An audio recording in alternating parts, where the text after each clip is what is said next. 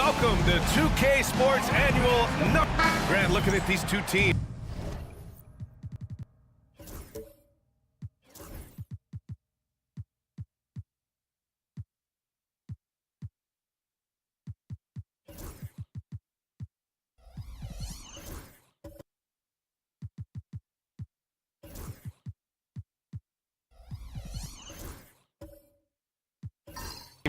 My attention is drawn to the front court matchup. Oh yeah, this should be a battle on the baseline. Great to watch skilled bigs trade blows and show off what they can do down low. So the opening lineup for the Timberwolves. Johnson is out there with Jackson, and it's Gasol in at the center position. Baylor, the pass to McHale. 6 to shoot. Here's Baylor, pass to Houston. Over Jackson. And he tries it off the glass, but it's no good. Here's Wilkins. Down low. From the left block. And Malone gets it to go. The paint is unquestionably Malone's real estate. That's his domain. He makes it really difficult to stop him down low. Now here's Doncic. Baylor. And he dumps it down. Such confidence as a passer. Hits guys in stride, it makes it look easy. About a minute into this first quarter. And so Jackson Jr. will bring it up for the Minnesota Timberwolves. Wilkins, pass to Malone. O'Neal pulls it in. Changed his mind during the layup. You can't be indecisive there. Tried to pull off another shot and missed it. Indecisiveness is never good when you're shooting the basketball. Here's Houston. In his last outing, 10 points for him. That shot is good by O'Neal. He's as dominant as any big that's ever played the game. Shaq is a problem in all capital letters and exclamation points. Jackson, right side. Pass to Johnson. Shot clock at 5. Now here's Gasol. Tries it from 16. Deflected. Sending a statement with that rejection. O'Neal reminding everybody what a forceful defender he can be. Here's Houston, covered by Johnson. O'Neal with it. Kicks it to Doncic. Sinks it from distance. And that's what they want to do. Get him open looks early. The Timberwolves have gone 1 for 3 so far. Pass to Malone.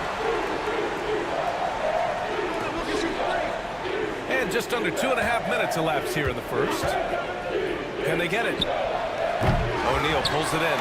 Just 1 of 4 from the floor, not the start they were looking for here. LeBron, after 3 straight drafts high in the lottery, the Rockets got to 500 in 2024. Yeah, and I love how they signed some vets in the summer of 23. Houston decided we want to win now, and I wish more teams did that. Great job by McHale creating contact by being physical himself. And Grant, the success of teams like the Timberwolves showing that size still matters. Yeah, in this pace and space era, that may have come into question just a bit, but size and skill combined has always been your best bet at winning. And Chris Finch has called timeout. He's going to talk it over with his guys. So a moment now to see the story for him. And by looking at his true shooting percentage over the last 5 games, you can see how much he's paying attention to his shot selection, and it's showing. And Minnesota with possession here. They trail by 7. Jackson surveying the D. Back to Johnson. Down to 5 on the shot clock. The 3. O'Neal pulls it in. O'Neal's got 4 rebounds now. You know, currently they're just 1 of 5 from the field. That's not going to get it done. Baylor, that's good. I just love the ball movement. Timberwolves trail by 9. Johnson passes to Wilkins. Doncic against Johnson. They still need this. Jackson, right side. Pass to Wilkins. Johnson against Doncic. To the middle. It's intercepted. Here's O'Neal. Got it. O'Neal's got his second bucket on the night. This run has been fueled by their Matador defense.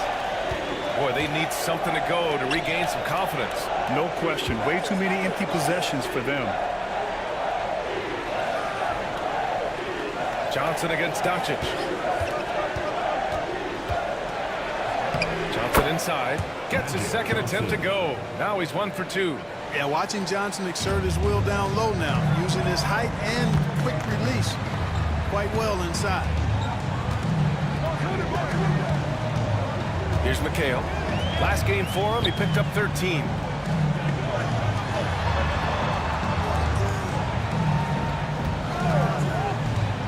Here's Houston, defended by Jackson. 16 feet out. Will not go. Misses off the front iron. Timberwolves trail by 9. Houston with a rebound. Well, you know, this is what happens. You can't afford to lose concentration even for a nanosecond. Fires top of the key. Gasol grabs the board.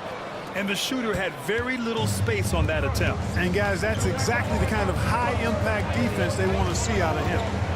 Outside Johnson.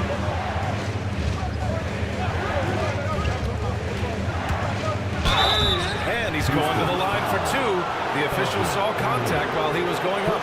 Well, this last stretch of the season could be the final NBA games for some of the aging stars in the league. Grant, when did you know it was time? You know, B.A., I made it 19 years in the league, and at 40 years old, I was kind of happy to be done.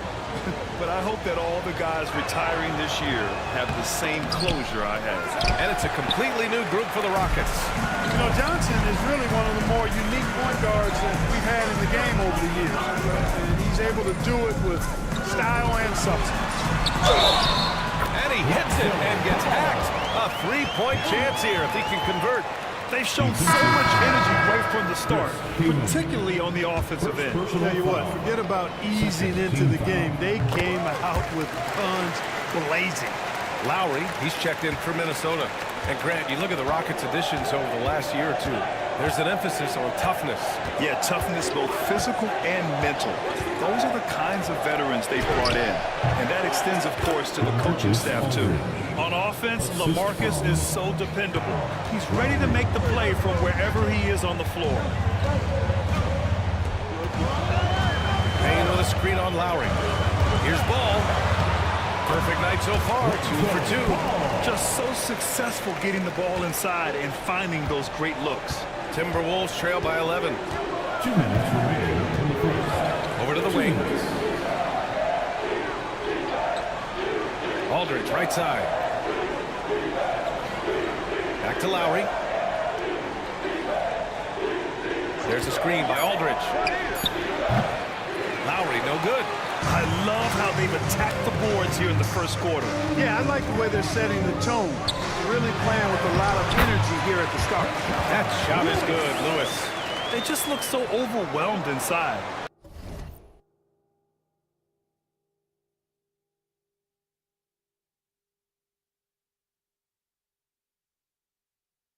Yeah, that's why they continue to get attacked. Yeah, I think they've got to ramp up the aggressiveness. If they don't, things are just going to get worse from here. Now here's Lowry. No points so far. From 7. And a big bounce off the rim, but it sinks right in. And, you know, Petrovic is a gifted scorer, Kevin. This guy is tenacious. And he's got great size, which makes him hard to guard. He's always looking to score the ball. Gives us a chance to catch up with Allie LaForce. Hey, Brian, the Rockets showing improvement. Head coach Ime Udoka said, quote, when you rely on your young guys, you're constantly trying to instill habits that'll carry them for the rest of their careers. It's mistakes and tendencies you have to try to break continually. Just staying positive. We see glimpses of how close we can be. All right, Allie, thanks for that. Now here's Bane. Right now averaging 5.5 a game. Now here's Ball. And here's Lopez from the arc. Rebounded by Gervin. Just terrible defense. I don't know how he missed that shot. Now 5 seconds separating the shot clock and the game clock. The offensive rebound. Petrovic can't hit from in close. He's looking pretty unsettled at the moment. Doesn't seem like he has a great feel for his shot. Pass to Lewis. And here's ball. Inside, deflects the pass. And so it's the Houston Rockets closing out the quarter ahead by 11 points. They've had incredible success defensively.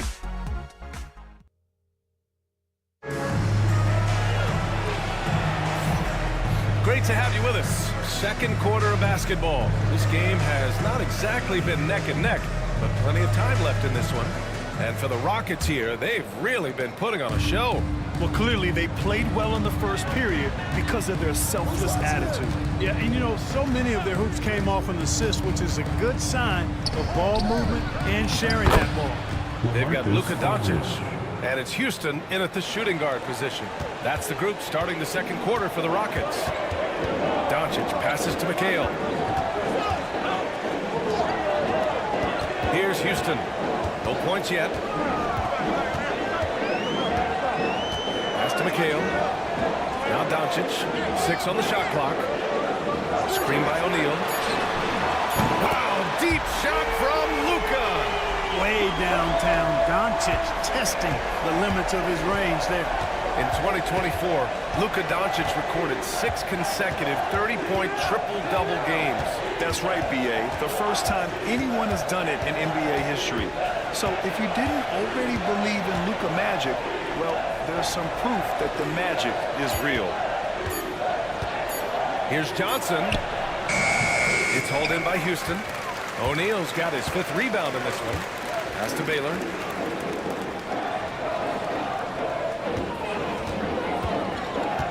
Now here's Doncic. Charity stripe shot.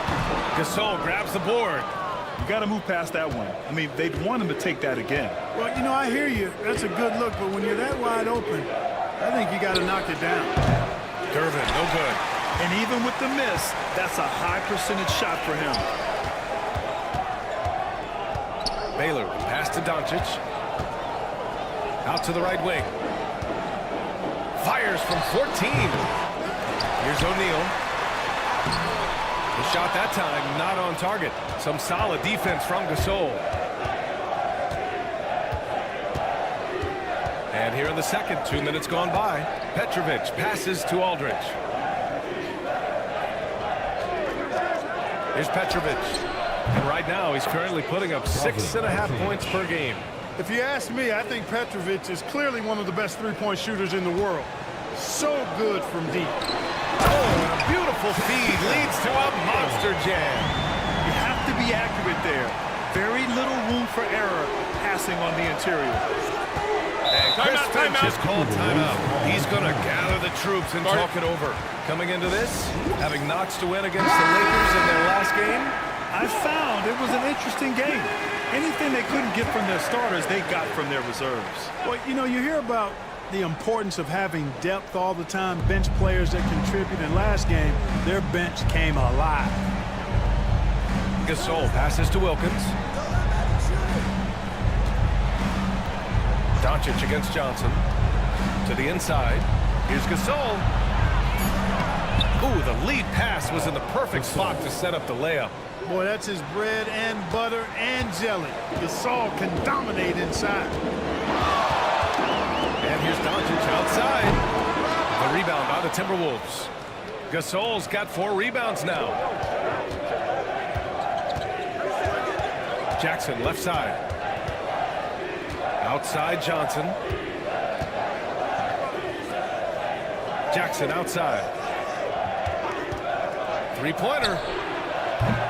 The Rockets pull it in. You know, when he has the ball outside like that, that's exactly the kind of D they need to play on. O'Neal passes to Doncic.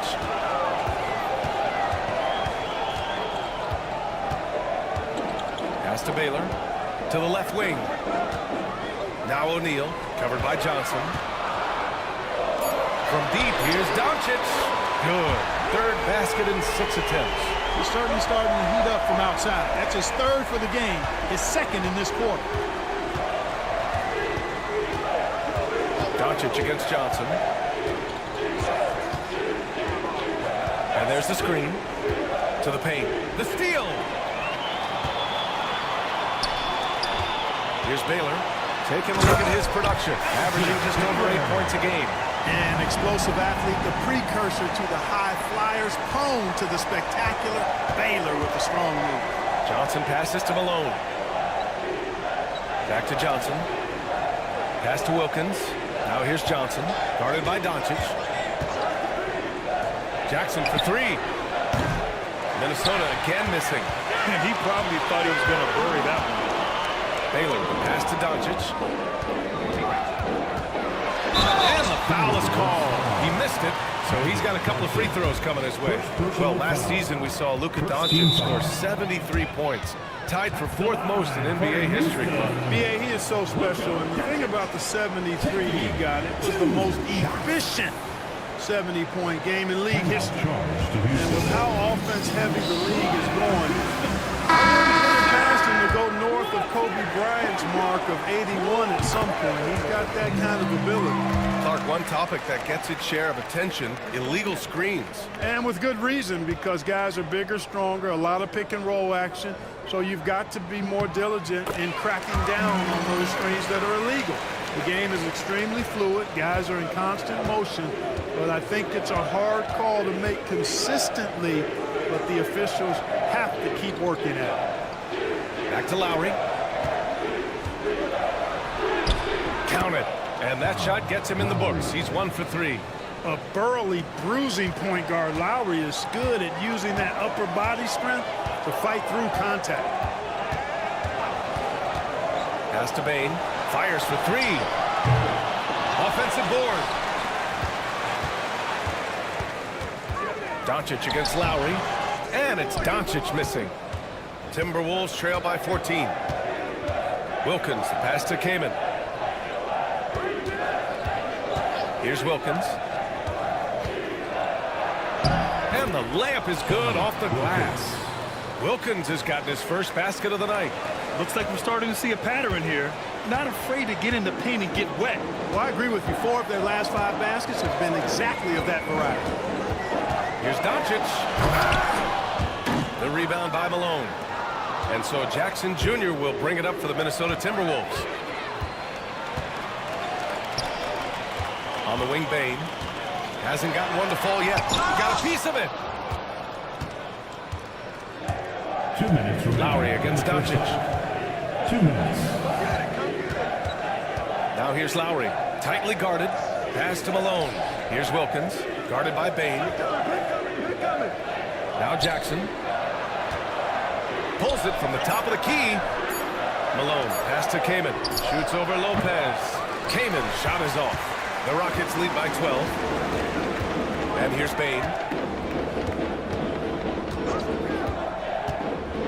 A minute 31 left in the first half. There's the block. They get it back. From deep, here's Doncic. Rebounded by Kaman. He hasn't helped the cause with his shooting, but his teammates have had his back. Here's Jackson. It's blocked. Out of bounds. Timberwolves ball as Minnesota keeps possession. And you got to be in awe of incredible defensive efforts like this. They're determined to add to the lead, not with more offense, but with big-time defense. And Houston making a change here. Ball's checked in.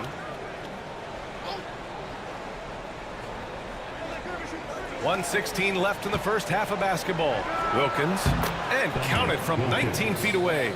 And another great assist. The offense is really clicking now.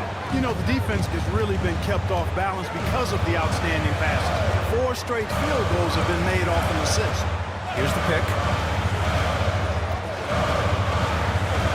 Ball surveys the floor. Pass to Lewis. 5 to shoot. Over Aldridge. That shot is good, Lewis. Very few shoot the mid-range shot better than Rashard Lewis. He's excellent in that area of the floor. Lowry against Ball. Lowry, no good. And they're +5 on the boards after that rebound. Lewis passes to Ball.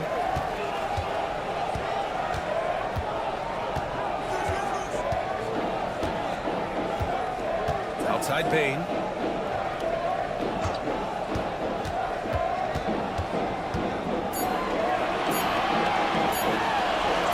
Takes it into the the teeth of the D and converts the layup. Baines got his first points in this one. Lowry with it. And so we've reached the end of the first half of play. The Rockets on top, leading by 14. Stay with us, folks. We'll be back just after halftime to get the third quarter started. 22. Fans, please direct your attention to center court.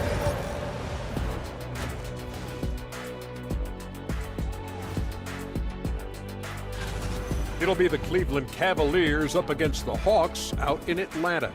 7:30 p.m. Eastern Time. And switching gears now to that first half. Big hill to climb for the Timberwolves. Their opponent is beating them up on the boards, and they're not taking it well. No, they are not. It's been pretty embarrassing. Appreciate you joining us. It's been our distinct pleasure, and I mean that. Let's now take you back over to the third quarter with Brian Anderson.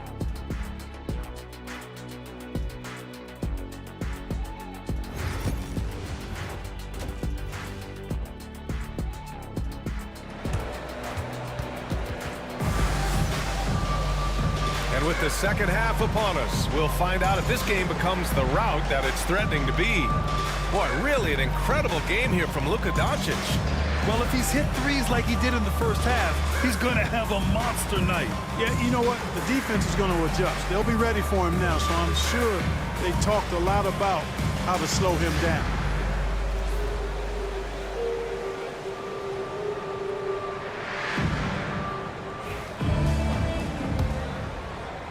Timberwolves trail by 14. Setting the floor for the Timberwolves. We've got Jackson, also Johnson out there, and it's Gasol in at the 5, roaming the paint. And the baseline jumper, no good. Well, the defense got lucky there with him missing it, but they don't want to chance that again. Down low, here's O'Neal. Oh, a big finish with a one-handed jam. Boy, that's grown man weight room ammonia shrimp from O'Neal, brushing off the contact like it was never even there and converted. And for the Timberwolves, they're shooting just 33% so far in this game. Now Jackson, still without a bucket. Offline with a 3. And really a reflection of their superior effort level to this point. It seems to me they've gone after this win a little bit more. Outside O'Neal.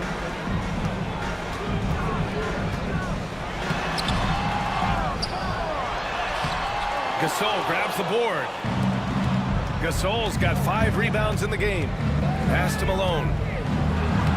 Banked it in off the glass. Malone's got his second basket of the night. That's just a high IQ pass by Magic. Knew exactly when and where to move the rock. Right wing. Here's Houston, defended by Jackson. Here's the 3. Baylor, that's good. Baylor's got 9. Pick works well there, but the defense left a lot to be desired. Yeah, that's not the defense you need. You got to be tougher defensively. Johnson against Doncic. Pass to Malone. Here's Wilkins. 4 on the clock. Fade away. Basket counts. Malone's gotten 4 this quarter. Boy, Malone has a deadly jump shot, especially from the mid-range. Doesn't get any better watching him knock that down. Here's Doncic. Ooh, and he took a hard foul on the shot. So he'll head to the line to shoot a pair. Yeah, you never want to let shots at the rim go uncontested. Yeah, I couldn't agree with you more. I mean, that's the message they were sending with that foul. Nothing easy inside. That free throw, no good. You know, from the moment Luka entered the league, despite the naysayers, he's been a star, a legitimate star. And that's something you don't see very often. All right, Grant, do you feel the non-superstars are making the money they should? Well, BA, it's a topic in every CBA negotiation. But I think we're trending in the right direction. But it seems like there's always more work to be done.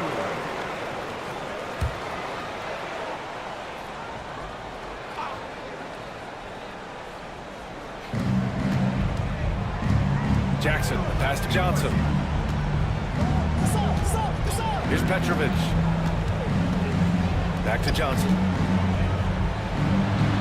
Stripped away. Second half of play here with just under 2.5 minutes passed. Back to Doncic.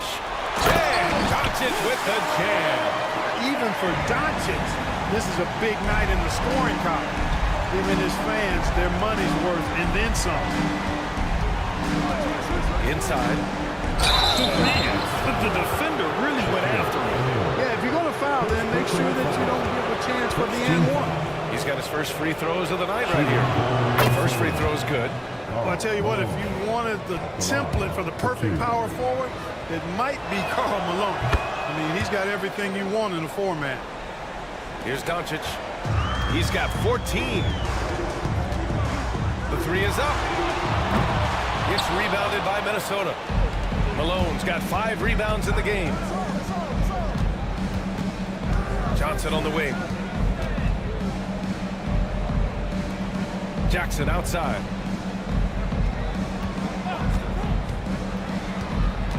Just 5 on the clock. The Timberwolves need to get off a shot here from deep. Johnson. Here's Gasol. And count the basket. He was fouled, and he's going to the line for one more. First trip to the free throw line for him tonight. Second team foul. Shooting for Minnesota. You know, you watch Pau Gasol, and he's got unbelievable length and really outstanding skill and the desire to be great. Here's Doncic. Oh, and Johnson with a block. For the finish. Oh, and Johnson slams it in. Ooh, bouncy. That should give him a nice lift. Good timing. They needed that one. And, you know, that's exactly what happens when you don't settle. That's the result. Tremendous effort and a big-time finish there. And the 2K leaderboard looking at the best when it comes to field goal percentage. This is his third trip to the free throw line in this game. Guys, he is close to where he was last year in that category, but his numbers are still down just a skosh. The Timberwolves making a switch here. Doncic hits them both. Luka Doncic is a superstar in this league, and he continues to build on what is going to be some kind of resume when it's all said and done. Has every tool that you need to have to be an MVP one day. The Rockets lead by 14. Lewis passes to Doncic. Here's Lewis. Launches it. Petrovic with a rebound. And you just can't afford to give up that kind of look very often. Here's Johnson. Oh, it's blocked by Lopez. You could see Lopez tracking that shot the whole way. Nice awareness from the middleman, a terrific rejection as well. An elite scorer, demonstrating once again how fast he can fill it up. And Chris Finch has called timeout. Coach wants to speak to his guys, maybe alter some of the game plan. Failing to find a rhythm offensively. Something that needs to change and change soon. And I think this timeout, guys, is where you draw up some plays that are guaranteed to create some high percentage shots. Kyle Lowry's checked in for Johnson. Aldridge outside. Back to Lowry. Ball with a steal. Back comes Houston in transition. Oh, he jams it straight down. How about King loves throwing it down with major force there. Showing you some nice athleticism with that vicious throwdown. And how about our AT&T 5G slam cam? Couldn't have captured that play any better. And so Lowry will bring it up for the Minnesota Timberwolves. It's an 18-point game. Next up on the schedule, the Nuggets, a home game. And that's the first of just 2 home games for them. First in blocks. And they're in the NBA's top 10 in opponent field goal percentage. When they're playing with full intensity, their defense is up there with the best of them. And you got to be careful shooting on this team. They are #1 in blocks because they have an innate timing for when to rise up and contest shots. And that one falls for Aldridge. You know, players like Aldridge are a little bit of a diminishing breed in the NBA, a master in the low post with all sorts of ways to score in the paint.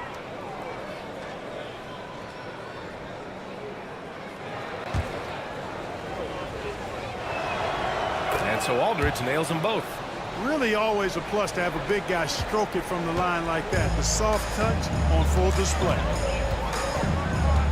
Outside Bane.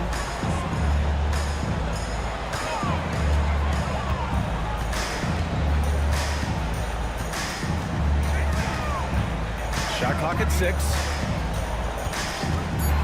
Let's go with a 3. Sinks the tray. He's got 5 now. Anytime he can, Bane is taking this shot. I mean, he is supremely confident from range. And here's Lowry.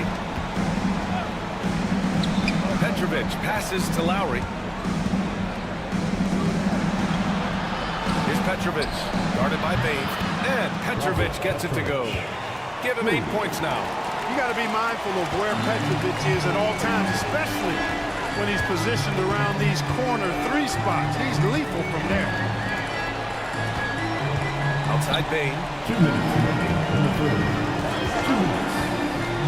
1:57 left in the third. Knocks it down from distance. Bane's got 6 in the quarter.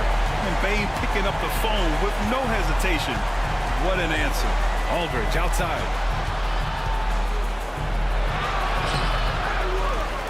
And then Aldridge with the dunk. And their offensive rebounding is such a strength for them when he's on the floor. Yeah, he really helps them extend possessions, doesn't he?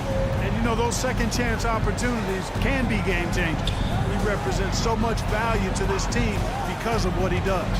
Here's King. Shot from the low post is good. King's got his second bucket of the night. It's obvious they've taken fewer threes here in the second half and are focused on having a more balanced offensive attack. Ball against Lowry. 1:02 left in the third. Here's Petrovic. And again, it's Minnesota with a 3. He's really carrying the load, but no man can do it all by himself. Ball against Lowry. Lopez, the screen on Lowry. The 3 from Bane. The rebound by the Timberwolves. Pass to Lowry. To the wing on the left. Aldridge left side. And there's a whistle. He'll head to the line to shoot 2. That's on Brook Lopez. The defense has to be smarter in how they guard Aldridge. He's very creative on offense. And this will be his second trip to the free throw line. Marcus Aldridge. 2 shots. And he makes a first. Staring at this deficit, they're trying to be more aggressive and get themselves to the line. That's exactly when you need to be aggressive. You know that. I mean, another good job, though, of drawing contact and getting to the free throw line. He's making the most of every trip to the line, providing for his team. Shot clock and game clock separated by less than 6 seconds. Here's Lewis. And the 3 off target. Timberwolves trail by 14. An easy 2 on the layup. He's slick, he's smooth, he's got a slithering nature to his game, which allows him to get busy in the lane. To the inside. And it's Lopez. That time on the assist by Ball. Lopez has got his first 2 points of the night. And just totally relentless, only increasing the intensity level. Yeah, I love the fact he doesn't play the score. He just keeps coming, attack mode. He doesn't know how to step off the gas pedal. And so it's the Houston Rockets, up 14 as we wrap up the quarter. They just can't miss right now. Every shot they're taking, you assume, is going in. We're coming right back. Don't go anywhere.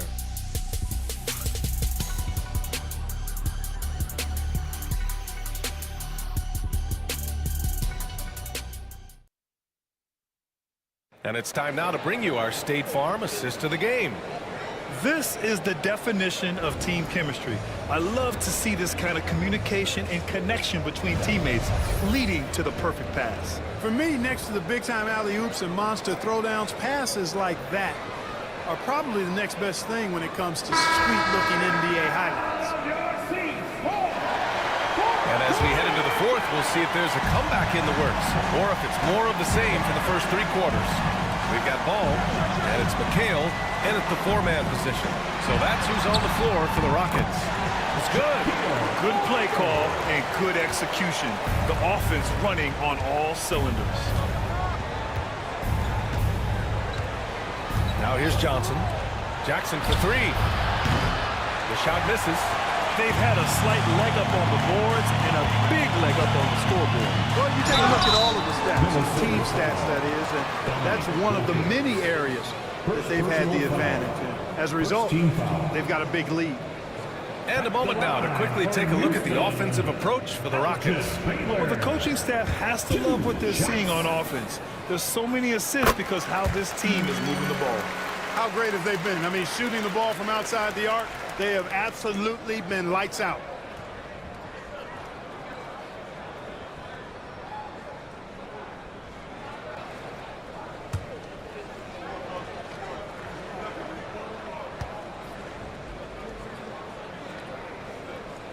That's also good, so he hits both free throws.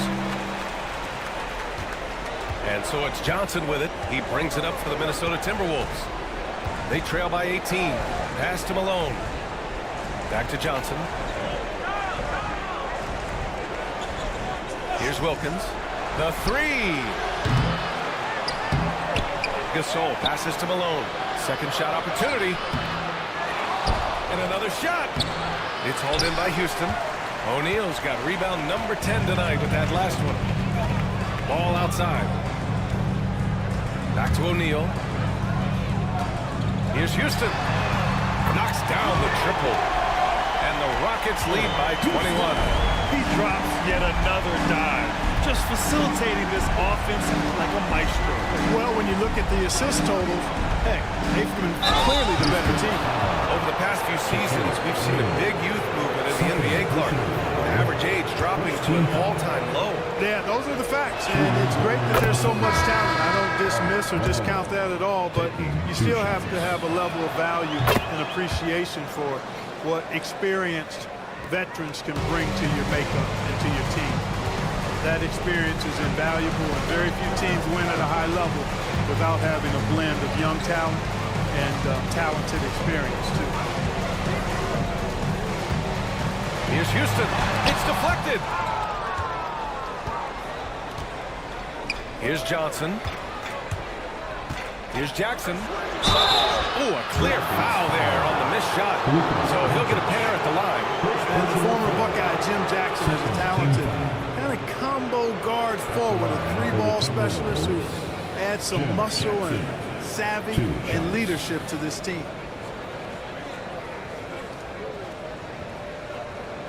Shooting two.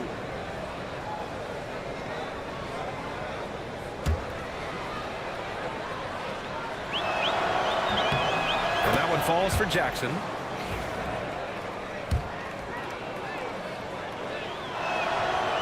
And so Jackson nails both of them. The Rockets lead by 17. Pass to Baylor. O'Neal with it. Powered down with both hands. Boy, an immovable, unstoppable force around the rim. You don't want to be on the receiving end of a Shaq attack. And the free throw, no good. Good offense squaring up against better D there. You got to appreciate that stop. Here's Wilkins, guarded by Doncic. Wilkins, good. This team looks to him to score the ball. They feel good when he's taking the shots. For Houston, they've gone 3 of 5 since this fourth quarter started. Doncic against Johnson. Doncic right side. He gets it in there. And the Rockets lead by 19. And their offensive game plan is clear. Get it inside and go to work. Johnson against Doncic. Here's Malone. It's hauled in by Houston. O'Neal's got 11 rebounds in the game. Tries the spin move. Here's Houston, defended by Jackson. Pass to McHale. Doncic outside. Just 5 to shoot. And he lobs it up top. You've got to keep a body on O'Neal. I know it's easier said than done. Or if you don't, he's going to eat you alive on the line. A look at the clock. A little under 3.5 minutes gone by in the fourth. Here's Wilkins. Outside Johnson. Malone. Shot blocked. Boy, this is bad. Tough to watch. I mean, this is really bad. He's stone cold this one. The league has made it clear, Grant. It sees streaming at the forefront of basketball viewing going forward. Well, BA, it's a no-brainer. The internet is the future, after all, and streaming opens a lot more options for engaging with fans while they watch. Minnesota has gone 0 for 2 from outside here in the fourth quarter. Jackson, the pass to Malone. You know, there's no easy way to stop Malone inside without fouling him. He's got so much strength. And he knocks down the first one. Finally getting himself to the free throw line. He was sitting back in the first half with no free throws to show for it. The Rockets lead by 22. O'Neal passes to McHale. And let's face it, they won't get back in the game with fouls like that. Looked to me like just a frustration foul. It really kind of sums up the game they're having in general. Pass to O'Neal. Here's McHale. Doncic outside. Oh, and Johnson with a block. Goes to show you how well Johnson anticipates. He sees the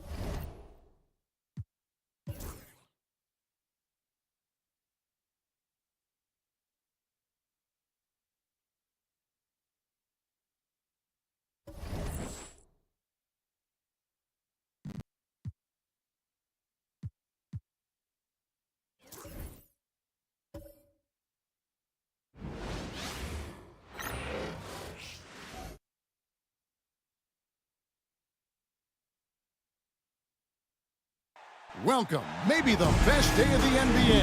Thursday night, and we're happy you can be here with us. This is Kevin. Oh, Dan, this should be a fun one.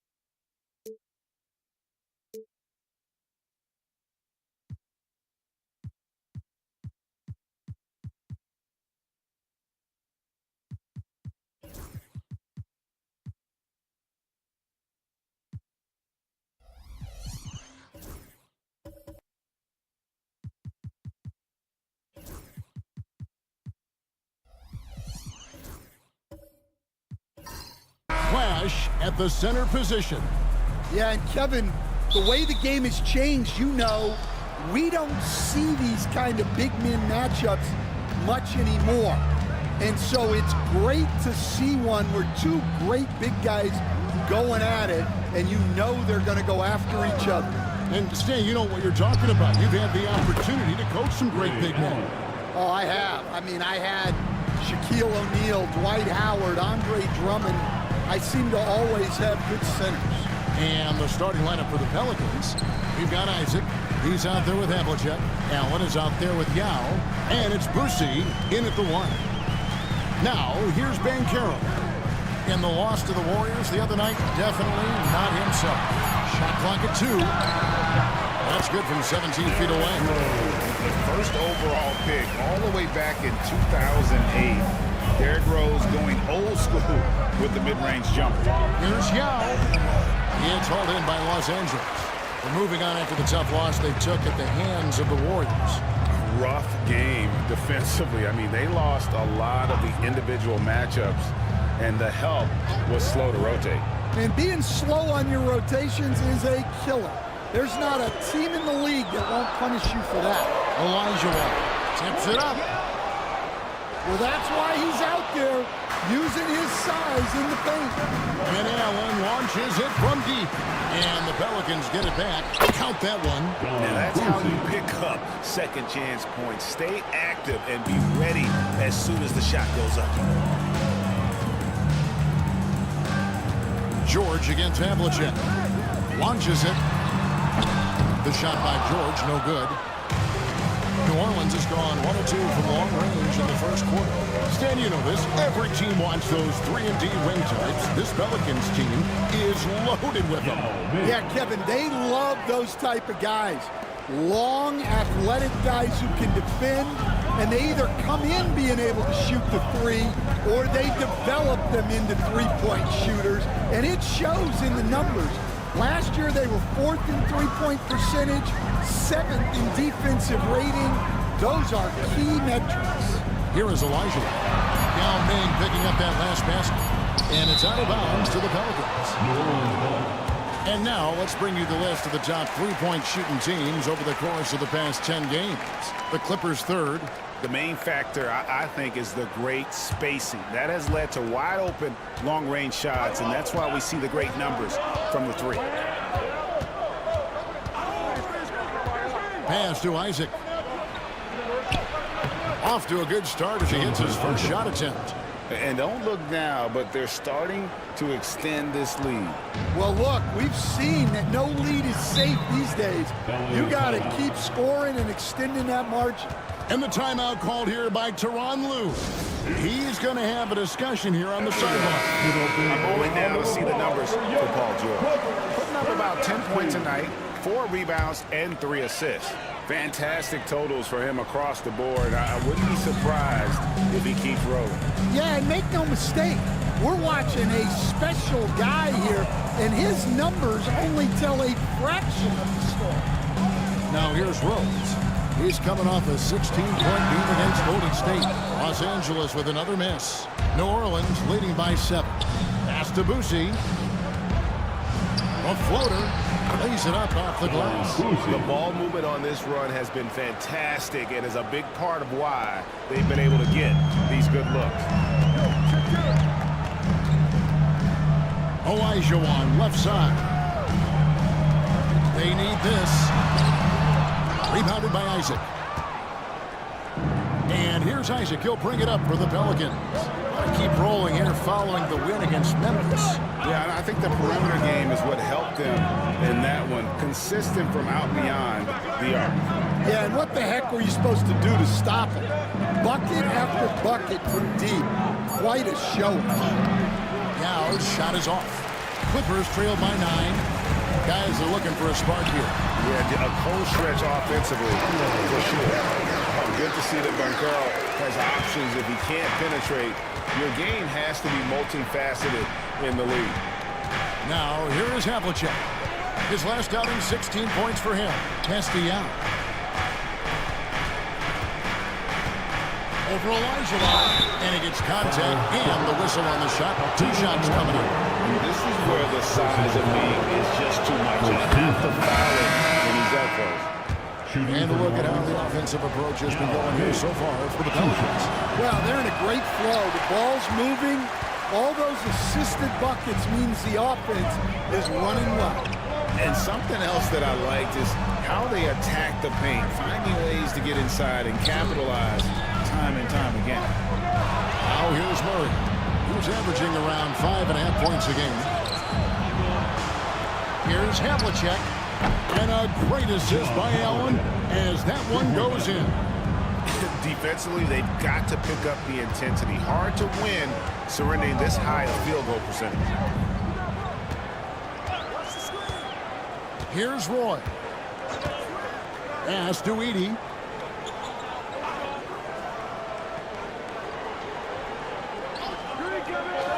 Now here's Murray.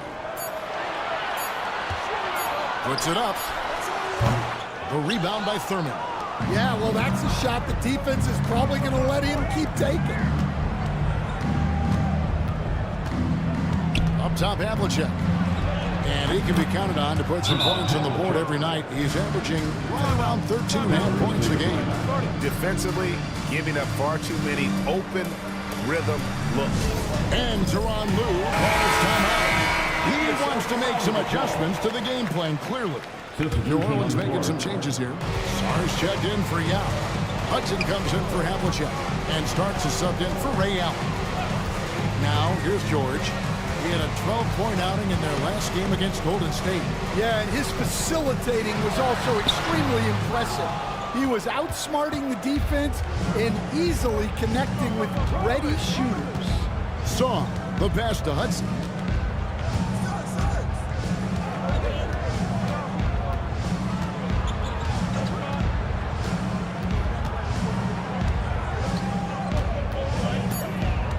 New Orleans needs to get off a shot. Sarge's shot is off.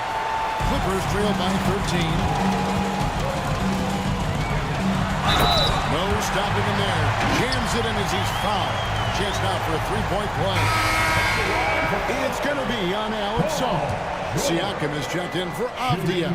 And he's got his first chance at the line here. He's been doing really nice work at the line. 83%. And you know, George is a tough cover. The length, the range, smooth athlete, very difficult to match up with. Shooting foul as the whistle blows. He'll shoot 2 free throws. Stan, what are you keeping your eye on here as we go down the stretch of the season? Well, I like the battle for playoff positioning and seeding. I think home court is really, really important, especially, Kevin, and you've done a lot of them. When you get to Game 7 in a series, you want that on your home floor. And he takes the feed in stride and slams it home. And he can time his passes so perfectly. Wow, what an assist. Pelicans leading by 9. Now Morant. He has yet to score. From 13, It's hauled in by the Clippers. Yeah, they got that one, but early on, it's really been a struggle for them to secure that defensive backboard. Here's Roy. And that one clearly a foul. Gets the whistle and 2 shots coming up. And what a new era for the Clippers, Greg, playing here in their own arena, the Intuit Dome. Yeah, no more sharing, right? No more covering up Laker banners. It feels like the Clippers are on their own 2 feet now. This was the goal for the ownership group, and they made it happen. And you have to appreciate the work ethic that Roy has, a true gym rat. And this guy just wants to get better.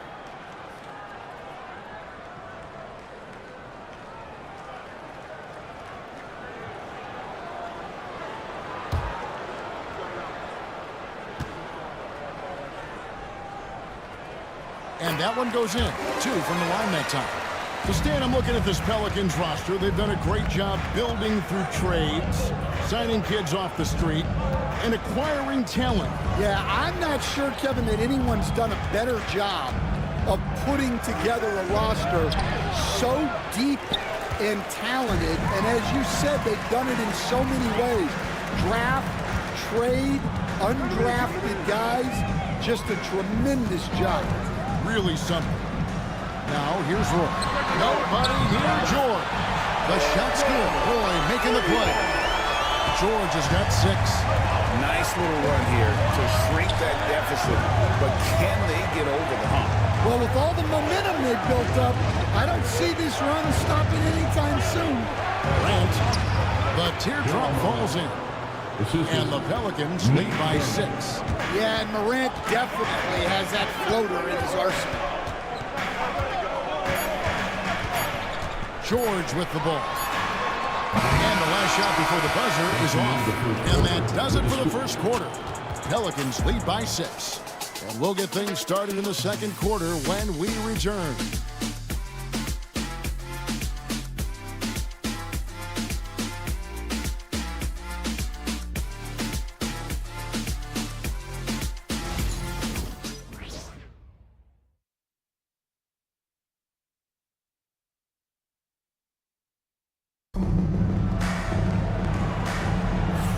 And hope you've enjoyed the broadcast so far. Halfway through the first half in this one.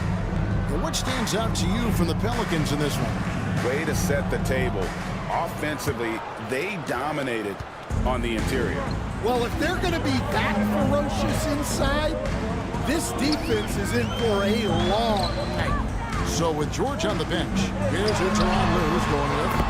We've got Paolo Banchero. Siakam is out there with Avdija. Then it's Daniels, and it's Rose in at the point. Here's Boosie. Clippers able to drain the 3. Havlicek outside. Isaac a screen. And it's Havlicek missing. Clippers trailed by 3. And the short break in the action gives us a chance now to send it over to David Aldridge. Kevin, the Clippers are inaugurating their new arena this season, and they're set to host the All-Star Game next season. It will mark the 7th time that the LA area has hosted the All-Star facilities. Kevin, there will be no shortage of stars in attendance. That's always the way it is in LA. You're so right, David. It ought to be quite a spectacle.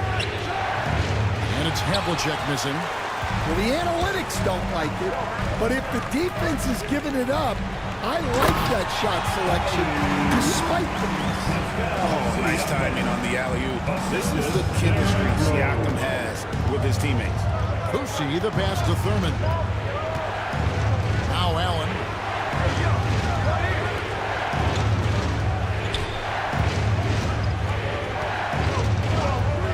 Lets the 3 fly. Buries the long-range jumper. Allen's got 6. And this is Allen's go-to shot. Just a sensational shooter from the 3-point line. And Tyronn Lue calls timeout. This will give him a chance to discuss some potential alterations.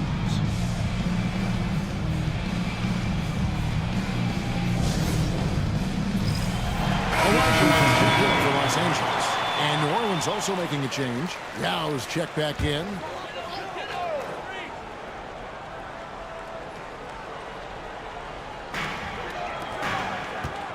Rose kicks to Olajuwon. Nice passing here by Los Angeles.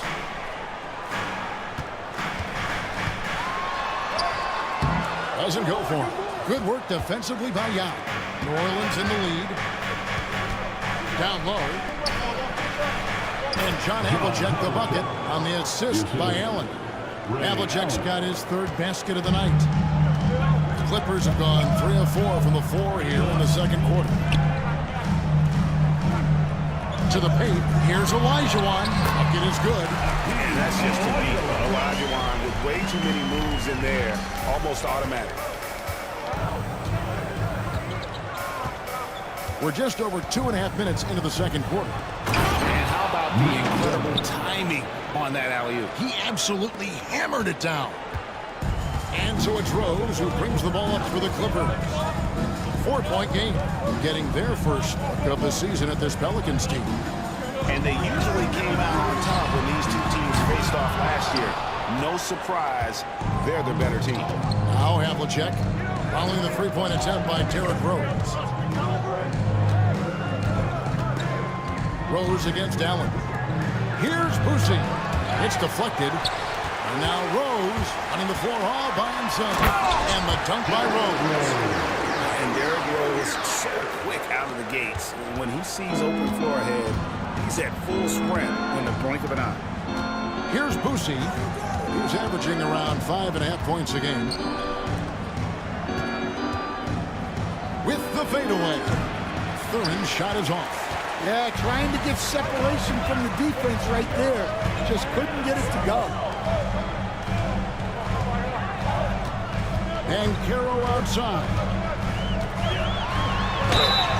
And that'll be 2 free throws coming up. Officials on the call with the foul. The first overall pick, and Stan, we have seen this kid, 6'10" Paolo Banchero. How impressive have you assessed his passing skill? Well, Kevin, it was the thing that surprised me most about him when he came in the NBA. I knew he could put the ball on the floor and attack the basket, get to the free throw line, but he is one of the best big playmakers in this league, making the game easier for all of his teammates. Wow, what a great asset. You aren't kidding. Here's Boosie. And it's Havlicek missing. You can tell he's forcing things a bit at the moment. He's been trying to get it going, but this hasn't been his court. Avdia can't hit. New Orleans has gone 1 of 4 from three-point range in the second. Not a whole lot dropping out there for them. There's a good screen. Havlicek. And again, New Orleans has no up. Well, I'll tell you what, he's going to buy himself a ticket to the bench. If he keeps shooting it like that, he has been putrid here this quarter. And it's out of bounds to the Pelicans. And Los Angeles with some changes. Paul George, he's checked in for Banchero. And it's DeJounte Murray in for Dyson Daniels. Morant, he's checked in for the Pelicans. For New Orleans, they've gone just 33% from the field in what's been a cold second quarter for them. Just 3 of 9. Pass to Yao. Fires from deep. And John Havlicek the bucket on the assist by Yao. Havlicek's got 5 points now in the quarter. And Yao just so big, he's able to see over the top of the defense, and that allows him to find an open teammate. And here's George for 3. And again, no good by the Clippers. And the rebound battle split evenly thus far. And the shot is good. Now it's a 6-point Pelican lead. Well, he's had it going offensively, helping them build this lead. Olajuwon trying to break free. Rose, no good. New Orleans gotten cold from deep in the second quarter, just 2 of 6 from long range. And the officials calling for a 3-second violation. Here we are, 2 games left before the start of the playoffs. Let's take a look at the possible field. You look at the Pelicans. Right now, they've acquired the second-best record in the conference. And, of course, the Clippers get down 4 spots from there. And I think for New Orleans, it's been the kind of start to their season that a lot of experts were predicting. And by that, I mean a very strong start. Yeah, this is the start they wanted to have, but their goals are much bigger. They're focused on playing into June and bringing home a championship. Yeah, they've raised their shooting percentage in this quarter, and they're starting to get on track. Pelicans leading by 4. Here's Hudson. Scoreless thus far, and the basket is good. Guys, that's just really unstoppable. He poses a ton of matchup problems for whoever he's facing. And looking back to last season, the Clippers had one red-hot stretch. That's right. They went on a 26-5 run between December and February. It finally showed how dangerous that team can be when healthy. And here's Morant after Paul George getting his 3 to go. Morant surveying the D. That one falls, his second basket of the game. He's now 2 for 3. Yeah, really nice finish there with contact. Morant with great body control. Pass to Edey. Back to Murray. Inside. Here's George. Oh, he misses the dunk. And so Morant will bring it up for New Orleans. Now Starks. Here's Shaw. Oh boy, a lot of contact there, but he gets the call and will shoot 2. Back Edey picks one up. You can see, and coach, you can feel Ja Morant's star power, and his presence on the floor is such a factor. It affects the game. Yeah, it sure does, and it even affects the energy in the building. His play is so dynamic, athletic, energetic. I mean, you can't sit and watch a Ja game. He's going to get you on your feet. He is one of a kind for sure. Greg, with how explosive Ja Morant is, he has certainly taken his fair share of awkward falls. And that's what worries you with guys like that. He's already had a number of injuries in his young career, but we all just want to see him at full health. Both free throws good from Morant. I'm sure they don't want to send him to the line. That has to be in their scouting report. Clippers trail by 7. Siakam looking around. Edey gets the bucket. Edey's got his second bucket of the night. And plays with solid floor recognition. Siakam continues to fine-tune those playmaking skills. Now here's Morant. He has 6. There's the triple. Edey with the rebound. And we haven't seen them be quite as aggressive driving the basketball, settling far too much for jumpers. Siakam against Isaac. That's it. The Pelican lead is cut to just 3 points on the basket from Siakam. And wiry strong, Siakam just snakes inside and makes a nice play off the contact. Siakam against Morant. Pass to Starks. And here is Isaac. Morant bats for 2. And the last second attempt does not go in for him. And a close game so far through the first 2 quarters as we reach halftime. Pelicans ahead. They lead by 3. It's time now to go courtside as we send you over to David Aldridge from the sideline. David, take it away. Thanks, Kevin. Here with Coach Tyronn Lue. Coach, what is the focus going to be in the second half? Just play the right way. Move the ball, share the ball, get stops, and get out and run the train. Thank you, David, for that interview. And we'll see you back here after the break for third quarter basketball.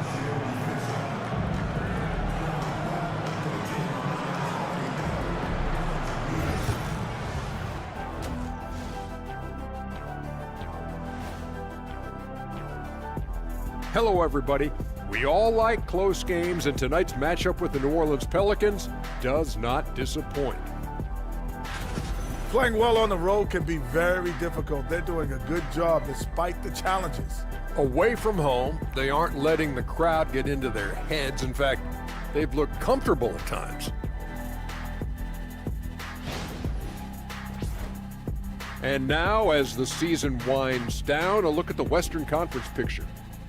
You know, for the Pelicans, they've been phenomenal. All the lofty predictions, the expectations, they've all come true. Now comes the hardest part, the postseason. Every team is going to be gunning. And that is...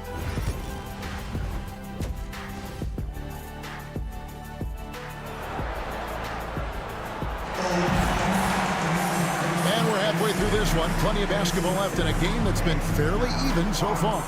It's been one outstanding game from John Havlicek. Yeah, and just look at the numbers from the first half. He has been very efficient. Yeah, it's not like he's getting everything at the rim. He's playing smart and just taking what the defense gives him. And after a fairly even first couple of quarters, the second half could turn out to be a great one as both teams try to gain an edge. Setting the floor now for the Pelicans. They've got Yao. Jonathan Isaac is out there with Havlicek. Then it's Allen. And it's Boosie in at the point. Isaac against Banchero. Isaac outside. Tries a three. And it's Daniels with the rebound. Clippers trail by 3. Banchero passes to Olajuwon. Lays it up and in off the prettiest hit. Olajuwon's got it going here in the start of the second half. The first points in the third quarter for Los Angeles. Pass to Isaac. Here's Boosie, defended by George. Banchero against Isaac. 6 on the shot clock. Yao with a screen on George. And the basket by Boosie. And as a coach, what were some of your favorite parts, Stan, of life on the road?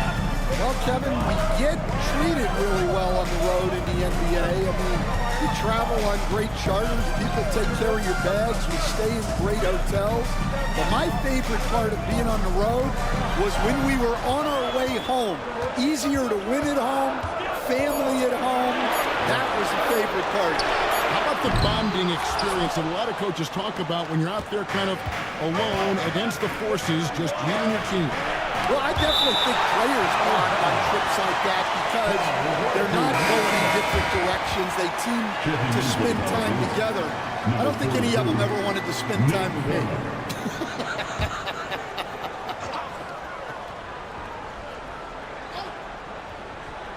Allen for 3. Trains the three-pointer. Allen's got 9. And this is Allen's game. One of the quickest releases we've ever seen. Amazing shooting off that pass. Rose finds George. Yes, and it's Rose with the assist that time.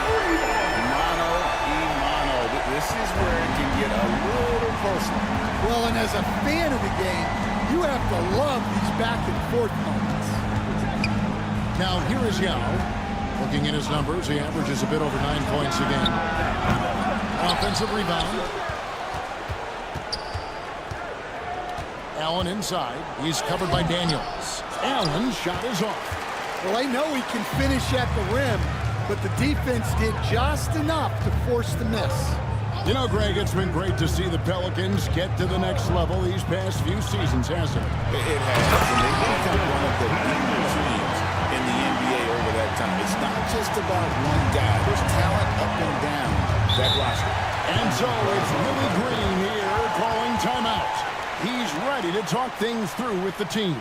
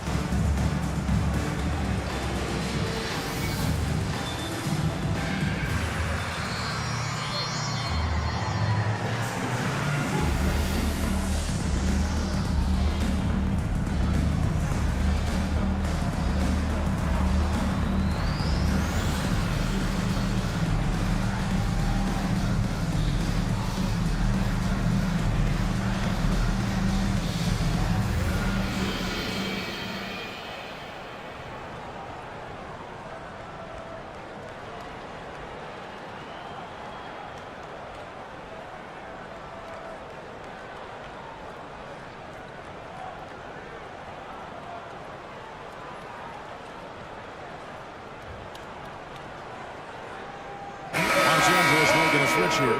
Avdia is checked in.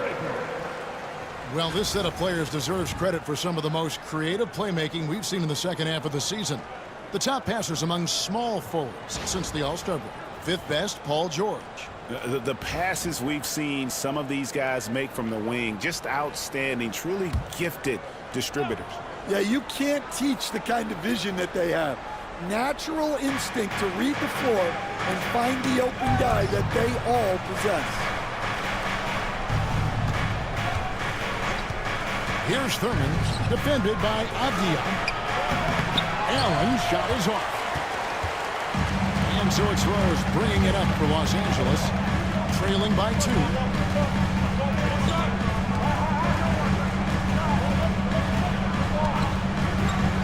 Outside, George. Back to Rose, just 5 to shoot. For the tie, rebound by Yao.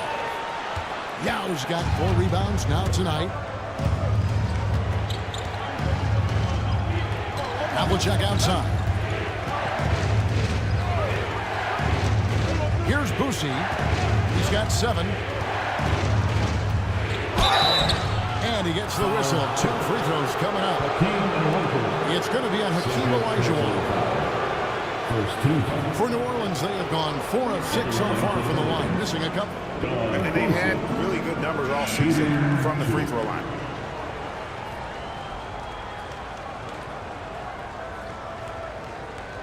Take a break. Take a break. 2 shots.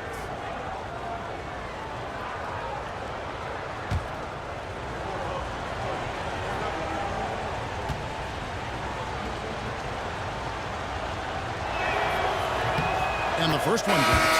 Greg, you look at today's point guards, so many different types that can be effective.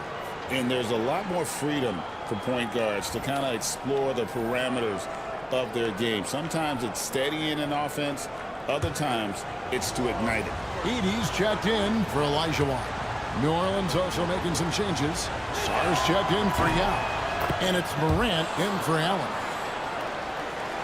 We've gone about 3.5 minutes into the third now.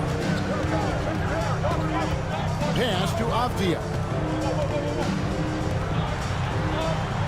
Here's Edey. Here's Daniels. To the inside. Avdia dishes to George.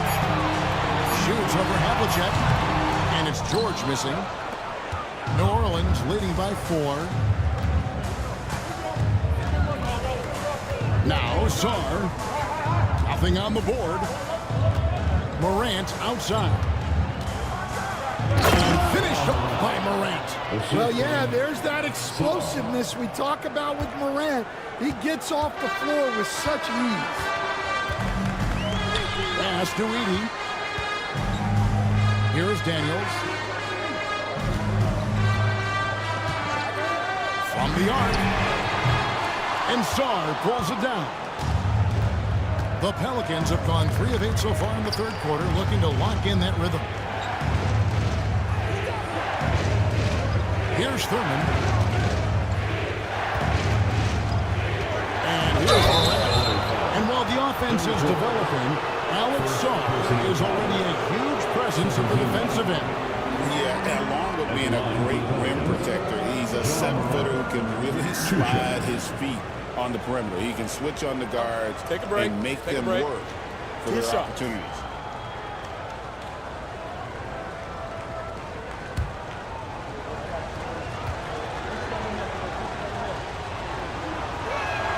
First one falls for him. Well, Morant is so athletic, and he finds himself at the free throw line a lot. So, for the Clippers, Siakam is checked in for Avdia. Roy comes in for Dyson Daniels, and Murray's subbed in for Rose.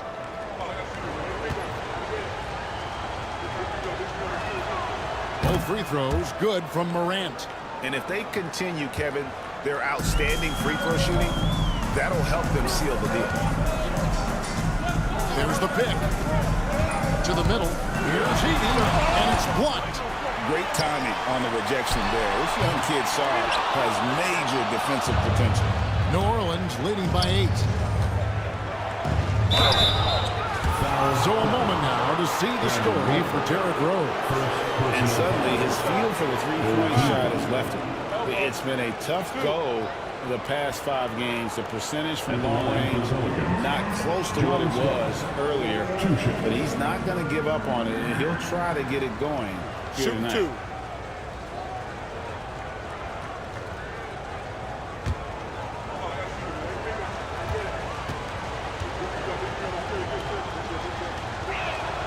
Free throw good. Starks.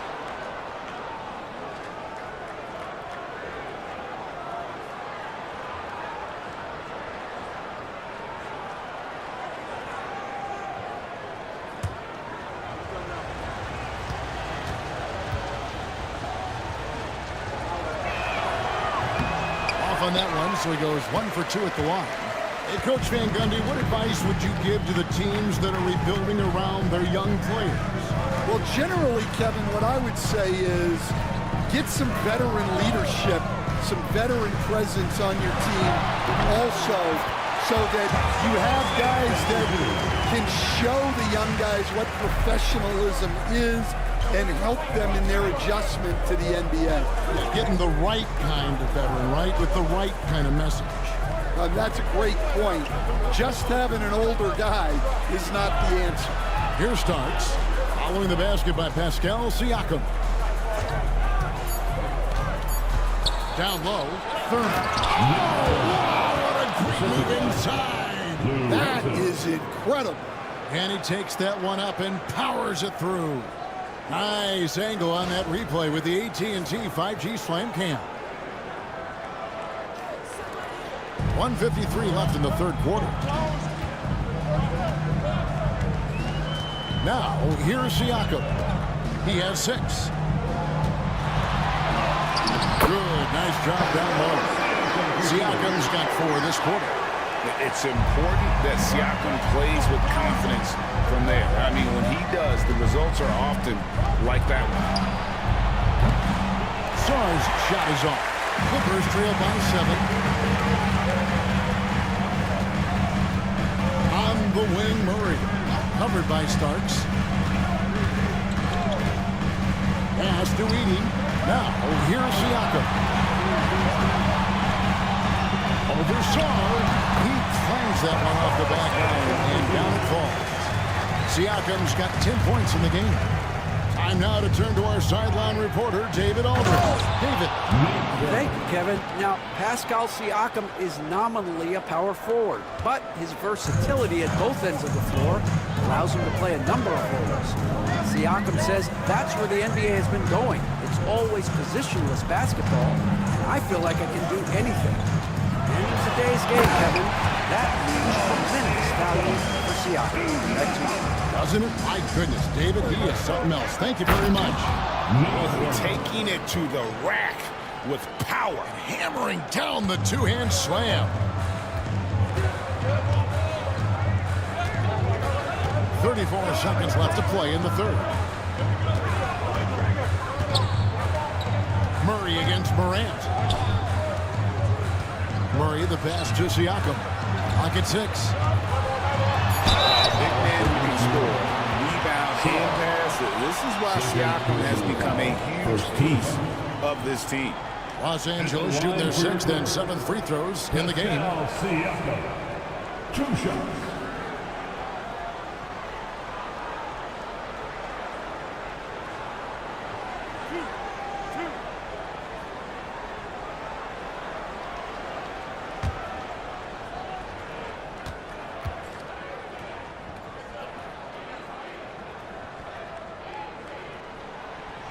Throw good, Siakam.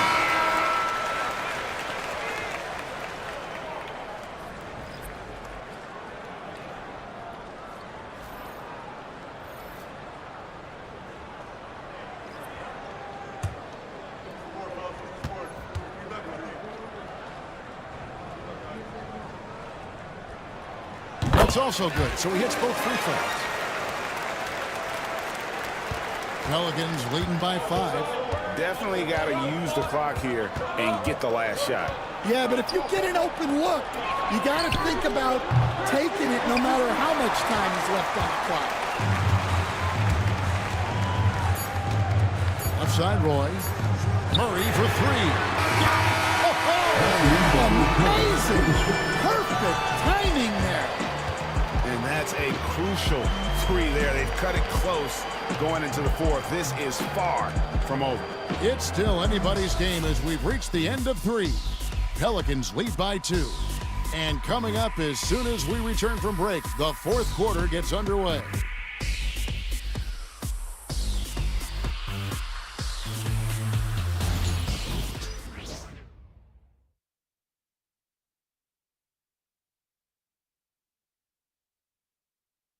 And a worthy candidate tonight as we take a look at our State Farm assist of the game. And the definition of teamwork right there, guys. I mean, what great communication between them, and what a beautiful feed. Well, it's one of the core parts of the game. Reading the defense and creating an easy bucket for your teammate. That's pretty. 3 quarters behind us, and more to go. Thanks for being with us as we begin the fourth. Avdia out there with Paolo Banchero. Then there's Derrick Rose. Then it's Pascal Siakam. And it's Roy in at the 2 spot. That's who's out there for the Clippers. Now, here's Isaac. To the inside, Allen. Rebound by Rose. Rose has got rebound number 5 here tonight. Here's Siakam. That misses, and a chance to tie it there. New Orleans in the lead. Pass to Starks. Here's Hudson. He's covered by Roy.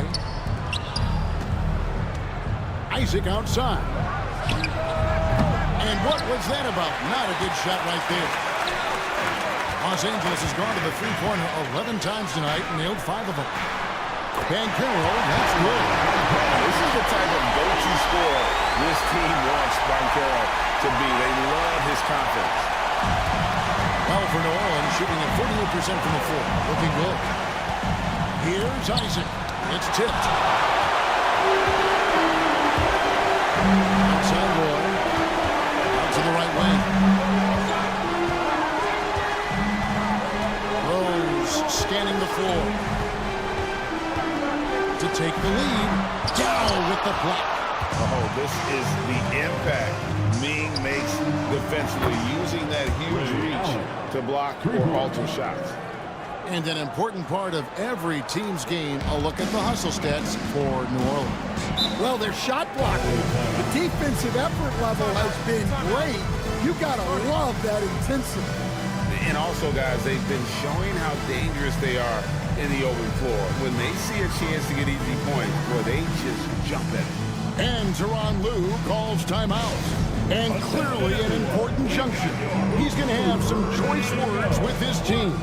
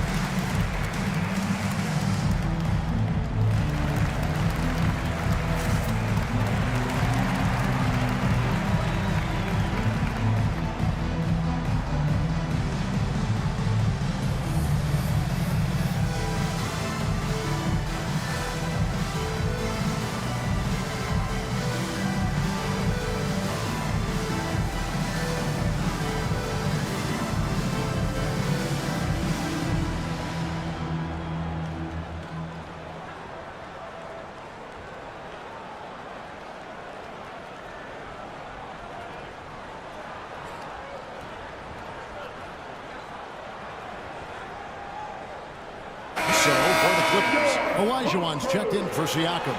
George comes in for Avdia. And Dyson Daniels subbed in for Brandon Roy. And let's head over to the sideline and catch up with David Aldridge. Kevin, during the last break, I heard Tyronn Lue talking with his team. He told his players, I need you to play smarter out there. You're in a rush right now, and that's why we're behind. Slow things down, run our plays. We'll see if that tempo shifts at all. Back to you guys. All right, thank you, David. Now here's Rhodes. Cuts off the pass. Oh, and here we go. Isaac's got the fast break chance. John Havlicek on the wing. New Orleans moving it around. Pussy, the pass to Yao. Uses the glass to finish the layup. And now a 5-point Pelican lead. Man, you got to appreciate the skill set Ming brings to the table. Knows no one can match up against him and simply locking these inside shots up and in. Now here is George. Inside. Yao with the block. Allen passes to Boucher. To the paint, Paul George with the steal. Daniels with it, and Allen picks him up defensively. And it's Banchero missing. New Orleans leading by 5. Allen outside. No good from outside. He's tried to get it going, but the shots simply have not been there. Nothing seems to be falling. Havlicek against George. Inside, stolen by Allen. One-on-one fast break. Here's Havlicek. A basket good off the assist from Allen. Allen's got his 4th assist with that last one here tonight. Banchero outside. Outside Rose. Shot to stop the run. And then Olajuwon with the dunk. Such a graceful player. Hakeem is right off the ground there for that rebound, and then the skill for sitting that one home. And timeout called by Willie Green. Wants to make sure everybody's coordinated and intent.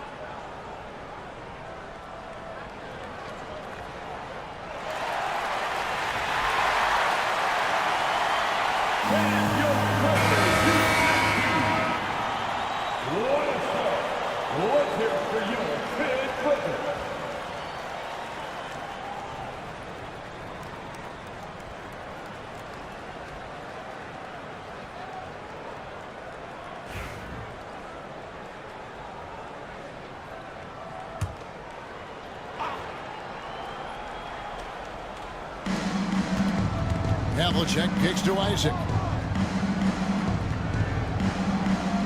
Back to Havlicek.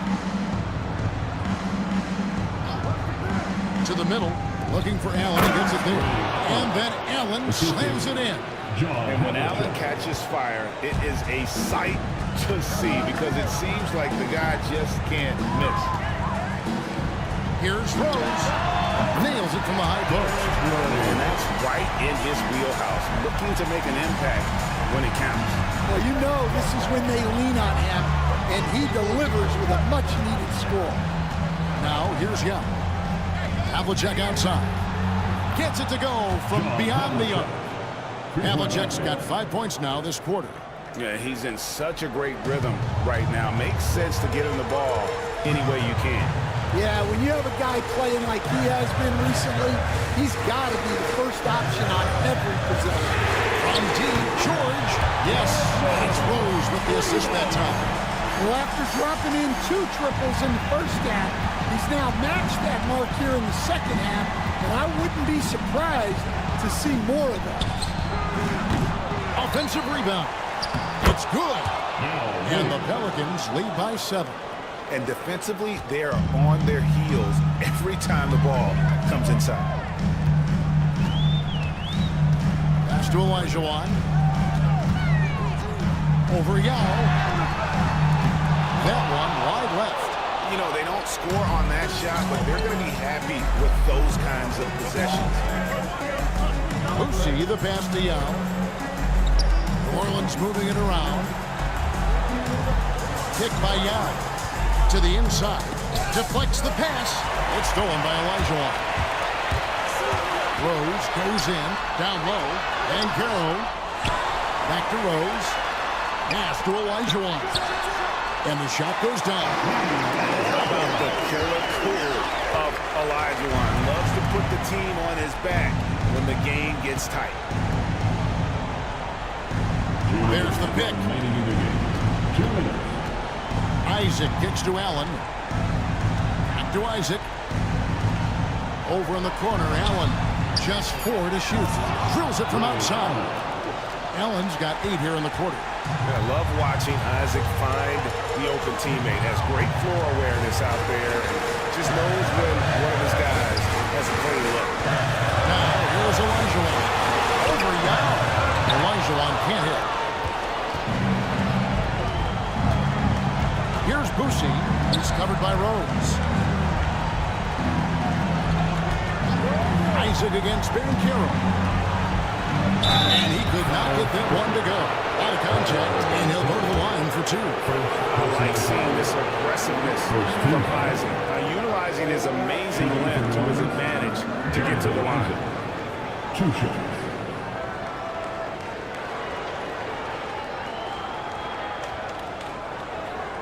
Take a break. Take a break. 2 shots.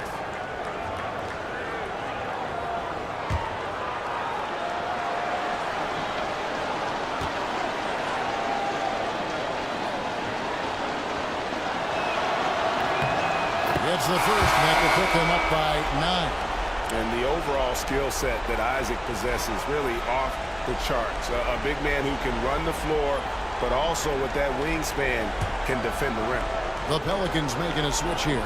Morant's checked in.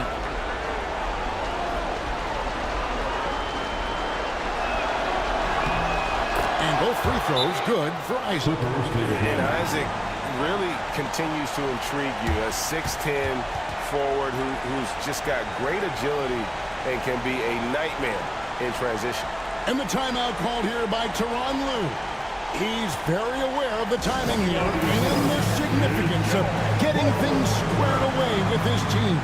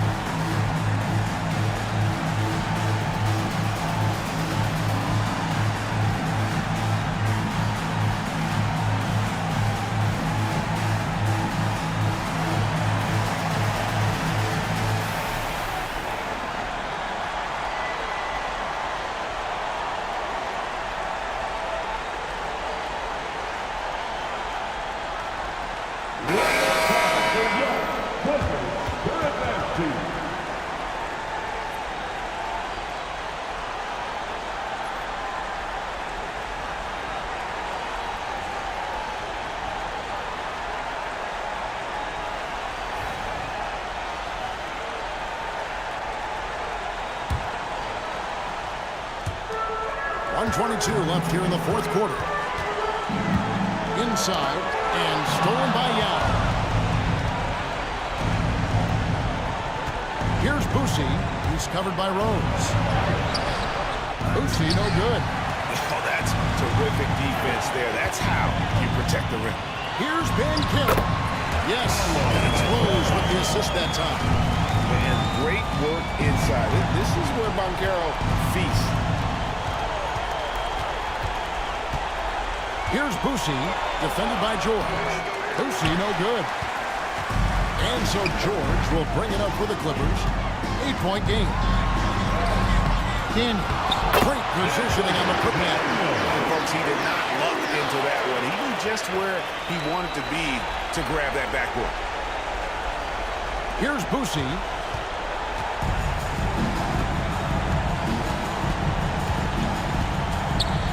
Havlicek outside. Pass to Boosie. A three. It's hauled in by Los Angeles. Guys, a critical time for them in this ballgame. You got to play mistake-free.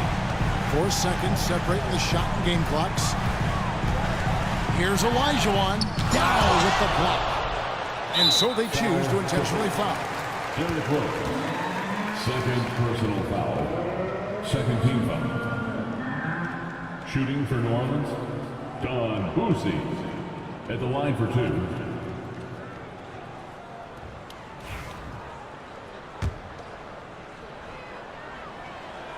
He drops the first one, and that makes it a 7-point lead. And so he drops them both. It's an 8-point game.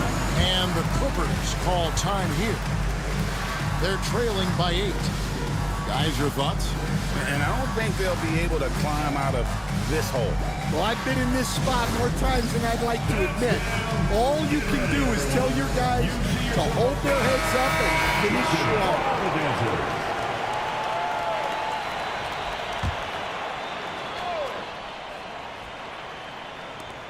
We've got 13 seconds left in the fourth quarter of this one. Banchero.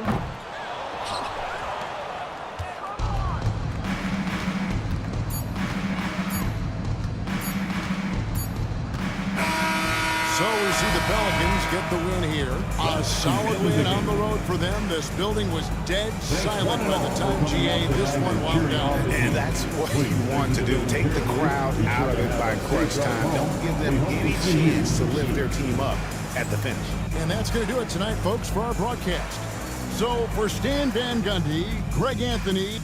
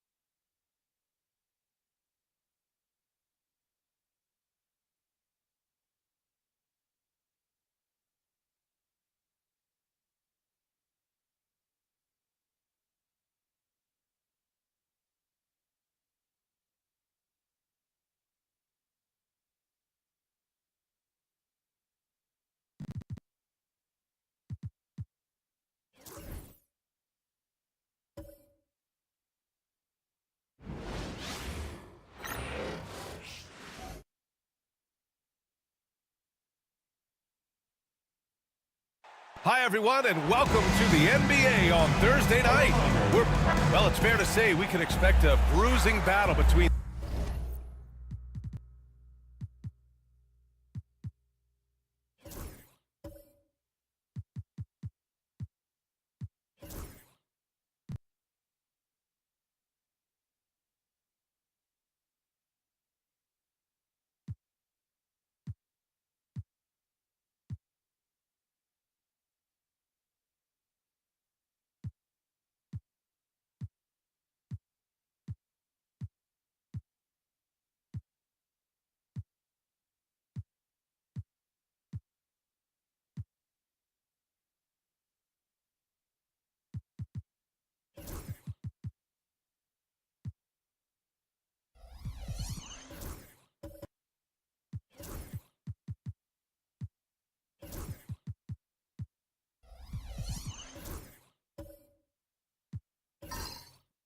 Grant. Yeah, these are two teams that dare you to bring the ball at them.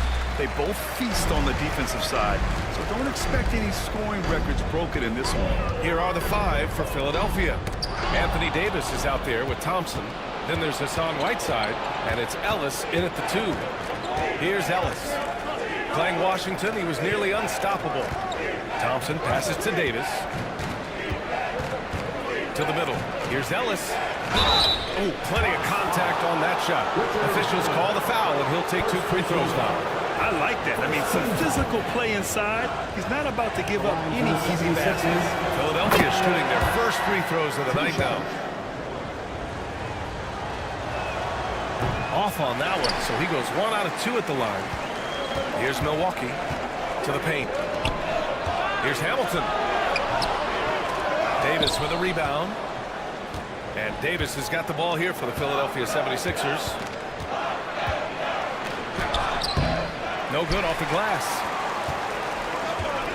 And from the sideline, let's catch up with Allie. I was able to talk with Doc Rivers for a minute.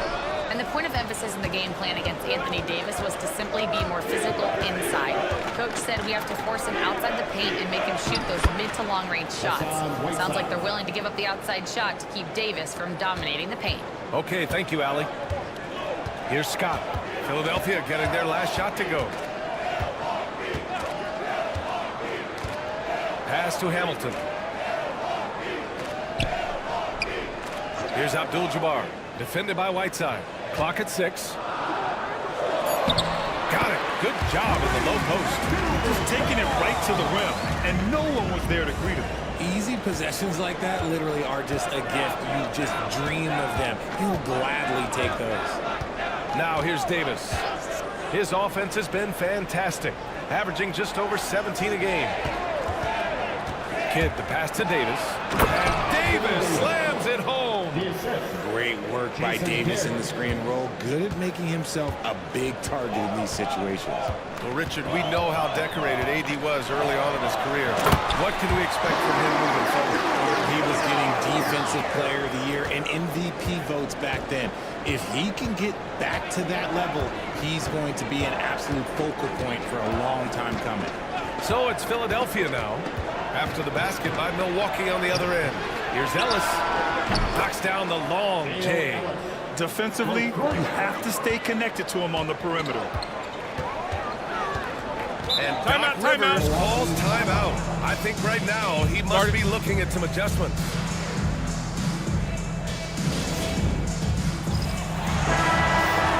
All right, let's take a look at some numbers for him. And by looking at his true shooting percentage over the last 5 games, you can see how much he's paying attention to his shot selection, and it's showing.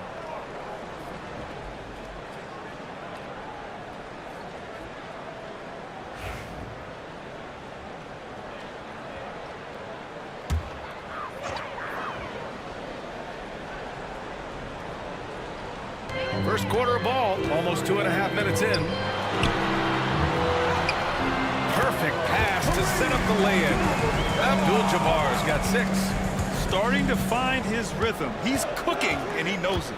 Yeah, when he gets engaged this early in the game, it's bad news for the defense. He can roll this start throughout the rest of the game. Here's Kidd. Checking his numbers. He's put up a little over 9 points a game. Here's Whiteside. Second chance shot. And a foul called on the way up.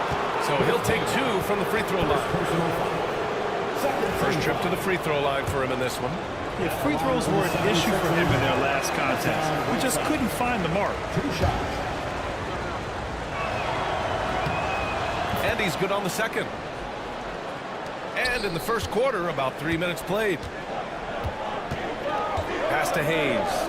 Here's Hamilton. The shot is good, and this game is back to even.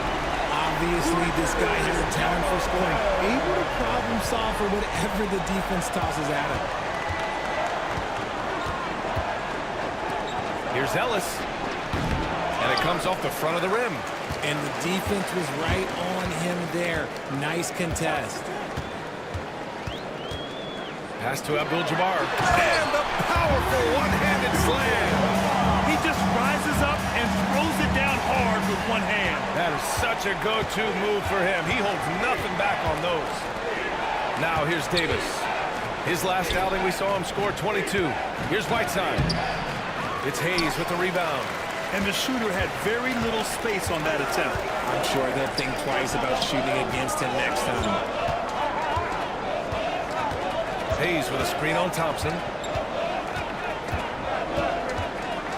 Here's Hagan. 6 on the shot clock. That shot off the mark. The Sixers trailing. Here we go. The Sixers on the break. Kidd with the bucket. Transition basketball, the most reliable way to generate easy looks. Yeah, when you hustle on the break like he does, good things tend to happen. Here's Scott. Last game for him, he picked up 13. Here's Abdul-Jabbar, defended by Whiteside. Out of bounds. It'll be Philadelphia's ball. And since the All-Star break, here are some of the bigs who have shot the ball the best from outside the arc. A growing trend in today's NBA. Anthony Davis on top. Normally a coach wouldn't want to see his big men spending so much time out beyond the arc, but not so with this guy. Milwaukee making a switch here. Booker's checked in. Brown, he's checked in for Philadelphia. Smith comes in for Davis. The 76ers have gone 4 of 8 and looking in control. And timeout is called by Nick Nurse. And we might see some changes. Coach potentially looking to adjust.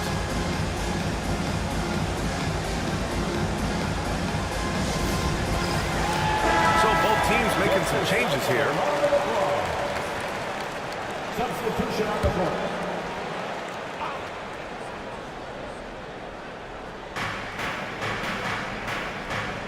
Brown passes to Johnson. Pass to Dumars. 6 to shoot.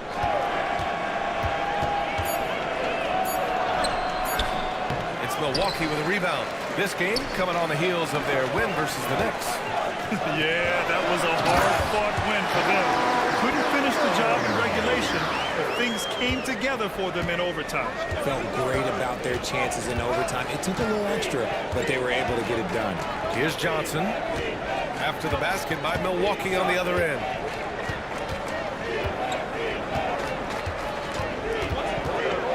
From 9 feet out. Good on the jump shot. He really hooked the defender with that pump fake. It worked to perfection. Outside Booker. Pass to Day.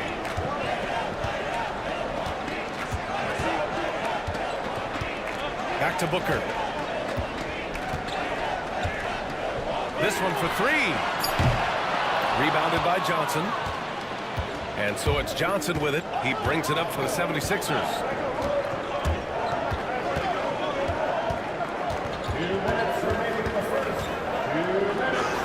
Uses the glass to finish the layup. Johnson's gotten his second bucket of the game. It's fun for us to sit back and watch him go to work, but that's our job, not the defense's. They left him too open on that play. Here's Day. Yet to see a basket. A minute 39 left to play in the first. Down low. Finished off by Hayes. The defense expects Booker to find his own shot, but he gives it away off that pick and roll. 1:24 left in the opening quarter. Outside Johnson. And there's the call on Devin Booker. That's his first foul of the game. Third team foul. Substitution for your Bucks. Dave Booker. Johnny Moore.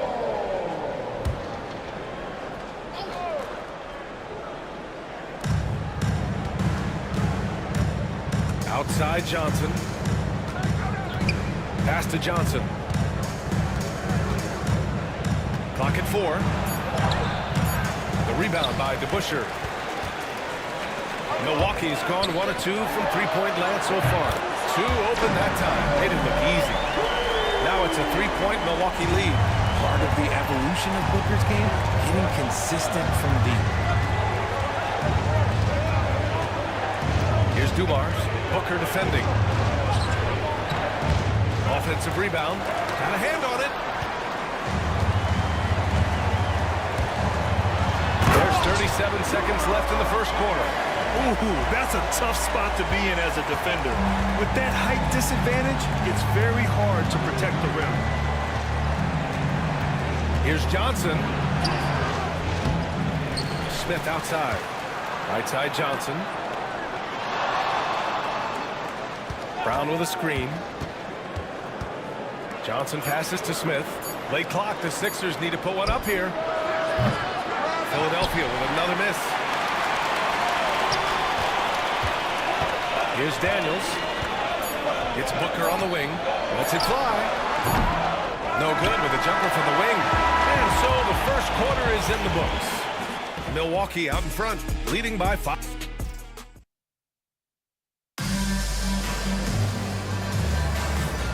If you're just joining us, we've played through one quarter in this one. And let's quickly break down the game we've seen from the Bucks. Guys? Well, clearly they played well in the first period because of their selfless attitude. They're playing for one another and focusing on making winning plays. You love to see it. Taking a look at the 76ers. We've got Jabari Smith, also Thompson out there. And it's Kidd in at the point. The Bucks leading by 5. Despite entering his 30s, Anthony Davis is not slowing down, Grant. Yeah, B.A. And last year, AD put up the best rebounding numbers of his career. And his shooting percentage also very high.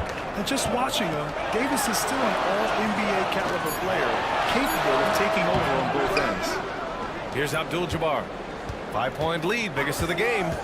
Tries again, and the ball out of play. The Sixers will have it. Just 2 games before the playoffs get going. Let's see how the field might look. Taking a look at Philadelphia. 6th best record in their respective conference right now, hoping to end the season on a high note. And of course, Milwaukee, they're tied right now.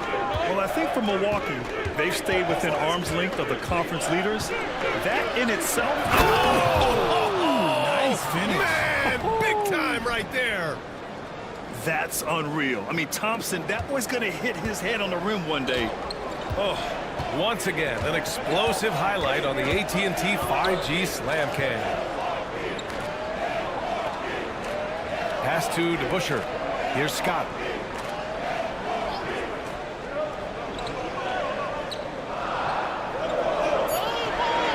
The Bucks need to get up a shot here. Abdul-Jabbar. And it's good with time running down on the shot clock. Abdul-Jabbar's got 10. 76ers trail by 5. Davis a screen. Here's Kidd. Scott with a rebound. And you got to give credit to the D for never giving up on the play and doing just enough to bother him at the rim. Pass to Hagan. Here's Abdul-Jabbar. Checked by Davis. And so he draws the foul. Headed to the line to shoot a pair. It's going to be on Anthony Davis. All right, I don't want to make you feel too old here, RJ, but you did get drafted back in 2001. What's the biggest change to the game, you think? Oh, I think without a doubt the physicality and the 3-ball. Teams are not as physical, and they shoot a lot more threes. When I came in, they were barely shooting them. Now that's all that matters. Hayes is checked in for the Bucks. When one of these guys gets to the line, you can chalk up the points. Here are your top free throw shooters over the past month. Jabari Smith is second. And over this stretch, his foul shooting has been exceptional. You could tell he was enjoying every single trip to the line. 2 minutes now played in the second quarter. Now Whiteside, currently averaging 5 points a game. Smith right side. 5 on the clock. Kidd the pass to Whiteside. Fires from 14. He's off on that one. Milwaukee leading by 7. Pass to Hamilton.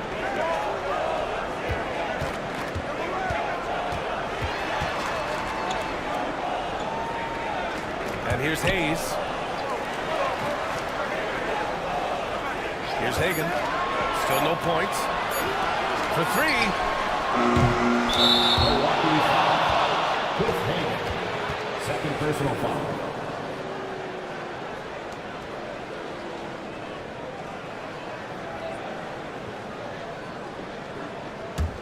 76ers trail by 7. Kidd, the pass to Thompson. To the wing, right side. Here's Kidd. Thompson scanning the floor.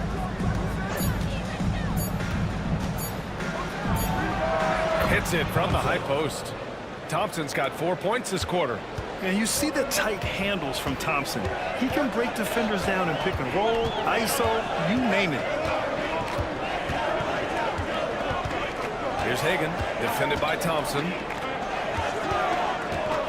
Hayes with a screen on Thompson. Here's Hagan. Ooh, Thompson with the block. Decent reach and solid instincts, allowing Thompson to get a hand on it. Kidd, the pass to Smith. Pass to Thompson. From outside the arc. 3 shots, 3 baskets. Great efficiency so far. And after a scoreless first quarter, he's finding his offense. Here's Hagan.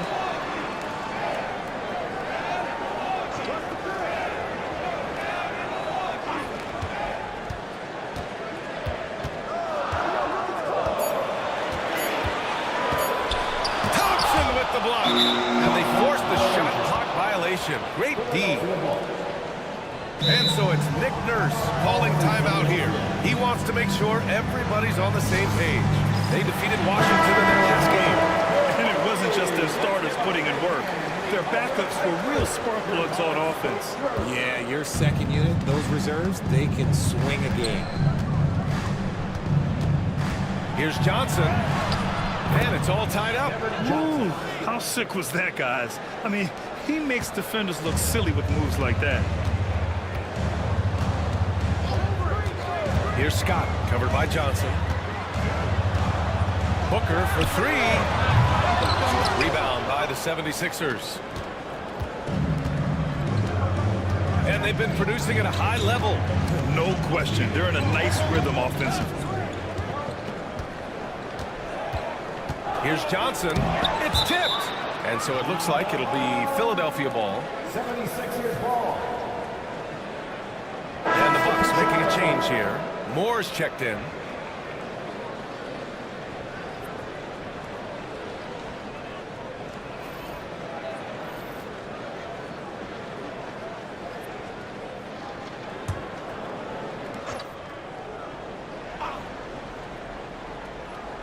Here's Thompson. He had an 18-point outing in their last game against the Wizards in Washington. Not to mention the rim protection he provided Presley with 2 blocks, and you know that he altered a few more. And when the game is this close, you have to go all out. He certainly understands his role, huh? When the shot goes up, just crashes the offensive glass. He's just giving them everything he has. It's what his teammates appreciate and enjoy playing with him. And this is exactly who you want taking that shot. He just missed it. And that one's good. Dumars. Boy, absolutely no rim protection, leading to a lot of easy buckets here. And Doc Rivers calls timeout. A moment to rest and confer on the game plan. As we get closer to the end of the regular season, Richard, what would you say to the lottery teams right now? To either bottom out completely and focus on your young guys, or do everything possible to make a run and get into that play-in tournament, because there's valuable experience to be had there.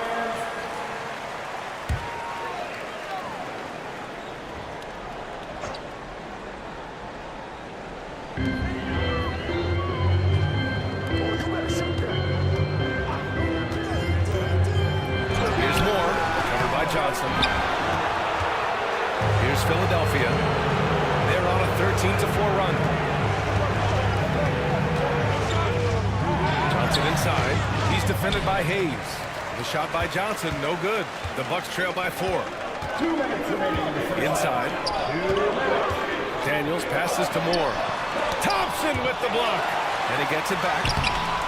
Moore's shot is off. Gotta apply the defensive effort. It's not easy to stop him getting in the lane like that. Up top, Johnson. Oh, my goodness! Throw it down! And this kind of sick slam is just one of the reasons this team is in charge of this game right now, B.A. You know, there's an edge the way they play and a confidence they're not afraid to show. He might be getting in his head a little bit, trying to get something going, but he's still scoreless on the board. Here's Dumars. Fires in the triple. And now it's a 9-point 76ers lead. When he gets a quality look like this at the perimeter, he can almost be automatic. And a timeout called here by Doc Rivers. He wants a few moments to regroup with his players. Things just aren't going their way. He clearly wants to talk it over. Good timeout if you ask me. They have the momentum, and Coach wants to find a way to try and stop it. And Philadelphia making a change here. Davis is checked in. Throws it up high. Oh, and Johnson slams it in. Woo! I just love that alley-oop slam, B.A. Defense disorganized. Defense pays. Moore passes to DeBusschere. 50 seconds left to play in the first half. To the inside. Pass to Deng. Shot clock at 5. Shoots over Davis. And Davis with the block. And they turn it over. Shot clock violation as the buzzer sounds.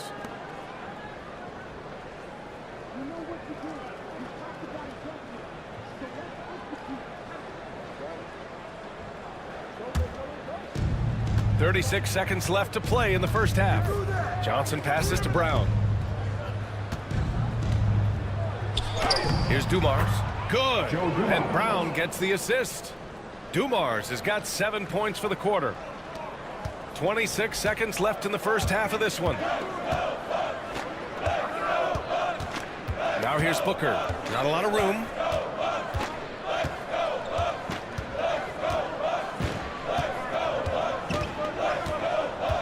Shot clock at 6. To snap the cold streak. And he gets it to go, hitting off the back of the rim. Booker's got 5. Gotta fight harder to get over those screens. Yeah, as soon as these guys feel contact, they are just disappearing like they're not even there. But you gotta show some fire and keep defending. And so it's the Philadelphia 76ers. They lead by 11 as the quarter comes to a close. And their defense has stood out, wreaking havoc for the opposition. We'll be back in a moment.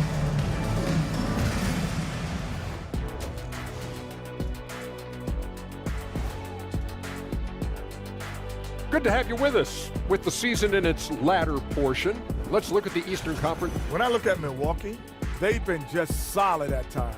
And at other times, they've been awesome. Fun team to watch when everything's in sync. Are they a true championship contender? We'll see. And looking now at that first half where everything was going wrong for the Milwaukee Bucks. We haven't seen any urgency in this team so far. And that's a wrap on halftime.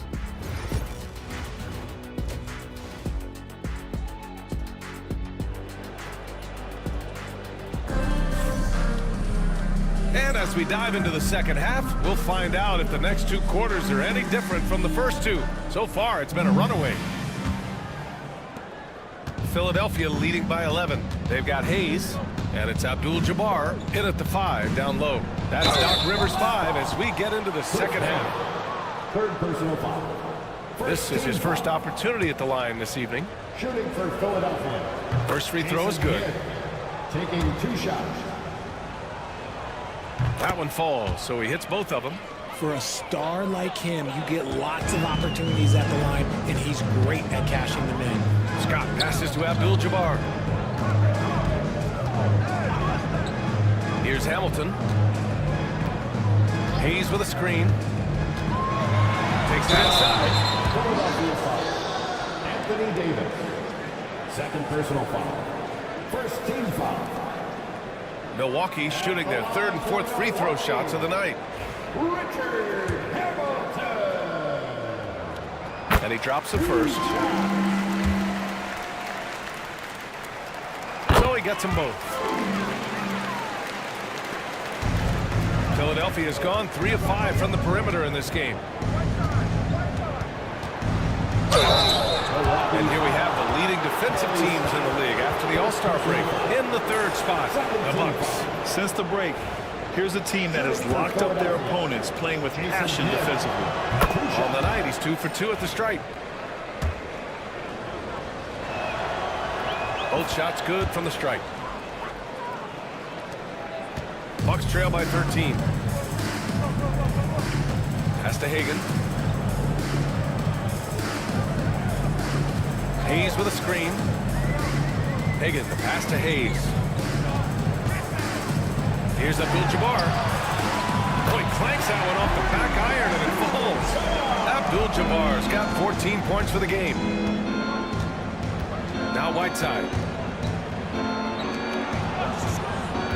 Left side, Davis. Pretty finish in close by Davis. And now almost all their points coming from the paint. The Bucks shooting the ball at 43% from the field. And let's send it over to Allie LaForce. Hey, Brian, Anthony Davis is letting it fly. He said, the way that teams are playing me, I've been getting back to the mid-range. It's an easier shot instead of fighting the double team, so that's all it is, continuing to trust it and shoot it. Brian, we've seen that jumper be a real weapon for him. Yeah, that's a good call, Allie. Thanks. Tipped. And he recovers it. Thompson, no good.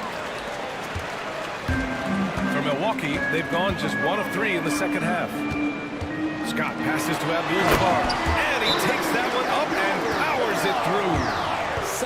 Somebody help this man. Get this man some help out there. He's doing everything he can to keep his team in the game. Philadelphia leading by 11. Pass to Thompson.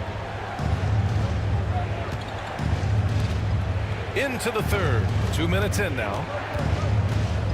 Here's Kidd. And it's in there. Give him 8 points now. And just totally relentless, only increasing the intensity level. Always plays hard until the final whistle, no matter what the situation is. Took the opportunity when he saw it. Strong performance from him, but he may need to do even more if they're going to win this game. Outside Davis. Pass to Thompson. Here's Kidd. Give him 8. There's a screen by Whiteside. To the paint. Oh, got a piece of it. Here's Hagan. Defended by Thompson. And finished off by Hayes. The pass, the catch, the slam. What a clean play. Absolutely jaw-dropping. Kidd, the pass to Davis.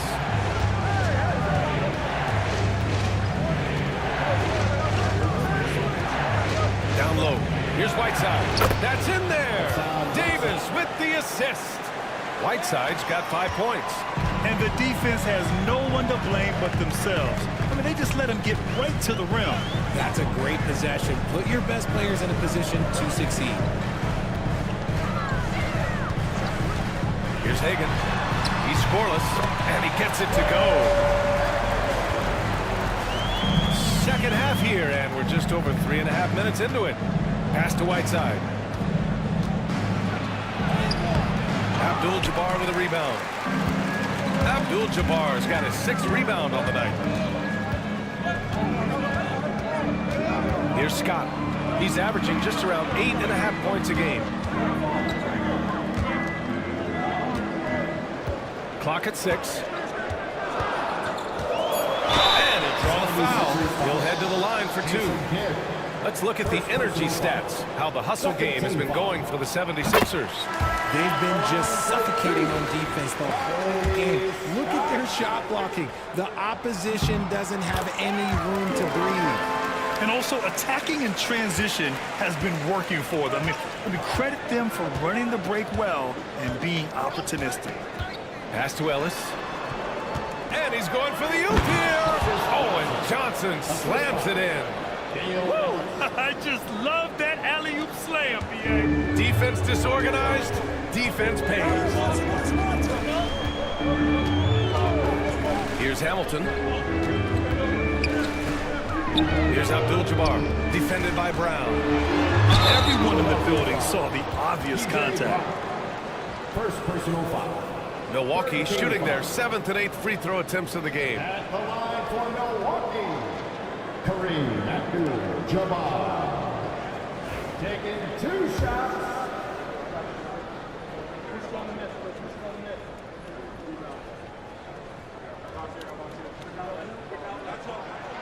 And he can't get the first one. Both teams deciding to change it up.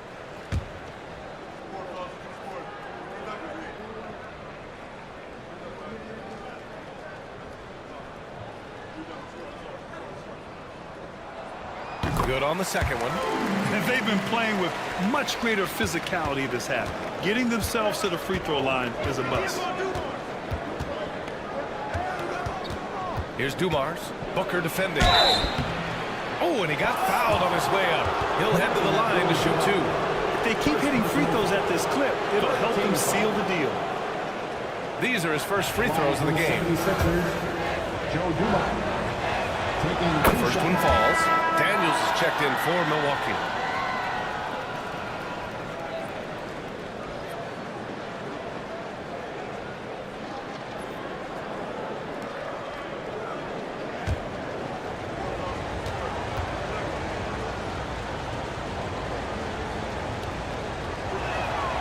And that's good as he hits both shots. And a timeout called here by Doc Rivers.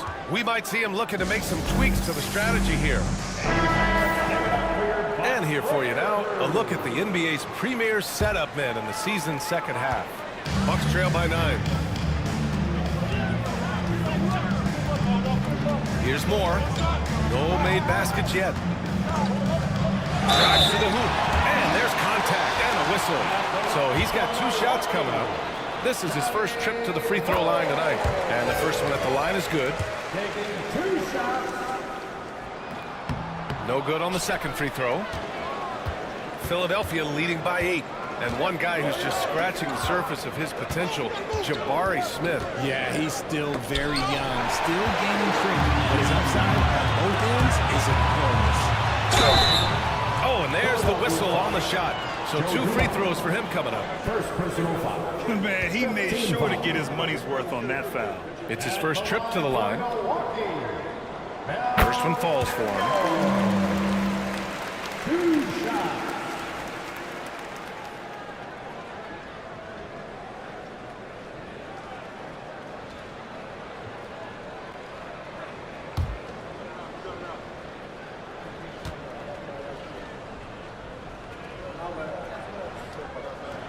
And good on the second, so he makes them both. For Philadelphia, they've got 4 of 7 shots to drop in the third. Pass to Brown. Count it. And the 76ers lead by 8. Here's Booker. He's got 5. Here's Moore. That one's good. Give the assist to Booker. Booker's got 3 assists now in this one. In the NBA, you just can't let guys get to the rim. Here's Dumars. Booker defending. He takes it in. The kick out to Johnson.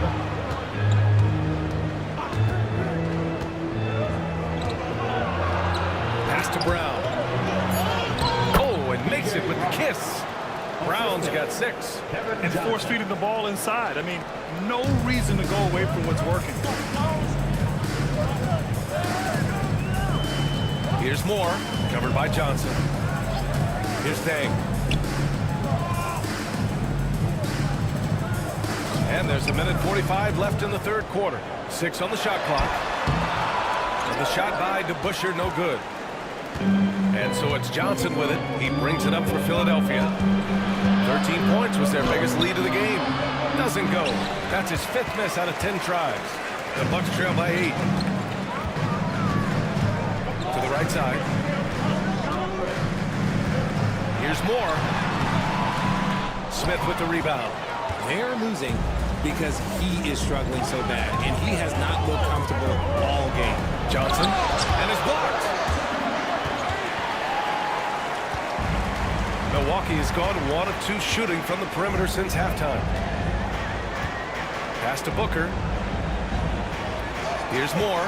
Here's Dang, covered by Johnson. The fader, and that one's good. Dang. Dang's gotten his second bucket. Okay, let's throw out the analytics for a moment. When he's taking the mid-range, it's a winning shot. Dumars passes to Johnson. 40 seconds left to play in the third quarter of basketball. Dumars misses. For Milwaukee, they've gotten 7 of their first 11 attempts to go in this half. And this is his second trip to the line tonight. Second personal foul. Team is in the penalty. At the line for 2. And he knocks down the first one.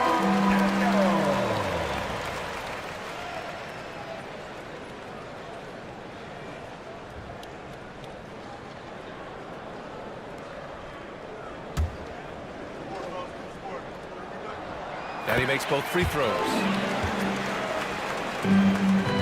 The Sixers lead by 4. Shot clock and game clock separated by less than 6 seconds.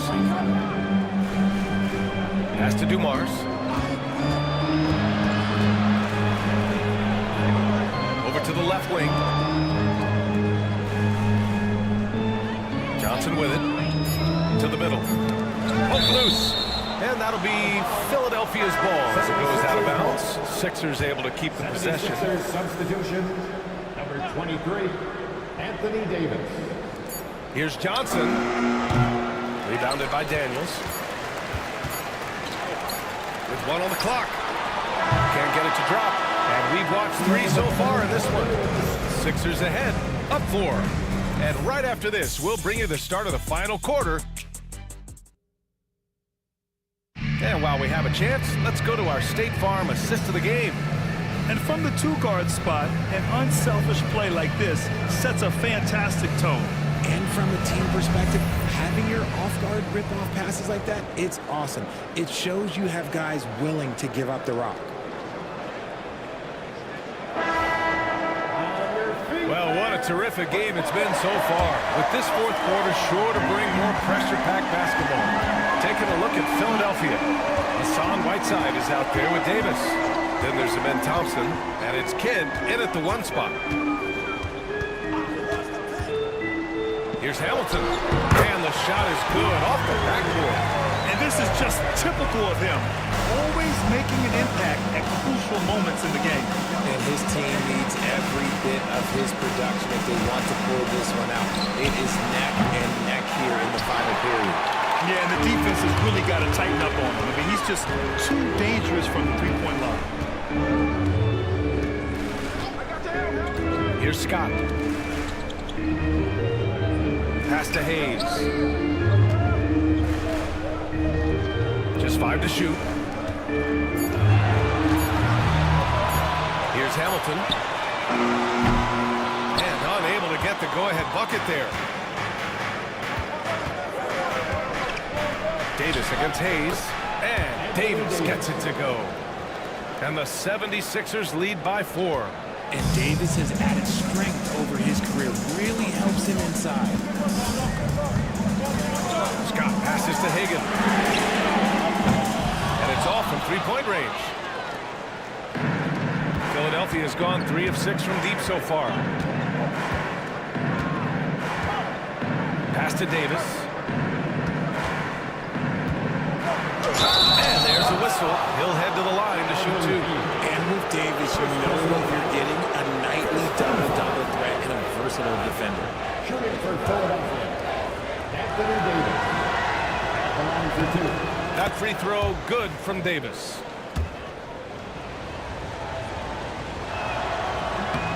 Both good from the line that time. It can help a big man's game to hit those free throws. It keeps the defense from getting too aggressive. Pass to Hamilton. And he lobs it up. It's different. And that's out of bounds. Milwaukee will keep it. He had the right idea, just couldn't come up with the swipe.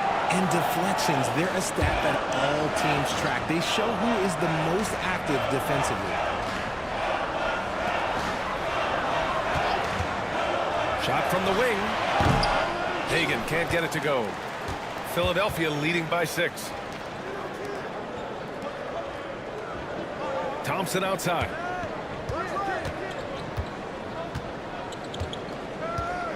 Pass to Whiteside. Whiteside drawing the double team. And we're going to have a jump ball. That's a jump ball.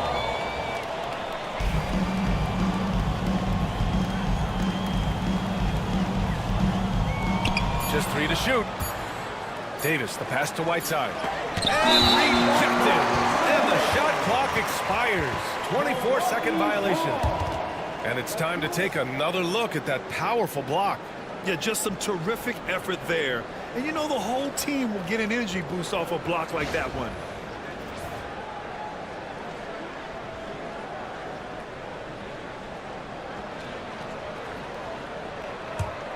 The Bucks trail by 6. Pass to Hamilton. Inside. Here's Abdul-Jabbar. That's no good. Now he's 7 for 9. For Philadelphia, they've got just one shot to fall out of 3 attempts in the fourth. Kidd with the bucket. Hey, they're just getting pushed around inside.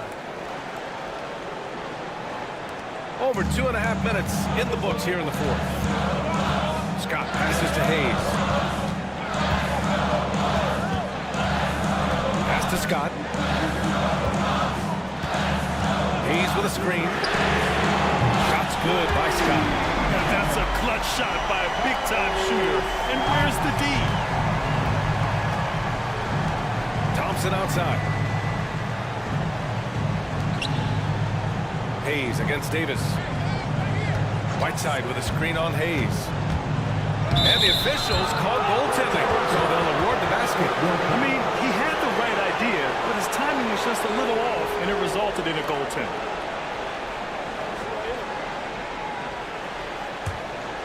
Here's Scott. Pass to Hamilton. Here's Hagan. There's the triple. They get it back. Hayes, the pass to Scott.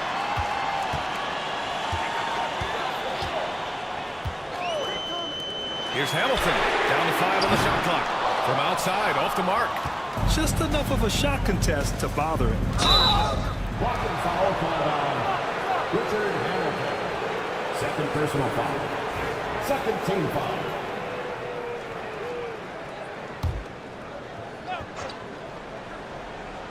Fourth quarter of play, and over 3.5 minutes have gone by now. Kidd, the pass to Whiteside. Hayes against Davis. Just 5 on the clock.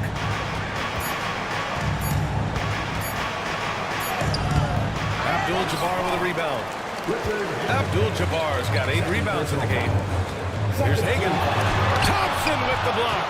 And to put things simply, this has not been his quarter. Here's Kidd. He's defended by Hayes. Got a piece of it.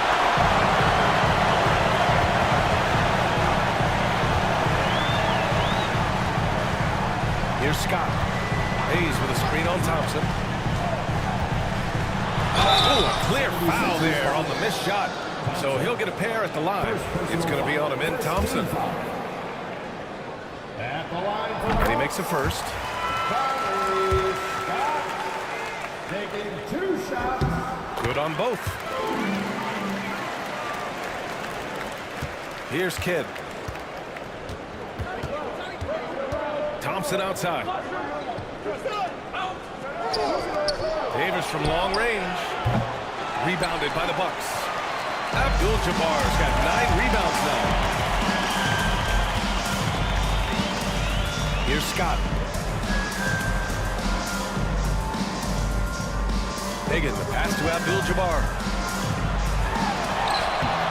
The shot no good. Ooh, Whiteside with the defensive effort. Thompson outside.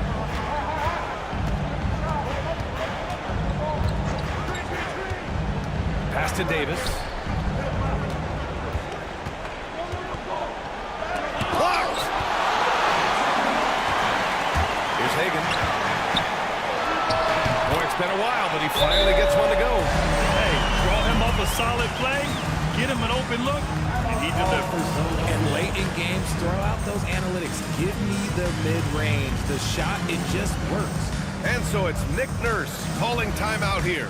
He's looking to make some very important adjustments here.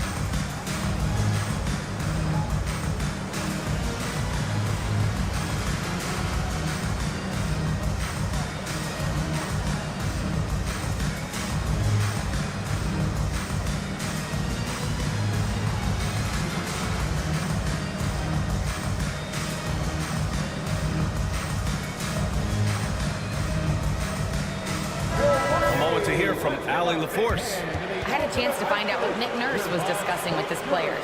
Well, coach is thrilled with their three-point shooting, saying in the huddle, guys, let's keep it up. Continue to shoot it from deep. It's working. They've been on fire from distance so far. Appreciate the report, Allie. Philadelphia leading by 3. Kidd, the pass to Davis. Here's Kidd. Here's Ellis. And he drops it in from the low post. Jason Kidd. Milwaukee has gone 1 for 5 shooting from the arc here in the 4th. Scott passes to Abdul-Jabbar. And that one's good with extra effort on the glass.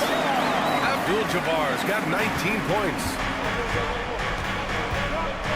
Pass to Whiteside. 1:56 left in the 4th quarter of this one. Here's Ellis. Fires from deep. And Hagan pulls it down. Here's Scott. Here's Abdul-Jabbar. Defended by Whiteside. Abdul-Jabbar's shot is good. And now just a 1-point 76ers lead. And he's coming off a huge performance, and his confidence couldn't be any higher. And his coach knows that, too. Winning great leader. Until someone stops him, just let him roll. Here's Scott. 1:11 left in the 4th. To the inside. Here's Abdul-Jabbar. And that misses. That would have put him up. Philadelphia's gone 0 for 3 here in the 4th. He's just so savvy at drawing fouls. Davis gets through the line. Good on the first. And that'll put him up 2. So he gets them both. And it's a 3-point game.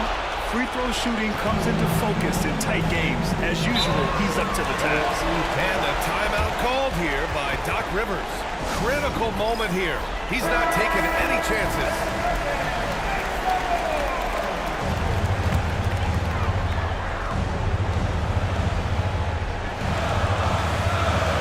There's 53 seconds left to play in the 4th quarter of this one. Pass to Abdul-Jabbar.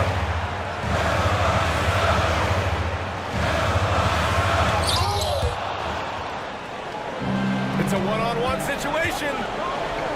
Here's Davis. Oh, the power! Anthony Davis. And that's what you call a big-time shot by a big-time player. AD demonstrating just how clutch he really is. Pass to Abdul-Jabbar. Shoots over Whiteside. And again, it's the Bucks missing. The one thing he and his coach have in common, they both have nightmares about this quarter. Yikes.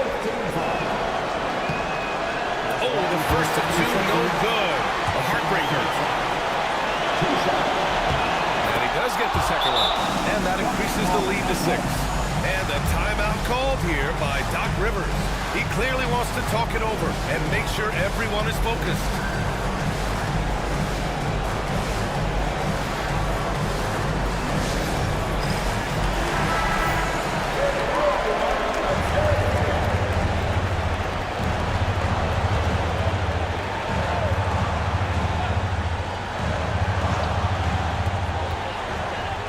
Here's Scott. Thompson with the block. And he commits the intentional foul.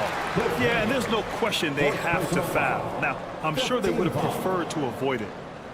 Shooting for Philadelphia, Jason Kidd taking 2 shots. He hits the first one, and that makes it a 7-point lead.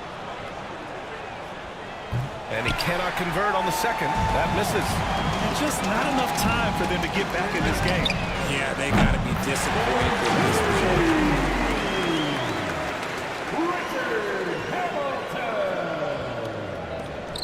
And an intentional foul there stops the clock. Getting a little desperate at this stage. I mean, the clock's the big factor. Shooting for Philadelphia, Dale Ellis, 2 shots.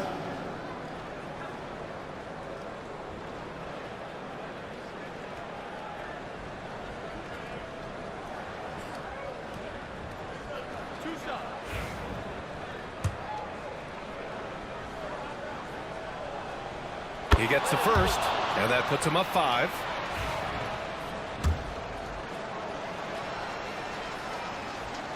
So he goes 2 for 2 at the line, and it's a 6-point ball game. Cool, calm, and collected. Say that 3 times fast. He makes them all and puts this game away. From behind the arc, they grab their own miss. Hayes for 3. And so it's Philadelphia with the W. And they barely squeezed out the win here on the... All right, Allie, thank you. And that'll wrap it up, folks. For Richard Jefferson, Grant Hill, and Allie LaForce.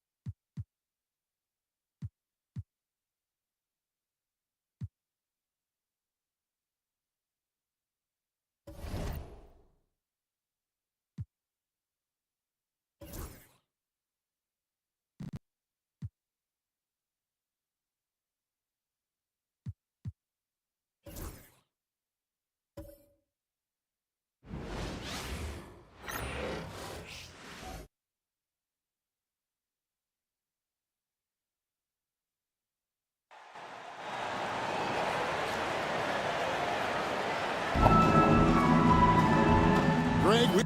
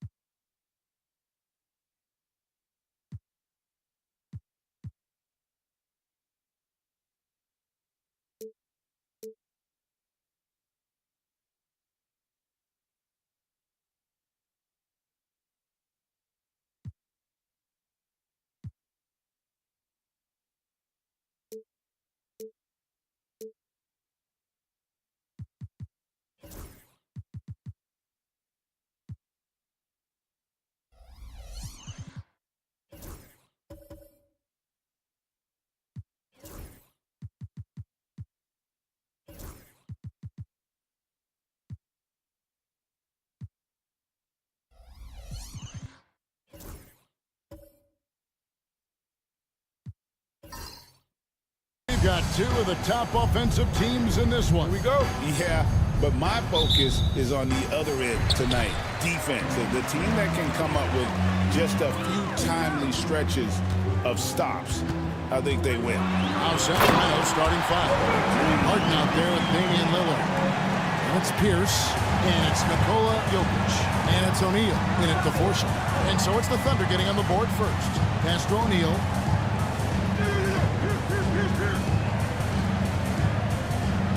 Jokic high post. To the inside. Lillard. That's in. Coming off the assist from Jokic. Aggressive move by Lillard, attacking the heart of that defense. Well, it was the Oklahoma City Thunder winning their last game against the Trailblazers. Bosch passes to James. Harden with it. And Bosch picks him up defensively. Good on the bucket. Not only is James Harden one of the elite one-on-one players, this guy is an elite passer, and it's on display there. Now here's James. Looking at the numbers, he's averaging about 20.5 points a game. Pass to Brown for three. They grab their own miss. Tries again. And LeBron with the nice bucket inside.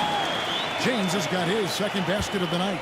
Yeah, refusing to let the possession end, making sure they convert. LeBron James with a big-time finish. Takes a step back. Harden against James. And too much time in the lane. They get called for the 3-second violation. Oklahoma City ball.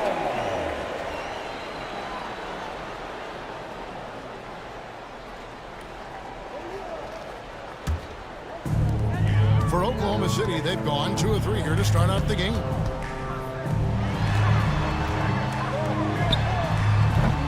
It's hauled in by Jokic. You can't look at the result of that shot. They'll take that whenever they get it. And they should, because it's when you start turning down that kind of look that your offense can start to bog down a bit. And it's sent back by McAdoo. And it's Lillard missing. And not allowing the shooter even an inch of breathing room on that one. Right, he stays connected, and great timing on the contest.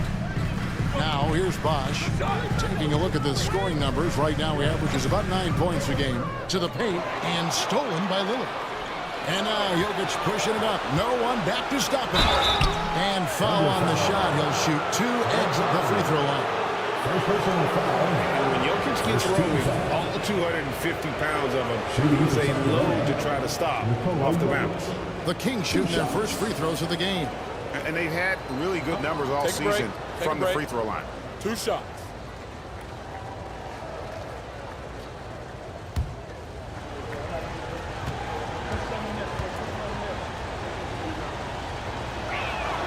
Free throw, good. Jokic. What's great about Jokic, GA, is he can put up MVP numbers, and he's got a little personality to him, doesn't he? He does. You can tell he just loves life. He loves everything he does, especially when he's on the floor, making his teammates better. And Jokic drops them both. Hey, Greg, one thing that the Kings have had work for them over the last few seasons is their depth. And have made some shrewd moves to fill out their bench. got great contributions from their 6 through 10 players. It's been a big part of their recent success. Now here's Bosch. Last time out, he had 13 points. Yep, it counts. And Bosch has a beautiful stroke from the mid-range. Once you give him room to shoot, he doesn't hesitate. Timeout is called. First of the game for Sacramento.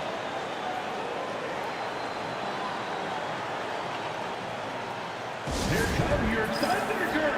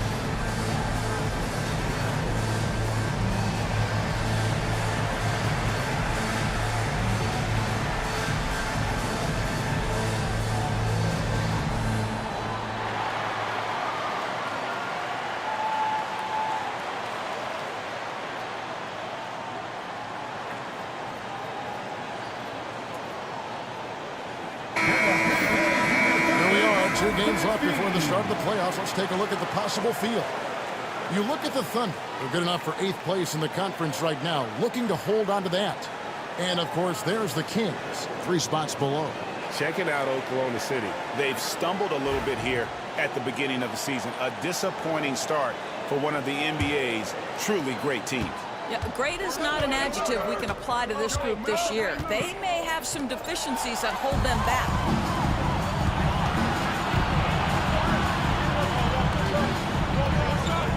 Stackhouse kicks to James.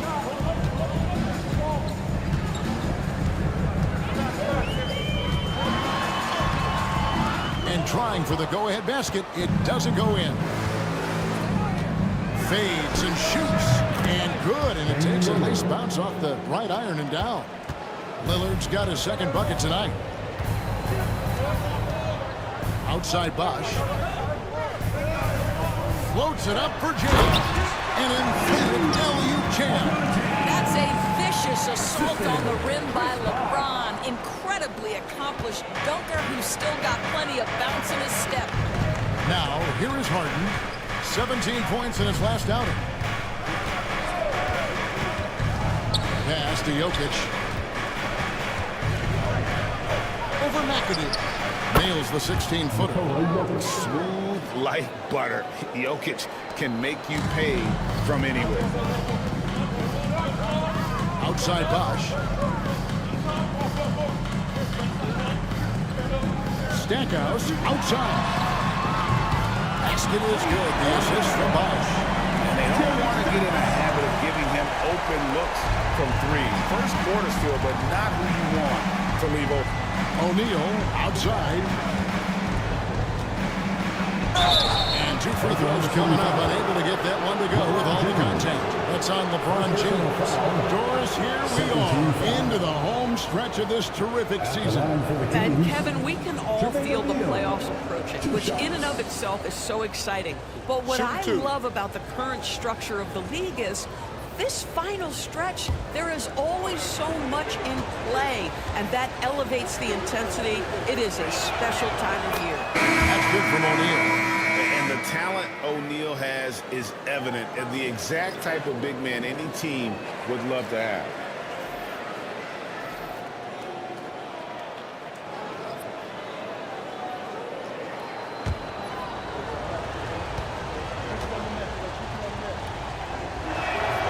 O'Neal hits them both. Well, he's come through for them at the line today, and you love having a big fella who's so capable on his free throw. Pass to McDaniel. Now Stackhouse has one for 3. Drains it from beyond the arc. Stackhouse has got 6. Yeah, with Stackhouse's ability to attack the rim, that three-point shot is going to usually be there for him. Defend him too close on the perimeter, and you're risking a blow-by.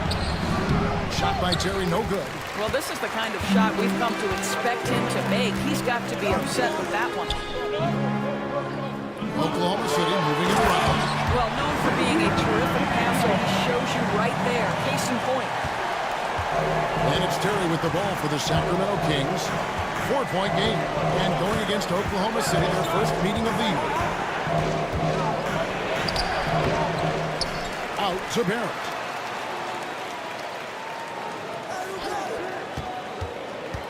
Driving to the basket.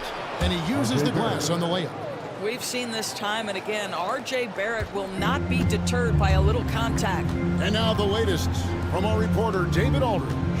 Thanks. Mark Dagnall and I got a chance to talk for a bit, so we started to talk about R.J. Barrett. Coach complimented him, saying he's got great energy, a great build, and he knows how to score. So I'm telling the guys to stick to him like glue and just keep the pressure on. Let's see if the offensive man, but that was the story of the game. It came down to execution. No wasted possessions, and that is absolutely essential trying to win on the road. Some power coming from the PG. That's right, she is. Seeing more and more of that these days. Backcourt guys who can elevate. We know versatility is huge in this game. Just a tremendous job finishing that play. Wow. Now a timeout called by Sacramento.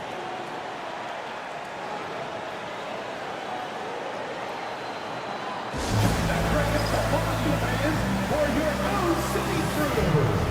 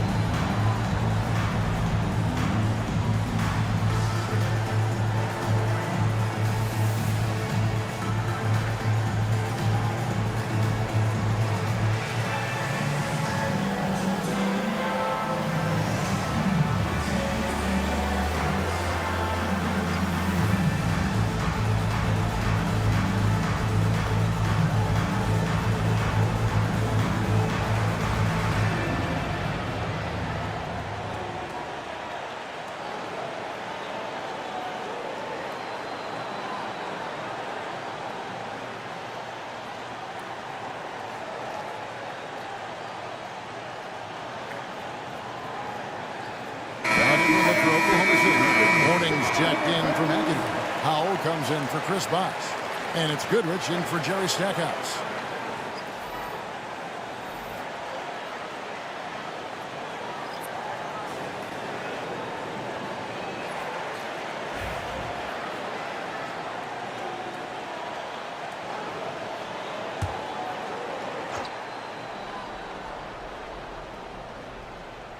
Here's Barrett. Terry dishes to Barrett. Pass to Sigma.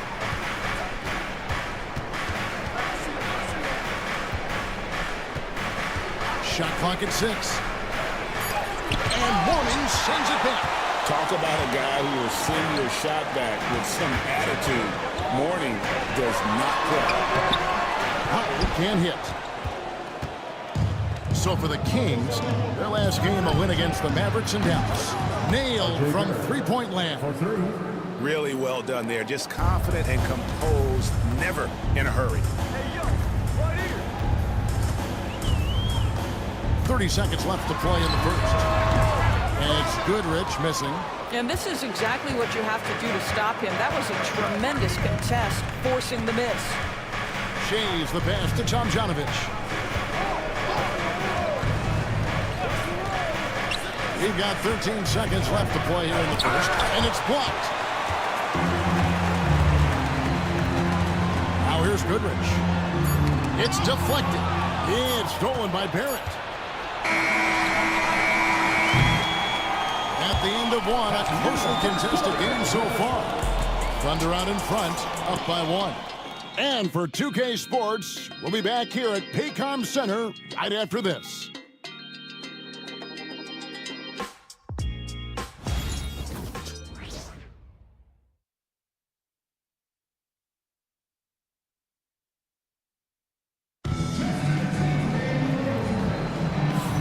And some good action in the books as we get back to the game that's been pretty close here so far. What stands out to you from Oklahoma City in this one? I love their effort, contesting shots, trying to intimidate here early on. Well, as a shooter, when the ball is sent back in your direction enough times, it can certainly have an impact on your mind. Here's Harden, still scoreless. On the court right now for the Kings, Damian Lillard out there with Harden, and it's Nikola Jokic. Then it's Pierce, and it's Shays in at the 4-man position. Beautiful offense. Lillard creates time and again down the floor, whether it be for himself or for his teammates. Now here's Goodrich. Mourning kicks to Goodrich. Oklahoma City moving it around. Here's Howell. Over Shays. Howell can't hit. Well, if the defense gives him that shot next time, they could get burned. I think he's just a little bit out of rhythm. Goodrich against Lillard. Pierce for 3. Thunder with the rebound. They can look forward to the American Airlines Center after this game. They'll match up against Dallas, and that'll be the first of a 2-game road trip for them. Francis passes to Mourning. And contact on the shot, so he'll be shooting free throws here. It's going to be on Jokic. And awards now have a minimum amount of games needed to qualify. An interesting twist in this whole story. Yeah, and it seems logical because of the uproar from the fans and the media that they implement this. And how can you be that impactful in reality, though, if you only play half the year? And you got to love the fire that Mourning plays with. His passion for the game is so special.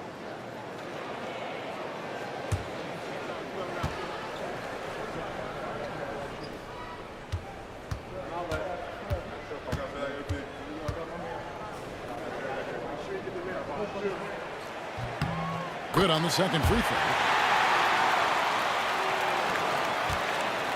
And here's Lillard. He brings it up for Sacramento. They've only given up 1 point in the second quarter. That one coming at the line. Can't get it to fall.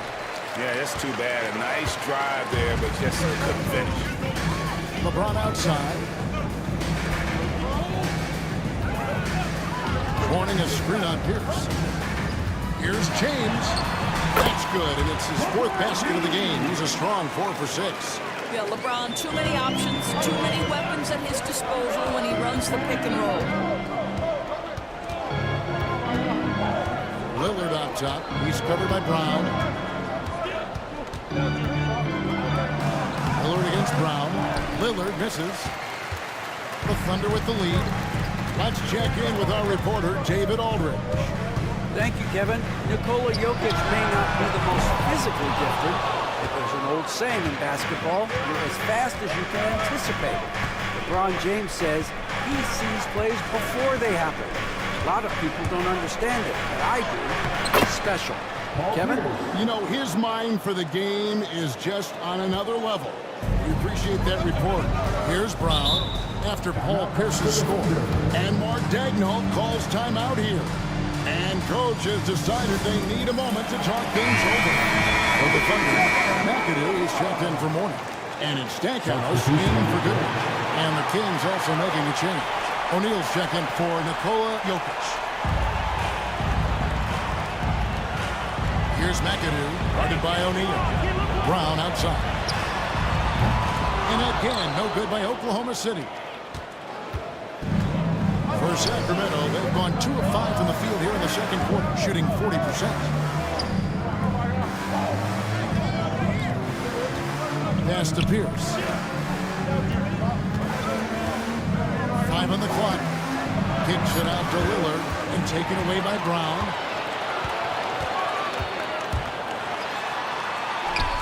And the layup is good. Brown's got his first bucket in this one. A little artistry in the painted area, converting against the size. Some guys just relish the challenge. Find a way, and he does. Now here's Lillard. He had 28 points in the win against Dallas. And he was also a terrific creator in that game as well. His assist total showed you what a fantastic all-around effort it was. Oklahoma City's gone 0-2 from deep here in the second. O'Neal with the steal. And here we go. Harden heading to the hoop. Lillard outside. Pass to Shades. Harden outside. Knocks it loose. And stolen by LeBron. Stackhouse with it. They get it back. Shoots the three. And so the ball out of bounds. Bosh touched it last. And while we have a chance, how about the numbers for James Harden? And he sits in the top 15 in points per game. An absolute powerhouse offensively. And he deserves credit for knocking down such a high percentage of his free throws. It's not a glamour part of the game, but incredibly important nonetheless. From outside the arc, again the miss by the King. Well, he won't miss many from that spot. The defense gets lucky there. Here's Brown, and it's good off the back rim and in. Brown's got the lead up to 4 now for the Thunder. And for the Kings, they're shooting around 40% from the floor here. Outside, Pierce.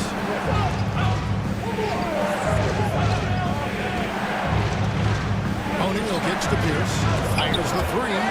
He could not get that one over LeBron James. Just perfect position, great strength, and send it back, Mr. James. Pierce for three. It's rebounded by Oklahoma City. McAdoo's got his 5th rebound in this one. Well, this has not been a quarter to remember for this guy. He looks completely flustered. And Barrett slams it in. R.J. Barrett's instincts make him dangerous in transition. Nicely done. Doris, something R.J. Barrett can do well is put stress on that defense with his three-point shooting. Well, he's a little bit of a streaky shooter, Kevin, but it never affects his confidence. This guy just keeps coming at you and keeps believing in himself. Historically, his shooting gets better over the course of the season. McAdoo misses. The Kings trailing. Oh, Barrett, he nails it, and we're tied up. And that's now 9 points for R.J. Barrett. Well, despite pretty good contests on the interior, R.J. Barrett doesn't back down and makes it look easy. And Mark Daigneault calls timeout here. Looking for a breather and maybe just 1 or 2 things to talk about.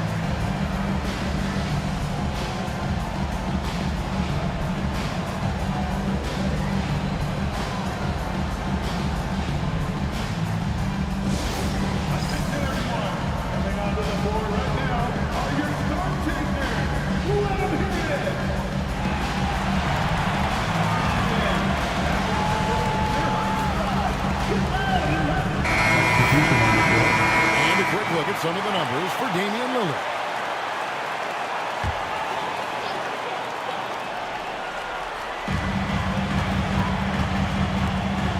Stackhouse against Terry. Stackhouse, good. Stackhouse has got his 3rd bucket of the night. I'm not sure who was supposed to be on him that possession. I mean, apparently, neither did the defenders. Terry against Stackhouse.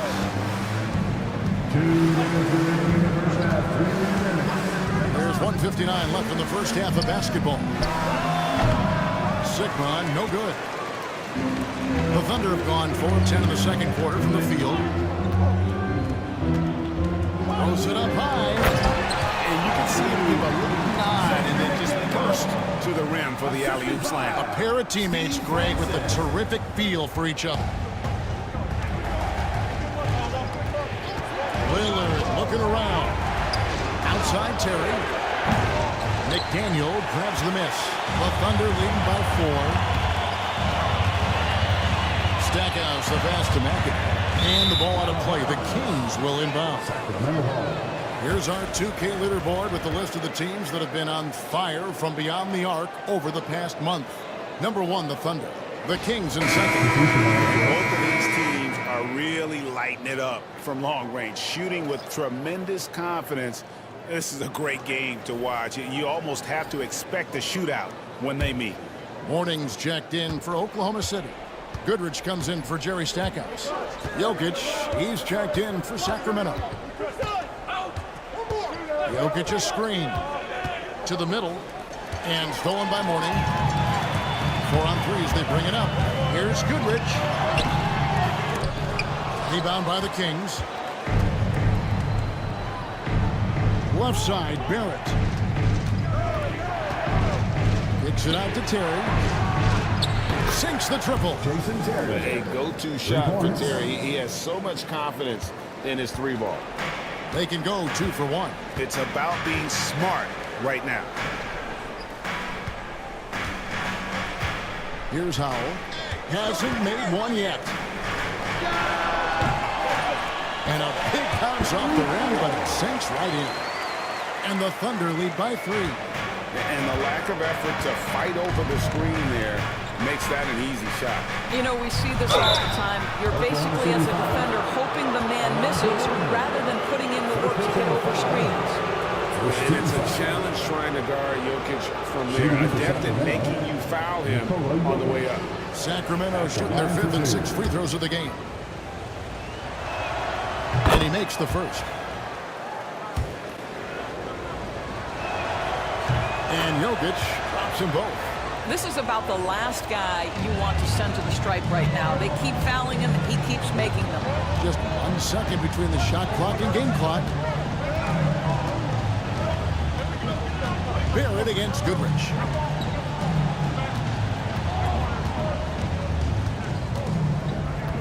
Six to shoot. Here's the screen. It's stolen by Barrett.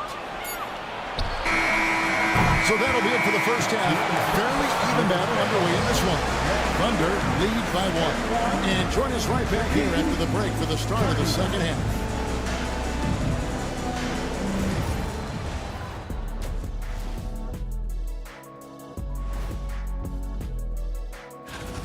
The bench has stepped up to where I could see a couple of those guys closing out this game. Yeah, we'll see how the second half goes, but they may. Now it's time to check in. And that's all for us.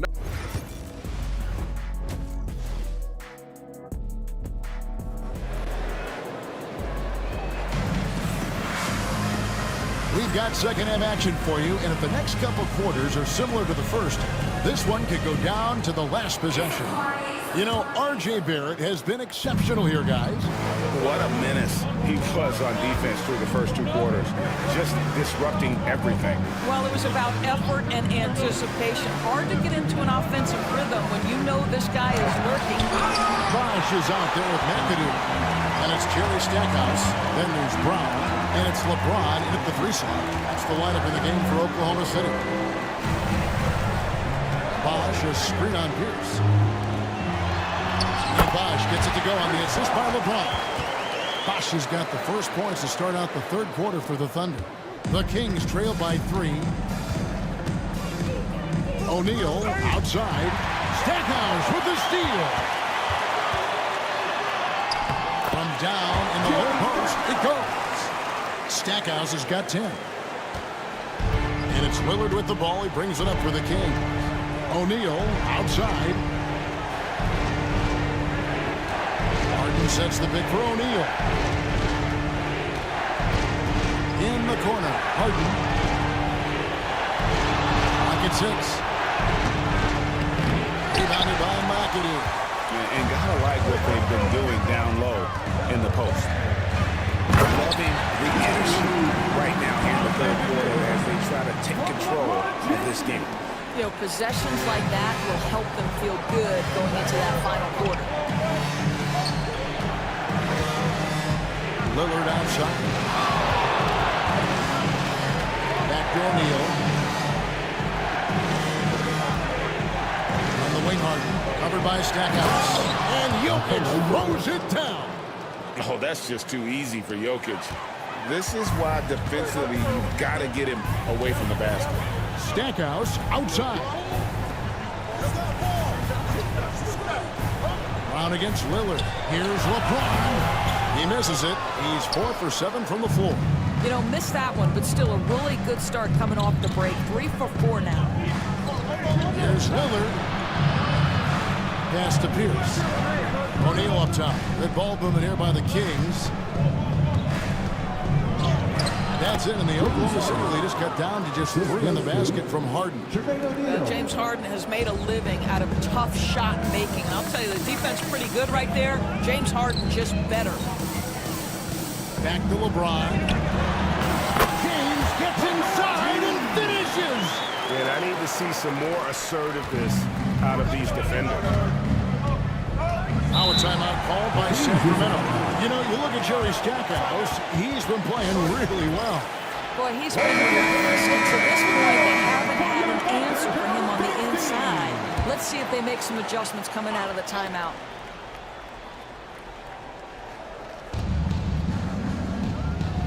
Outside, O'Neal. Harden against Stackhouse. Inside. And he caught that pass in full stride on his way to the big slam. Pick and roll play is a specialty of James Harden, and if he's got the ball in his hands and there's a pass to be made, I promise he'll deliver it. Now here's LeBron. 10 points for him.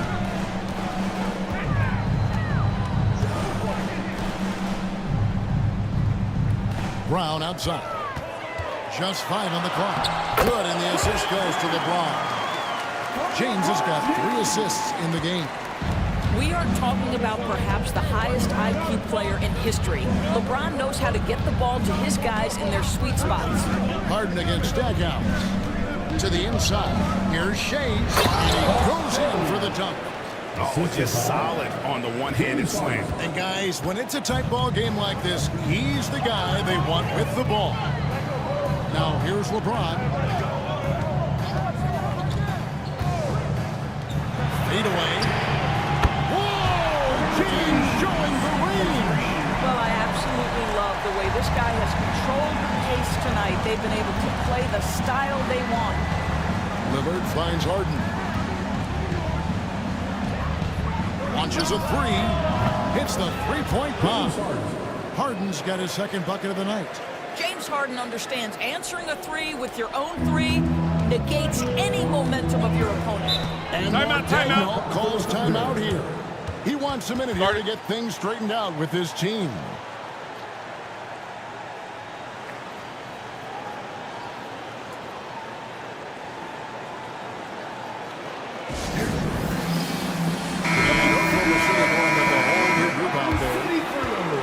And let's take this break to recognize some of the league's small forwards that have been on fire at the charity stripe for all of the past month.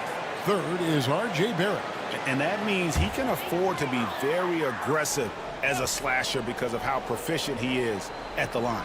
And here now the Thunder. 3-point lead. They set the pick. Here's Howell. Down to 5 on the shot clock. Lets it fly from 18. The offensive rebound. And the shot goes in. And the Thunder lead by 5. Yeah, and Mourning's just a beast on the glass, using that muscular frame to get into prime position there on the board. Now, here's Barrett. He's got 9.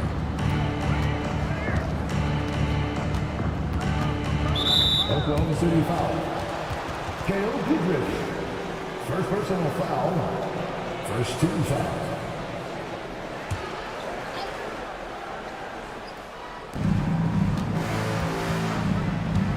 Goodrich against Barrett. Shot clock at 6.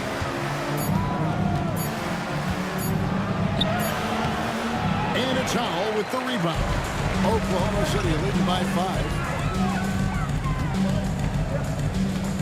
Here's McDaniel. Here's Francis. Bangs home the trifecta. Francis has got 5. On or off the ball, Francis is a threat. Someone who can flat out light it up. Terry outside. On the top of the key. Barrett Kicks to Terry. Puts up a deep three. It's all in by Alonzo Mourning. Thunder have gone 8 of 10 shooting here in the second half. Very strong. Goodrich passes to Francis. There's 1:54 left in the third. Jack Sikma. First personal foul. And some stats here, guys. The scoring breakdown for the Thunder. And they're playing beautiful basketball right now, racking up the assists by playing so unselfishly, just finding the open man. I think the other thing they've done exceptionally well tonight is shoot the mid-range and take advantage of those opportunities. Anytime they're given a look, they have delivered. And both free throws good for Mourning. The Kings trail by 10. Pass to Sigma. Barrett against Goodrich. Down low, here's Sigma, and there's a nice one-handed slam. Well, critical in the pick and roll that you be able to deliver the ball in a timely spot and in the right position, and R.J. Barrett does just that. Now here's Goodrich. Still without a basket. Into the lane. To the paint. Here's Mourning. Over Sigma. They shoot again. Mourning's shot is good. Mourning's got the lead up to 10 now for the Thunder. +8 in the rebound differential. One more reason why they're in control. Barrett against Goodrich. Barrett the pass to Sigma. 51 seconds left in the third quarter. Pass to Mourning. Here's Howell. Looks for Mourning. Gets it to him. And the dunk by Mourning. Well, if you don't take care of the ball, fellas, that's what can happen. Absolutely, Greg. That makes the turnover even more painful. At the end of the day, though, it's 2 points. Don't hang your heads. Let's get refocused and play with more patience. Here's Francis. Now that's how you finish the break. Throw down with force. There's no doubt about the speed. And in case you were doubting it, Francis showing it off on the break. The shot and game clock separated by 4. Here's Shays. He's got 6. Pass to Tomjanovich. A three-pointer off the mark. Here's Francis. Oh! Uses both ends to slam it down. And guys, that's not as easy as he made it look. You've got to have some skills to pull that. He's got plenty of those, that's for sure. And so it's the Oklahoma City Thunder in command with a 16-point lead as the buzzer sounds. And we'll see if they can keep up their tremendous shooting they've been dialed in so far from the field. We'll get right back to the action when we... And how about a look now at our assist of the game? Brought to you by State Farm. Just true artistry right there. I mean, great decision on where to go with the ball, and how about the perfect delivery? We call that putting it right in the pocket, and he knew what to do with it once it was there. And with the fourth quarter upon us, time is running out for this game to become competitive. On the court right now for the Kings. Pierce is out there with O'Neal. Then it's Damian Lillard. Then it's Harden. And it's Jokic in at the 5 down low. Pierce wide open. He fires. Good. And the assist goes to O'Neal. O'Neal's got 3 assists tonight. And so Brown will bring it up for Oklahoma City. LeBron outside for the 3. Got it. Number 7 on the night. 7 for 11 from the floor. You've seen late in LeBron's career much more emphasis on that three-point shot, really extending that range. From deep Harden, it's tipped. Here's O'Neal. And he tries off the glass, but it's no good. The Thunder leading by 17.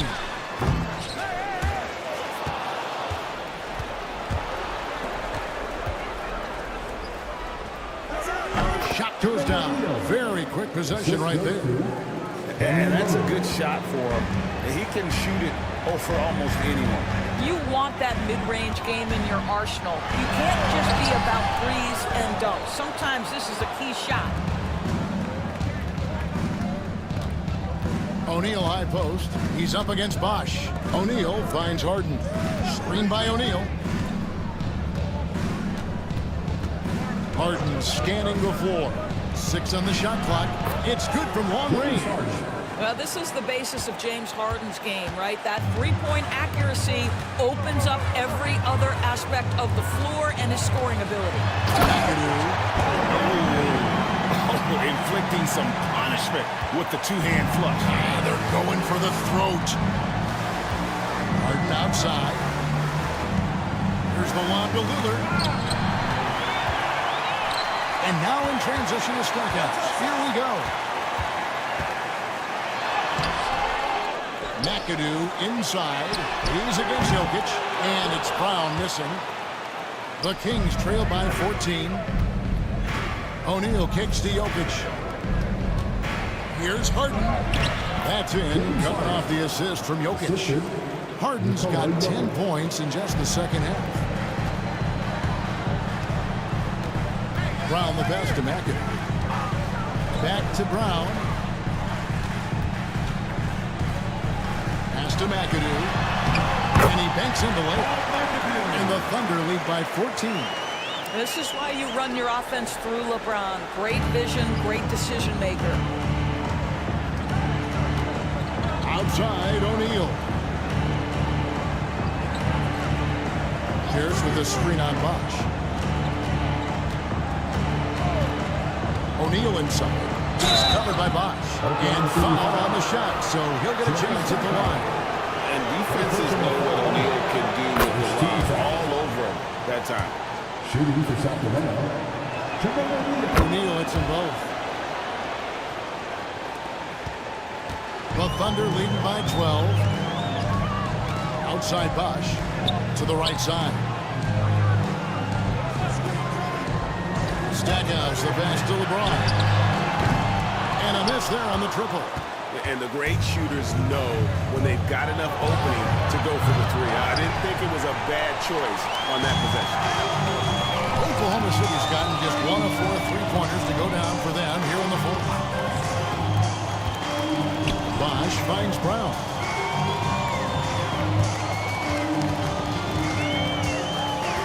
Shot clock at 5.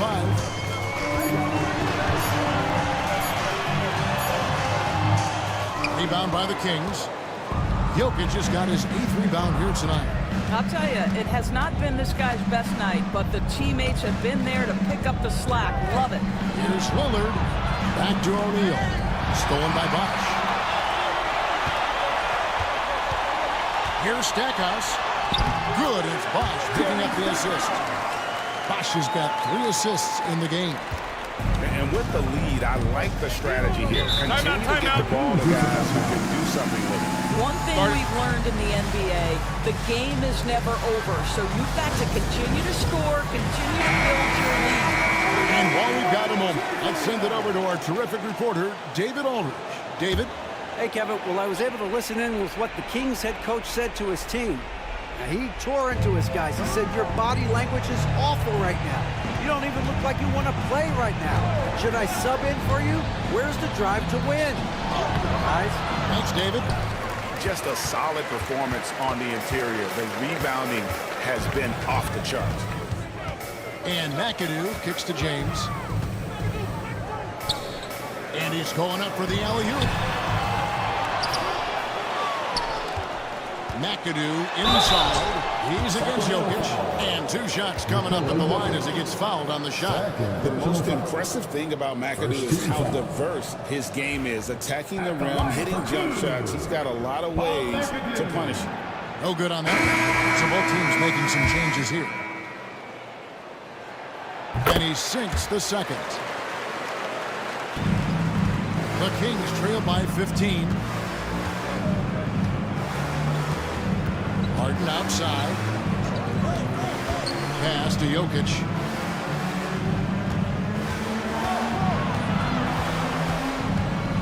Jokic tries the double. Nobody near Lillard. Again, the miss by the Kings. The Thunder leading by 15. Here's Francis. And that one is hammered home. He he comes, and there he goes. Oh, look at him punish that rim. And that's life above the rim, courtesy of our AT&T 5G Slam Cam. Three-pointer, Lillard. Good, another from three. And he's hit thousands of threes in this league. Inching closer and closer to fifth place on the career triples list. Here's Stackhouse. And the call on the shot that sends him to the line. Yeah, good job to take it right at him. At the line for your Oklahoma City, Jerry Stackhouse, taking 2 shots.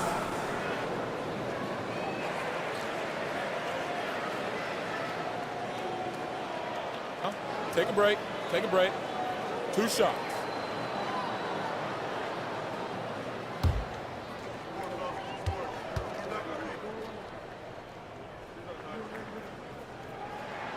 And he knocks down the first one.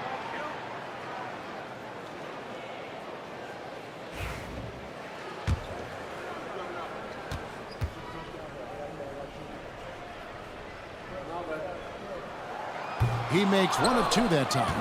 Greg, we see the NBA fining players for certain actions or statements.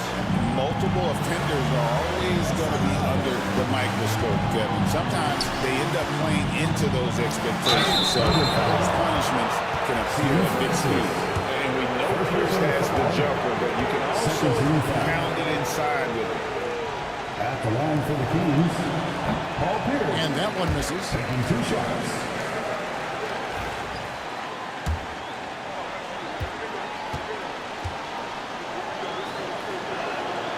And he's good on the second.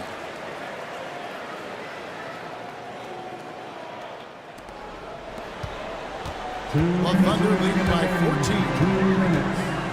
And there's the drive. The quickness of Francis is so good at getting to the basket. 1:56 left to play here in the fourth. Lillard outside. And blocked. That one goes careening off the glass. And so it looks like the Kings will retain possession here.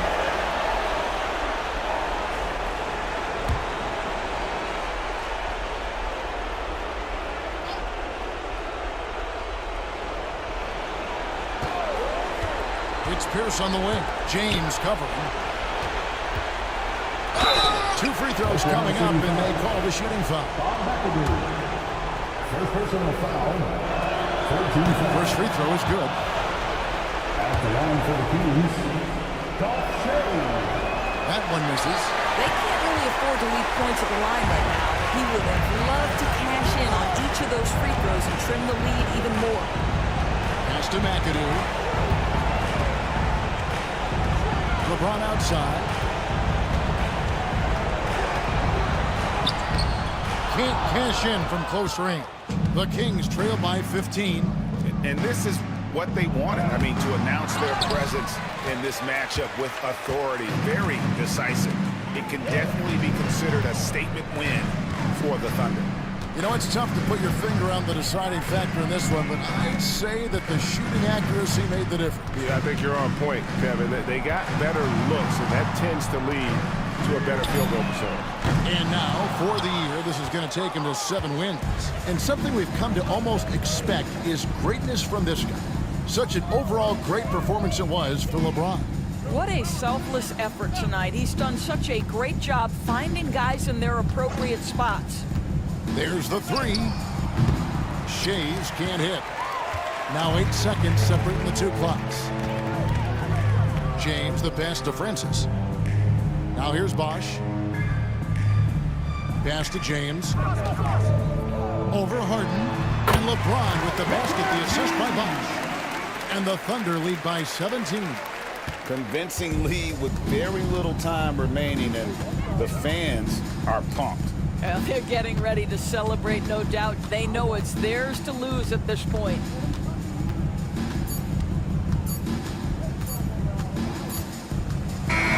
So no problem for Oklahoma City as they get the win.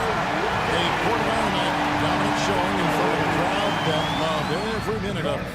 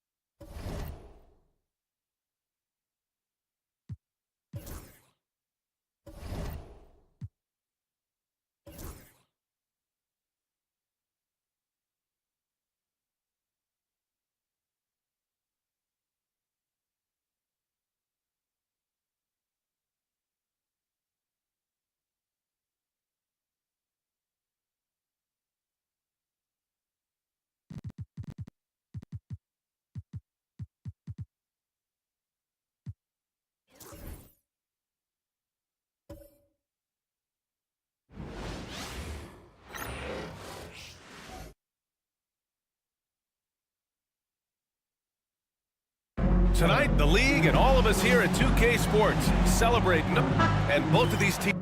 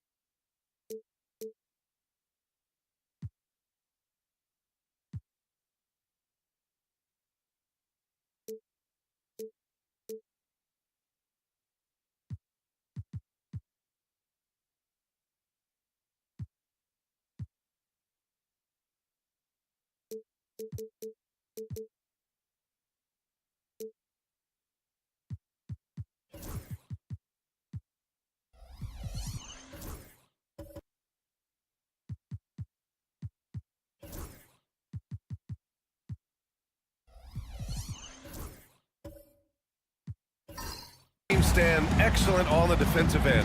Yeah, and Brian, look, there's two hallmarks of great defensive teams. Obviously, effort. You can't do anything without it. But also communication. The best defensive teams communicate well, and it's what connects all five guys on the floor. And a wise coach once said, defense wins championships. I would say defense and offense win championships. You need both. So let's take a look at the starters for the Utah Jazz. Aaron Gordon is out there with Kawhi Leonard, and it's Richardson in at the point. Here's Moncrief. Pass to Leonard. Jacks up a three, and Reed pulls it down. Carter against Leonard. Carter, the pass to Arenas. Here's Marley. Puts up a three. Kawhi Leonard comes up with a rebound. First quarter of play, a minute in. Now here's Gordon. Pass to Leonard. 5 to shoot. Pulls up on the wing. No good that time. Yeah, you expect him to make those. Good look. Just couldn't find the mark. Marley passes to Kemp. Carter against Leonard. Down low. There's the slam. Dunk to finish it off. What? Wait. Hey, dunks are always for the big boys. Emphatic move by the point guard. Well, in this league, you can see powerful plays from anyone and anywhere. Your position no longer dictates your scoring option. And Utah has possession, following the score by Phoenix. In total control on that possession. Kawhi just reading the defense and taking it himself. To the middle. Utah grabs the miss. Despite the miss, those are the kind of looks coaches hope to create. Here's Gordon. And Reed pulls it down. The Suns have gone 1 of 4 to begin this one. Coach, it's interesting to watch the career path of Aaron Gordon. He's gone from one role in his previous stop, then he arrives to the Nuggets in a completely different role there. Yeah, Brian, he's become more of a third or fourth guy, and he's embraced the change. Everybody wants to be that number 1 or number 2 guy, but you gotta play a role to be a winner in this league. And it's resulted in championships. It sure has. And there it is for him. Leonard's got 5 points. Oh, this is why you get Leonard the ball inside and just let him go to work. Pass to Marley.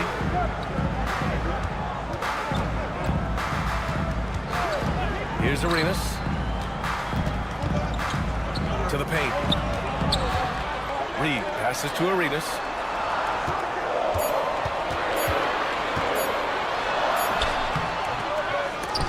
And it's Richardson with the rebound.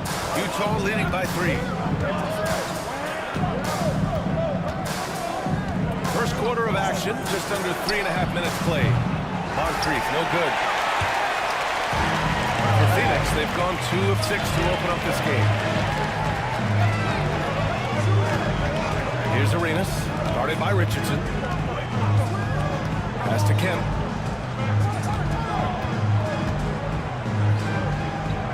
Puts the move on. Good work defensively by Gordon. Utah's gone 1 for 3 from beyond the arc. Leonard passes to Gordon. And Gordon with the big finish. Yeah, he's an above-the-rim athlete. Gordon on the attack. And the timeout called by Mike Budenholzer. He'll take the opportunity to regroup. Phoenix making a switch here. Sabonis checked in.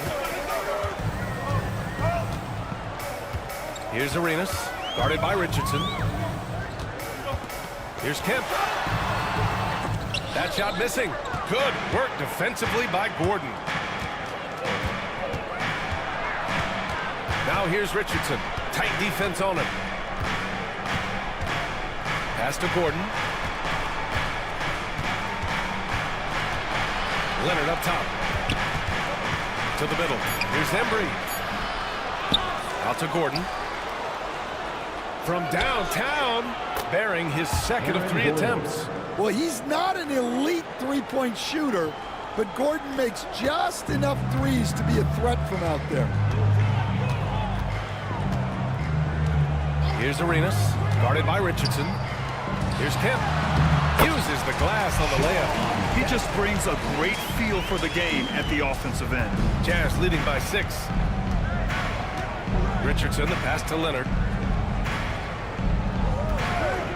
Gordon with it. And he lobs it up to the rim. And the dunk by Leonard. And communication made that play. Leonard just reads his teammate and knows exactly where to be for the alley-oop. Here's Arenas. What a tremendous game he played against San Antonio.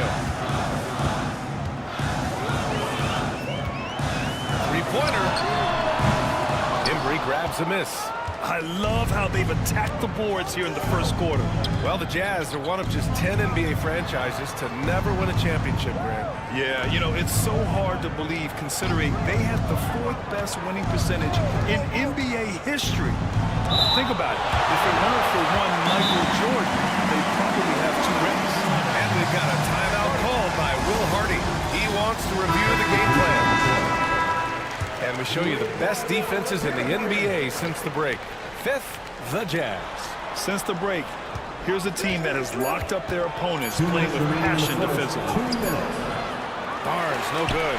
Well, that's the look he wanted, but the defense doing just enough to impact that shot. Halliburton, no good.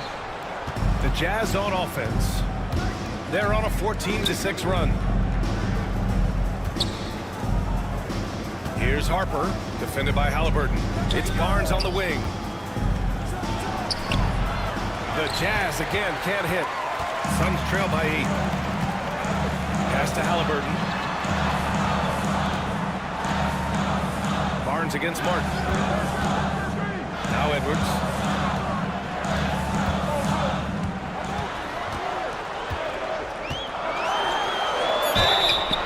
Took a hard foul on the shot.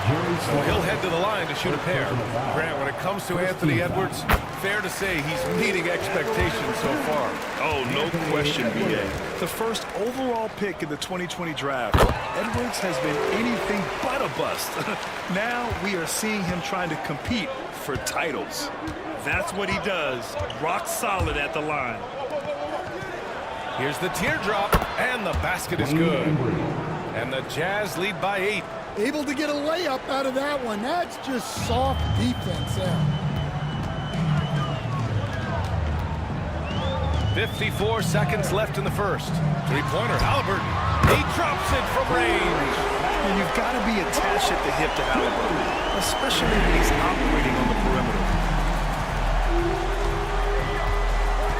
Here's Harper, defended by Halliburton. Rejected by Sabonis. And they get it back. And it's out of bounds. The Jazz able to retain possession here.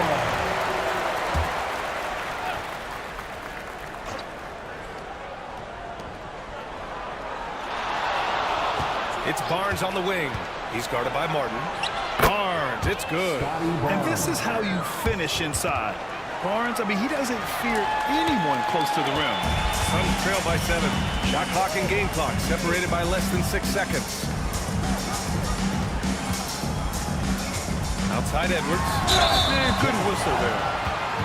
And he'll take his third and fourth free throws of the night. Second team foul.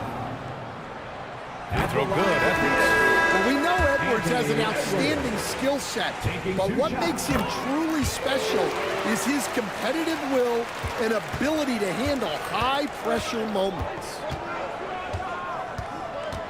Fires at the elbow, and it's Phoenix with the rebound. This game against Utah, the first time they've met this year. Last season, this was a surprisingly difficult matchup for them. Lost every game against this team. And we've reached the end of the first quarter. Jazz out in front. They're up by 5. Let's take a quick break, and then it's on to the second.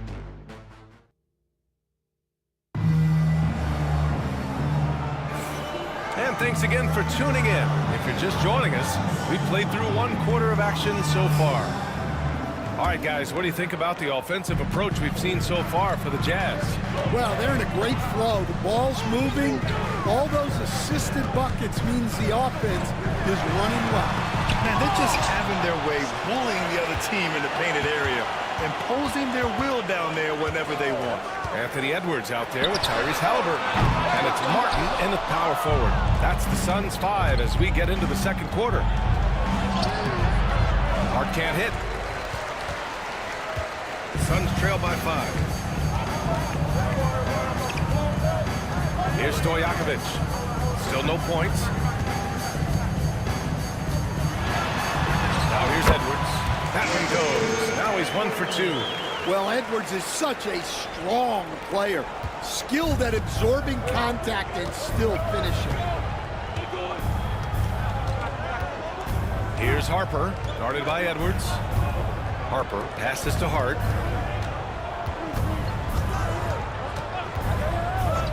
Six to shoot. Pass to Gordon. Fires the 3. Sends it home from three-point land. Gordon's got 8 points. Well, confidence isn't something that Gordon is lacking. He thinks his shot is there, so he just takes it. Here's Reed. And the dunk to finish it off. A beauty. For a center, he's maybe undersized, but his ability to get in the air to make a play balances that out. And there's the lob. I just love that alley-oop slam, B.A. Defense disorganized, defense pays. And the timeout called by Mike Budenholzer. He wants to give him a breather and talk things over. Well, Grant, as you always say, in the playoffs, you need a player who can score in isolation. That's true, B.A. And in a 7-game series, defenses disrupt your set offense. If your stars can go mano-a-mano and create something out of nothing, that's often the best you can get. Arenas passes to Kemp. Second quarter of play with around 2 minutes gone so far. They set the pick. Top of the key. And good as it takes a nice bounce off the right iron and down. Marley's got his first bucket in this one. Rock solid screen right there. The defender got completely lost. Yeah, you've got to lock and trail hard. You can't allow him a clean look from him. Here's Leonard. Here's Cowens. It's good. And the assist that time from Leonard. Cowens has got his first points of the night. That's a fantastic feed right there. Kicking it out for the good look. Plays like this really help team chemistry. kept alive. Marley passes to Reed. Here's Arenas. He's been contributing over 15 a game.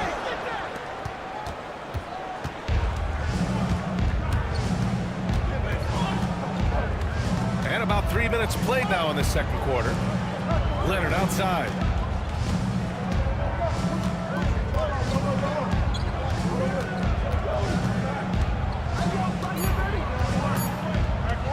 He shoots it. And he gets the friendly roll as that one goes. And now an 8-point Utah lead. It's interesting. Coming into the league, Leonard's jumper was a question mark. Now, no one is second-guessing it. Reed passes to Marley. I would imagine it's nearly impossible to not get fired up after that play. We're going to check these guys out on the bench. Their reaction says it all. They are fired up. Pass to Leonard. Down low. And he bangs it home with one hand. Oh, nice one-handed jam there, B.A. Hey, little exclamation point. Arenas passes to Marley. Here's Arenas. Left side Carter. And it's slammed in by Carter. Oh, I love this guy. Even when they're trailing, he works hard to put on a show.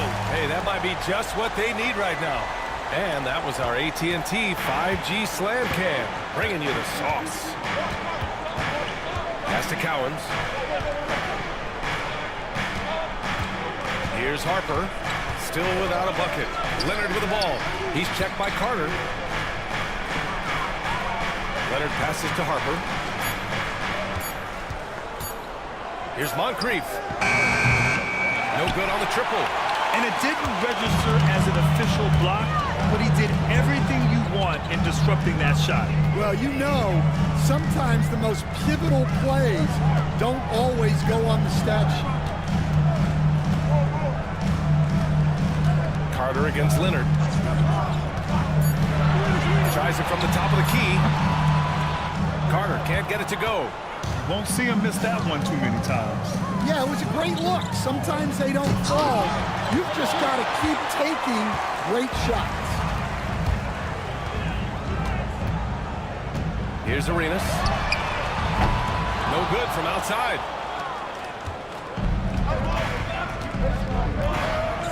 Moncrief, the pass to Leonard.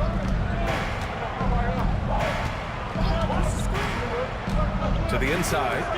And he jams it after taking the nice feed on the run. You expect Kawhi to take the shot, but he cleverly makes a pass. And so it's Phoenix with it, trailing by 8. Boy, they'd love if anyone could get a bucket. Yeah, their offense has been grinding to a halt. And the timeout called by Mike Budenholzer. I think right now he must be looking at some adjustments. Sabonis, he's checked in for Reed. Utah making a switch here.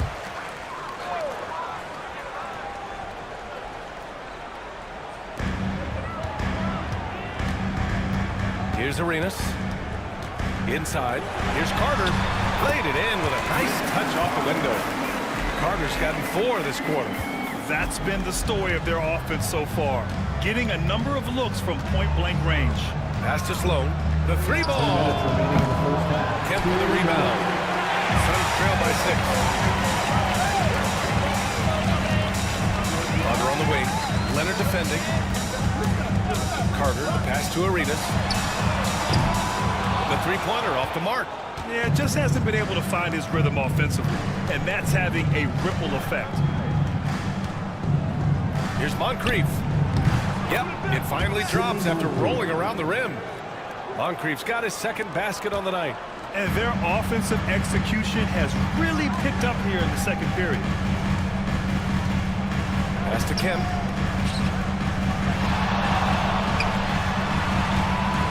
Shoots over Barnes.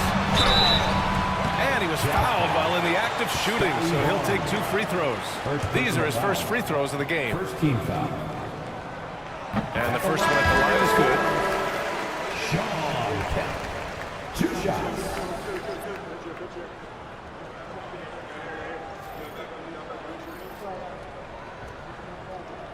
We got this.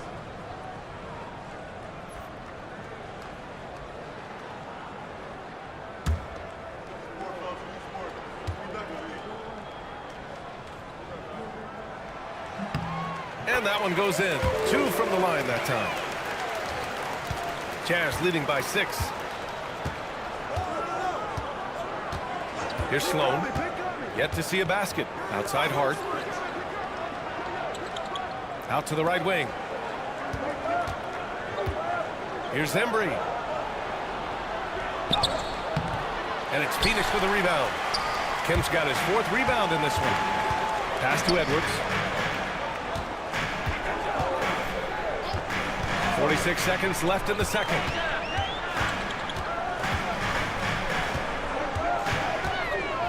Shot clock at 6.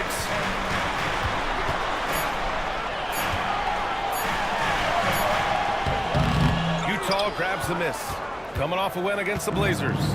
Hey, their activity on defense was terrific. It was just full effort at that end of the floor and a bunch of blocks to show for it.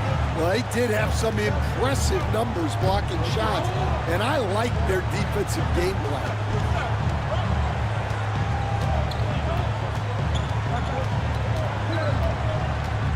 Pass to Halliburton. Boy, left it right in the sweet spot at the line. Nicely done. Oh, incredible!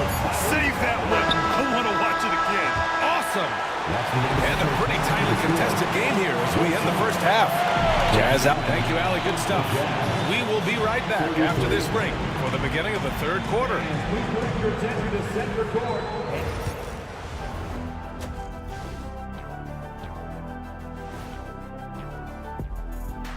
Good to be. It'll be the Cleveland Cavaliers up against the Hawks out in Atlanta. That one gets going 7:30 Eastern Time. And let's review how things are going for the Jazz. They find themselves in a tight one here at the half.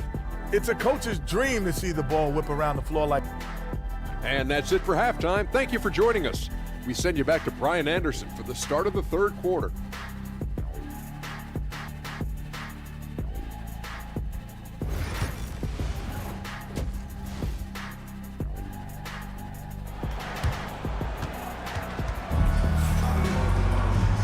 Second half of basketball is upon us, and we may be in for an exciting finish based on how close of a game we've seen so far. It's been one outstanding game from Kawhi Leonard. Hey, we didn't expect this. Not normally a big-time assist maker. He's done a great job moving the ball around. Yeah, and I'm a little surprised, but he's been focused on passing the ball. You gotta give him credit.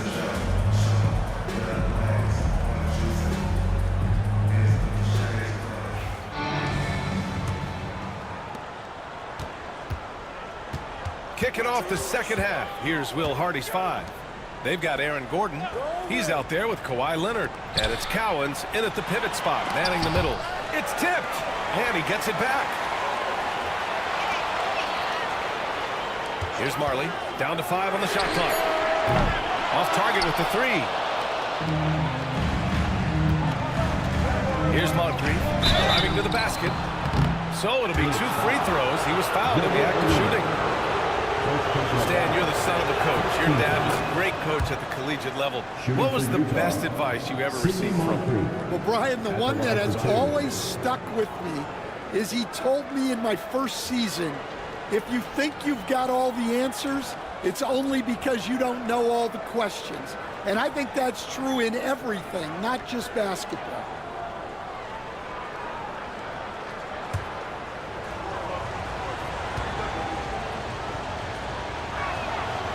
Perfect from the line this time.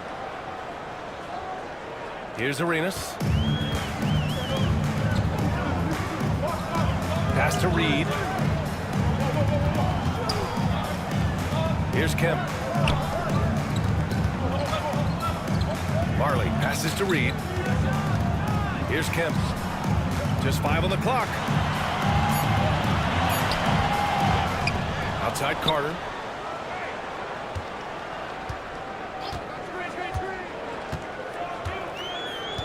Another shot. The Suns need to get off a shot. Here's Marley. Phoenix no good that time either. And lockdown defense against one of the best three-point shooters in the league.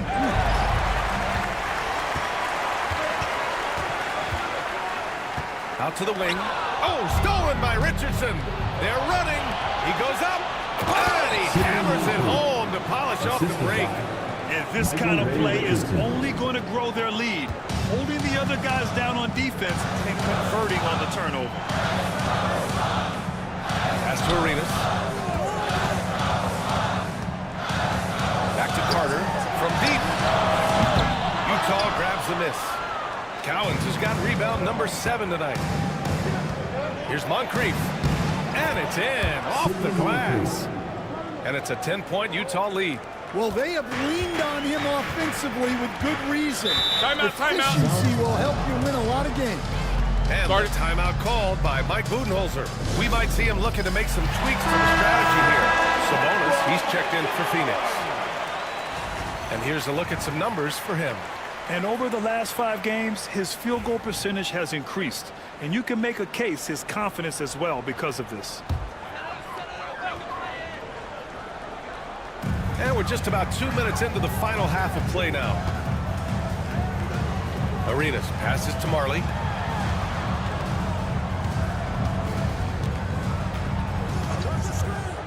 Clock at 6. Picked by Reed. Fires the 3. Cowens grabs the board. Cowens has got 8 rebounds in the game. Here's Leonard. Oh, nice D from Carter. And so it's Carter who brings up the ball for the Phoenix Suns. Searching for that first bucket here in the third. A touch over 2.5 minutes of basketball played here in the third quarter. Leonard outside. To the middle. Here's Cowens. And a strong finish with 2 hands. Attacking the rim with power. Tremendous finish. Arenas passes to Reed. Carter with it. Launches a 3. Gets the 3-ball to go. Carter's got 9. Well, it's a 3-point shooting lead. Guys like him are so important for spacing. Here's Moncrief. 10 points for him. Pass to Leonard. 4-3. And Arenas pulls it down. He didn't make them pay for that weak defense, but they just can't rely on him to miss those kind of shots. Now Carter lets the 3 fly. Cowens grabs the board. Cowens has got rebound number 9 now. What an effort here tonight. And Gordon with the big finish. Well, when Gordon's team makes it this easy for him, of course he's going to throw it down hard. Let's go now to the sideline and catch up with Allie LaForce. The NBA wants to ensure that every team has a shot. Commissioner Adam Silver said, "We want parity of opportunity.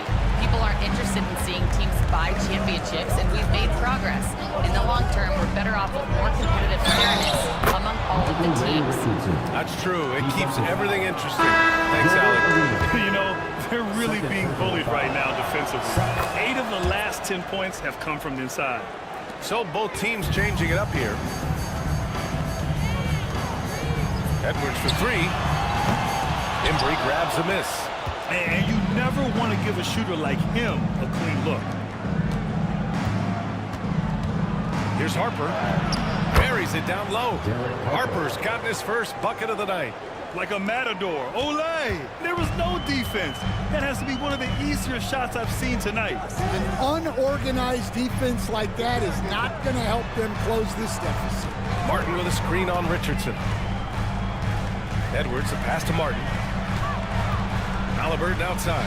5 on the clock. To stop the run. Oh! Hallie, the Rainmaker! He's the last guy you want to leave alone on the perimeter. Here's Harper, defended by Halliburton.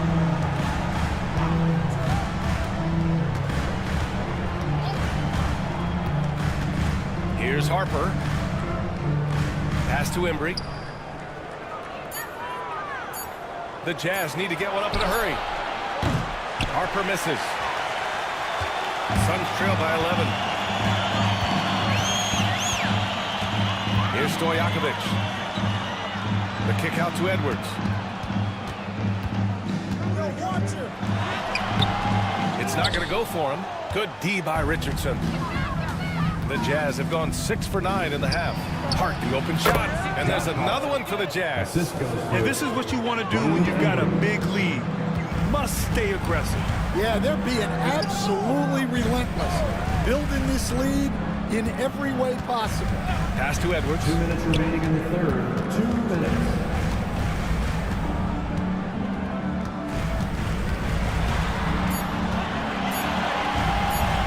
Utah grabs the miss. Richardson's got 5 rebounds in the game. Well, he just doesn't have it right now. It's as simple as that. And his team is struggling as a result. Incredible. I mean, high energy in transition. Just beating the defense up the floor. Yeah, the commitment to run is paying great dividends on the break. Shots good by Sabonis. On the ball, Halliburton has great concentration. His focus is what helps him find the wide open man. Here's Harper, defended by Halliburton. On the wing, Richardson. Out left to the wing. Outside Hart. They set a pick. Lets it go from deep. He buries it from 3. Hart's got 5 points now in the quarter. Easy look when the defender isn't fighting over the screen. Yeah, it's certainly worth it to disrupt the offense. Coaches notice that extra effort. Tipped away. It's stolen by Barnes. And now the Jazz on the run in transition. Harper misses. And so it's Edwards who brings up the ball for the Phoenix Suns. It's a 16-point game. Halliburton outside. There's the 3. Oh, you got to guard Halliburton from there. At the perimeter, Halliburton has a lot of confidence. He's just about always ready to take that shot. Here's Harper, defended by Halliburton.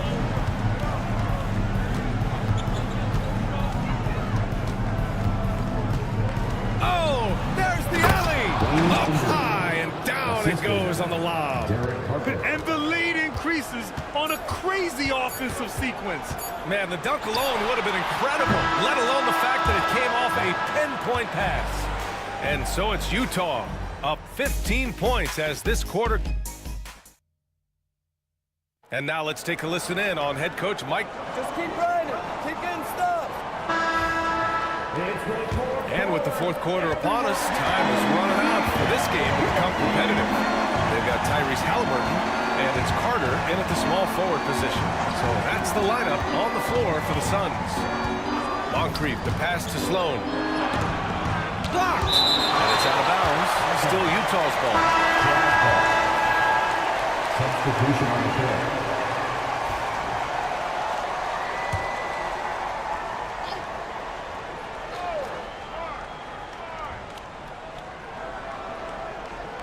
Shot clock at 5. The 3 is up. Buries it from 3. And he's not taking it easy on them at all. I mean, we all know he's going to keep pouring it on. And defensively, that kind of effort is just not going to cut it. Carter on the wing. Leonard defending. From deep three-point range. And it's Carter with the 3. Yeah, you have to give him a lot of credit here. He's turned things around after a disappointing first half. Leonard passes to Sloan. Leonard against Carter. Moncrief. And it's Phoenix with a rebound. We played just over a minute here in the fourth. And there's the rejection. And it's going to be out of bounds. The Suns will retain possession. It's time to take a glance again at that superb block. Oh, my, and that was textbook defense, positioning himself well to send it back.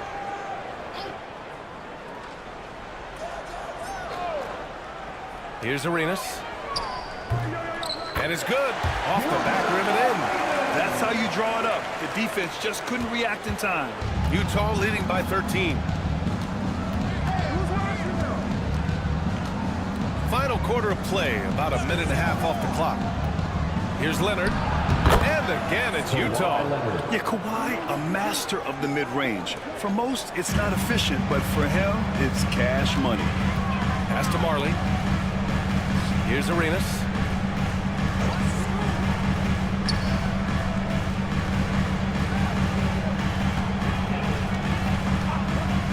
Takes a three. Rebounded by the Jazz. Cowens has got the glass covered here tonight. That's 11 boards for him. Here's Sloan. Misses the three. Well, with his team leading, he might just want to put that one in his pocket next time. Marley, no good.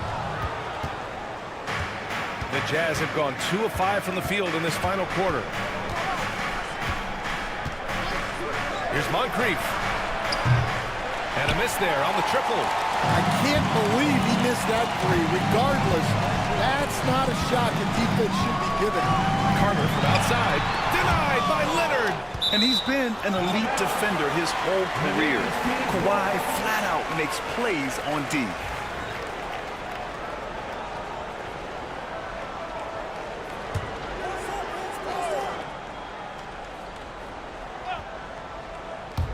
A little over 2.5 minutes have passed here in the fourth. Count it. Good. Terrific placement on the bounce pass. Right where it needed to be. Gordon outside. Here's Moncrief. And there's a bevy of young talent in the NBA right now. Who are you most excited to see grow into a star, Stan? Well, what I'm really excited about, Brian, is to see which of these young talents becomes true stars, transformative guys. Certainly, Chet Holmgren and Wembanyama have already had this great rivalry. Scotty Barnes has become the next big point guard. We see Anthony Edwards, Paolo Banchero. There's a lot of guys that could be the guy, and it'll be fun to find out who actually develops into that play. As the torch is passed, who's going to take the mantle? Moncrief, the pass to Cowens. Here's Sloan. Here's Moncrief. And Reed pulls it down. Reed's got rebound number 7 tonight. Well, he hasn't had a great night shooting the ball, but they're in the lead, and that's the only thing that matters. Back to Carter. Goes back up. 2 points. How he goes. Carter's got 10 points in just the second half. A good sign for them is the work they've done on the offensive glass this half. Gordon outside. Leonard looking around.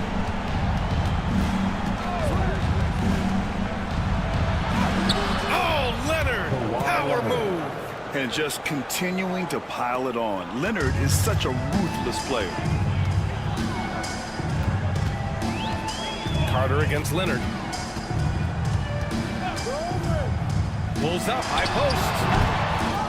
Rebound, Utah. Cowens has got 13 rebounds in the game. Glass eating. And Gordon with the big finish. Oh, this is Gordon at his best. Flying through the air and hammering home alley-oops with a little style. Leonard against Carter.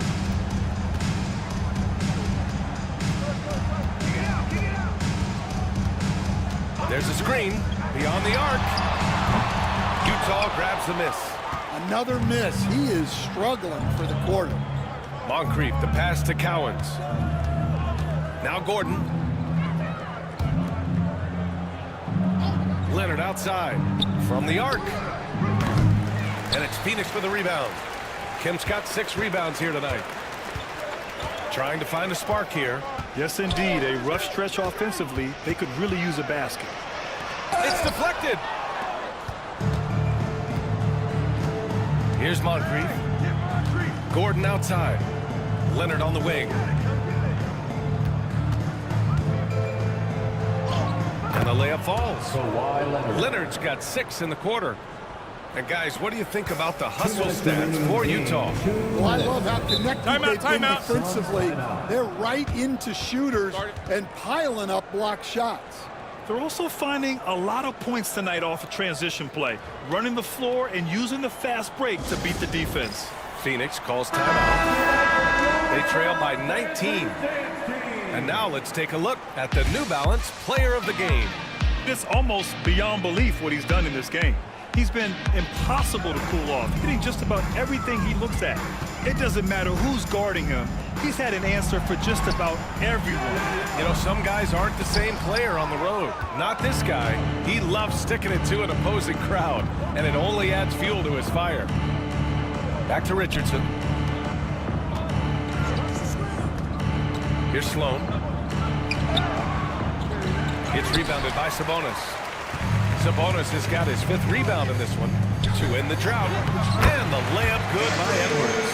It looks like it'll be a big win for them here. Time to just cruise to the end of the game and chalk up the victory for the Jazz. Their transition game was the standout for me. Created a lot of extra pressure pushing the ball. I agree. They took control of the tempo and were really dictating the terms of the game. And this will push their total wins for the year up to 11. Leonard can't get it to go. Suns trail by 17. Here's Carter. No good there. It's the fire he's playing with that has him leading the team in rebounds. Double digits for him on the glass. He's getting it done. Leonard outside. Takes the 3.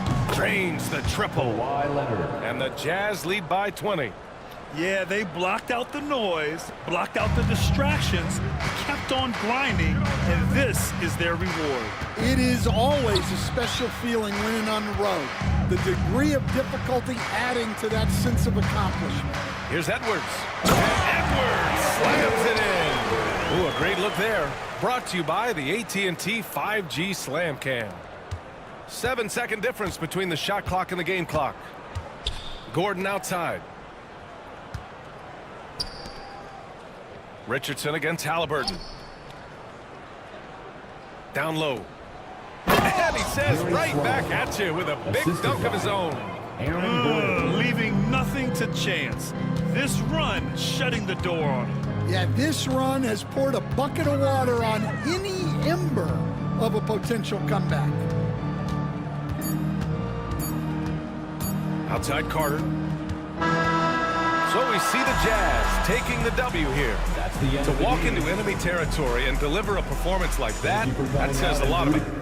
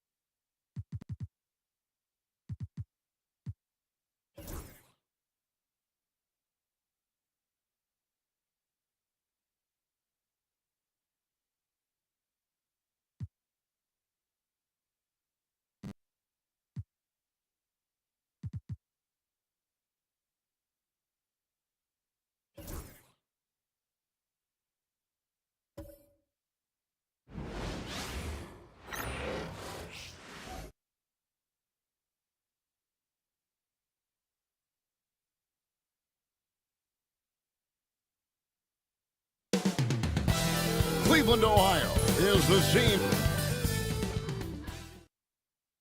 We are live. It's a Thursday night presentation here on 2K Sports.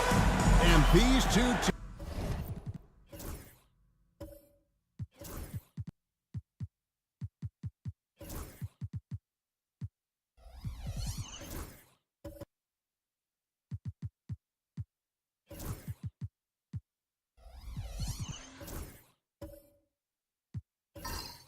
teams are both aggressive, attacking in transition. Well, you've got to play to your strengths, right? But really, the league in general is looking for early offense. These teams, no different. And a look at the starters for the Hornets. Rodman is out there with Wallace. Then it's Tracy McGrady. Then there's West. And it's Wallace at the small forward position. Now Suggs. Jerry West missing from long range. Here's Gilmore. Off to a good start as he gets his first shot attempt. Hey, that kind of defense will not prevent Gilmore from scoring. Excellent job converting through contact by Artis. Now here's McGrady. Headshot off. Nice defense from George. Pass to Rice. To the middle. Trying to find Smith. He's got it now. Shoots over Rodman. Smith, no good. First quarter of play. 1 minute played. Wallace, the pass to West. Back to Wallace. Now McGrady. Shot clock at 6. Latray.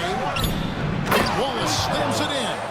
Wallace going up hard and strong for the throwdown. Major athleticism. For Cleveland, they've gone 1 of 3 from the field to start this one so far. Here's Suggs. And Suggs throws it down. Puts the D in a tough spot when you have a point guard who can throw it down. He really does, GA. He really does put pressure on him. And you know, guys, showing how dynamic a weapon he is for this offense, they feed off of that energy and ability to make plays. It gets them going.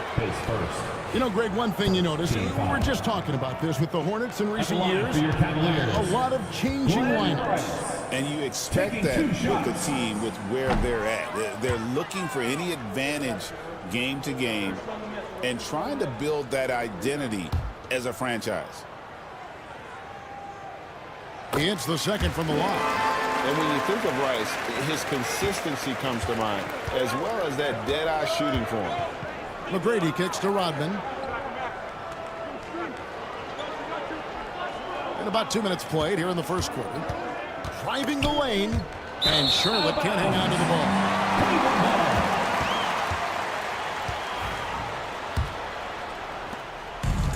For Cleveland, they've gone 2 for 4 from the field so far today. Suggs passes to Rice. Hits it from three-point range. And look at how Rice is just totally ready for the moment. Just put the ball in his hands, and he's good to go. Suggs against West. And there's the call. It's going to be an illegal screen. Let's take a look at the teams that have done a great job of converting turnovers into points since the All-Star break. Second, the Cavaliers. Their defense has taken on a new life since the break. I mean, they're getting into teams, forcing turnovers, and they look like a different group. Now, here's Suggs. And he can be counted on to put some points on the board every night. He's averaging right around 13.5 points a game. Suggs with the ball, fended by West.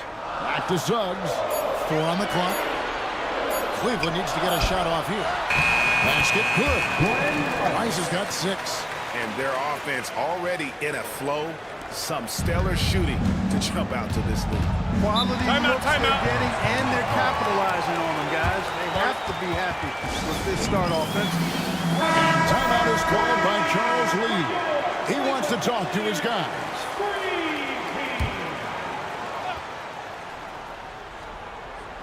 And here in the first, about 3 minutes in, got a handout. Good closeout from Suggs right there. How about the young fella impacting the game at the defensive end? And it's sent back by Wallace. And it's out of bounds to the Cavaliers as Cleveland retains possession.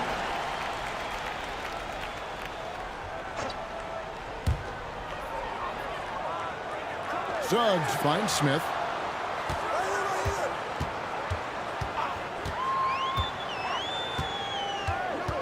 Pass to Rice. 6 to shoot. Kept alive. Second chance shot. Shot's good by Gilmore. They're going to have a nice little run here. Here's West. No scoring in this one. And we're just over 3.5 minutes into the first quarter. McGrady. And he can't stop this drought. Another miss. Here's Rice. Ball is covering. Pass to Gilmore. McGrady against Dort. Here's the three. Just 5 to shoot. Here's McGrady. A huge slam. The perfect end of the fast break. Remember now, it was the steal from Rodman starting the break. The Worms' defense can really affect the game. Smith outside. Pass to Rice. Over Wallace. Rice, no good. Hornets trail by 8. McGrady with the ball. Dort covering. There has been a lot of discussion about the length of the NBA season, GA. I think 82 games is the right number. Well, I do. It's worked well for over 50 years, so why change it? And if we do change it, it affects records and how we compare the game across years. And it's a completely new group on the floor for the Cavaliers. Ball finds Stockton. Good. Tell you what, this speaks to how poised Stockton is. Doesn't get easily rattled inside. And the Hornets with possession here. Trailing here by 8. This their first chance this season playing the Cavaliers. Pass to Archibald. Screen by Brand.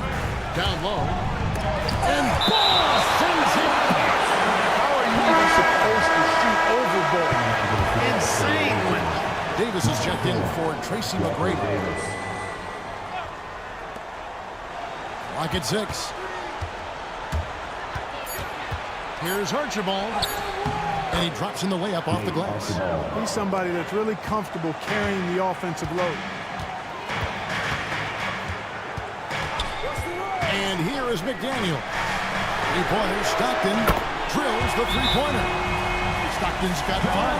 You cannot let Stockton get comfortable out at the arc. He'll snipe it at you whenever he gets the chance.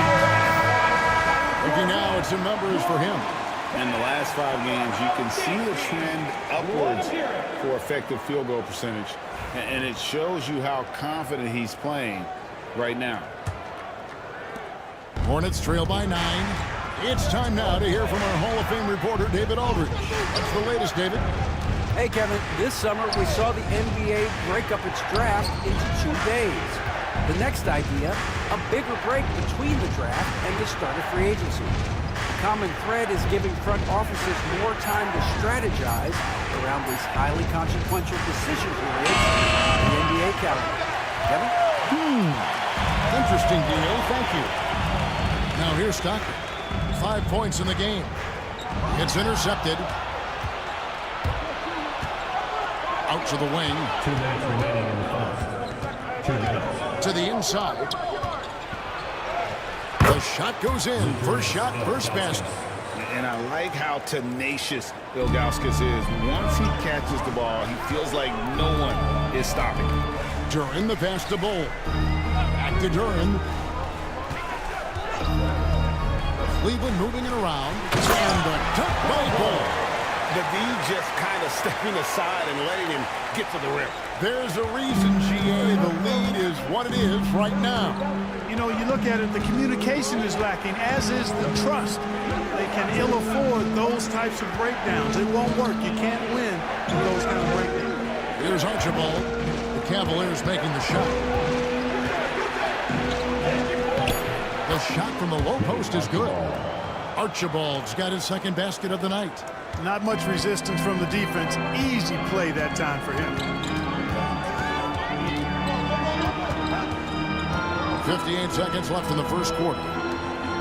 Bull setting the pick for McDaniel. Lets it go with the 3. That one's off. He starts the game with a miss. And you could tell he thought that triple was going to fall. Pass to Vanderway. Cavaliers with the rebound. And not allowing the shooter even an inch of breathing room on that one. And, guys, that's exactly the kind of high-impact defense they want to see out of him. Now, here's McDaniels. He has yet to score.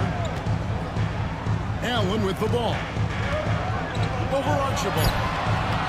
Allen's shot is off. Here's Archibald. He's defended by Stockton. And it's denied.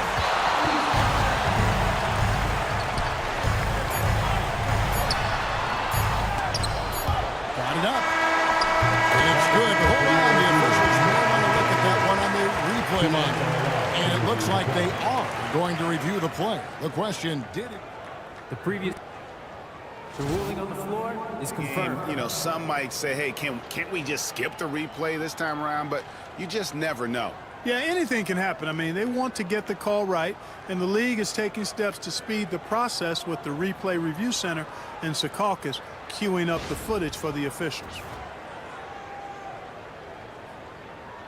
And they're keeping the call as is. It was close, but he had not released it before the clock had expired. Yeah, still better safe than sorry. I think they did the... And so it's Cleveland, bringing the quarter to a close with a 7-point lead.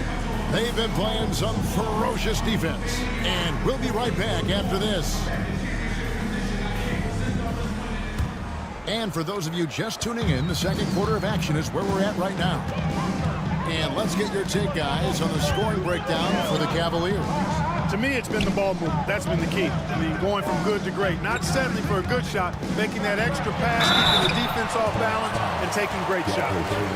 And the other thing, I love how they're playing up tonight, getting into ball handlers and forcing some turnovers. Setting the floor for the Hornets.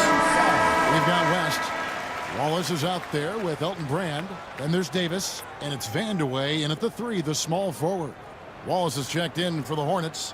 McGrady comes in for Davis.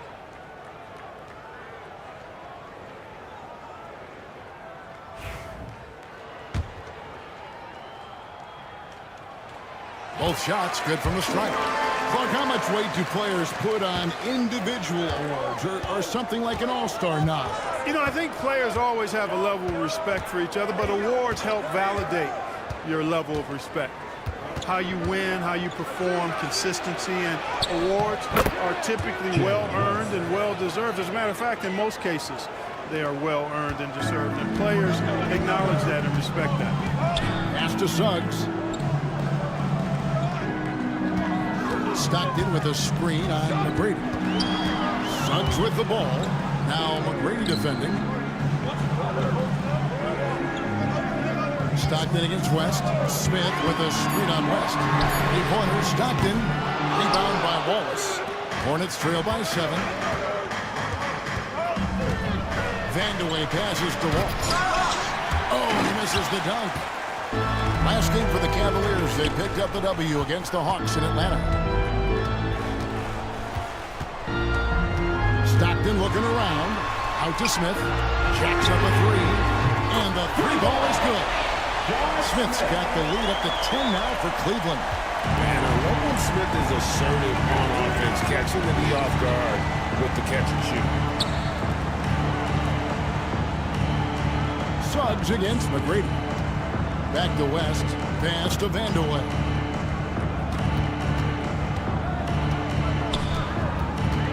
Inside. Here's Wallace. Gilmore grabs the miss. The Cavaliers leading by 10. And Greg, the Cavaliers in recent years establishing a defensive identity. They do a great job of locking down the paint, Kevin, forcing teams to shoot over the top and just vacuuming up those misses. On the wing, Wallace, covered by Smith. McGrady against Suggs. McGrady kicks to Wallace. Here's Vandeweghe. And again, the Hornets missing.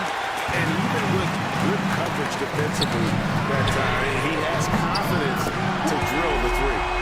Oh, great ball movement there. Here in the second quarter, we've played a little over 2.5 minutes now. West passes to Wallace. Wallace with a screen on Suggs. And the whistle blows. It's going to be on Jalen Suggs. That is his first foul of the game. And Cleveland making a change here. Rice is checked in. Dennis Rodman. He's checked in for the Hornets.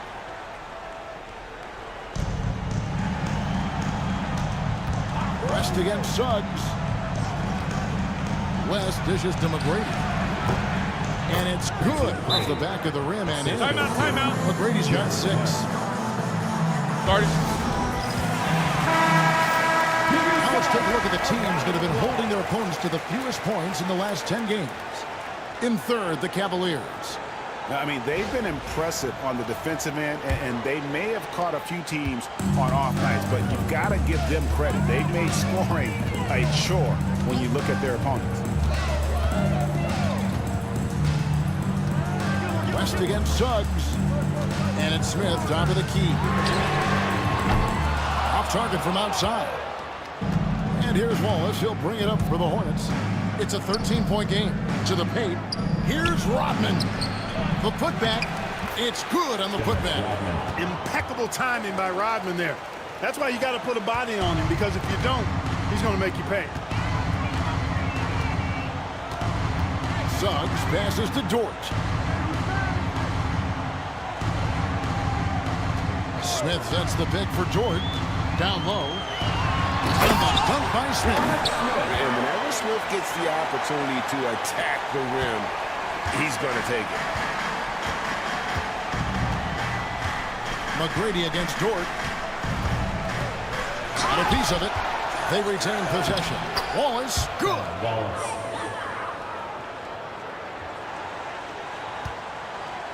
Last game for the Cavaliers, they picked up the W against Atlanta.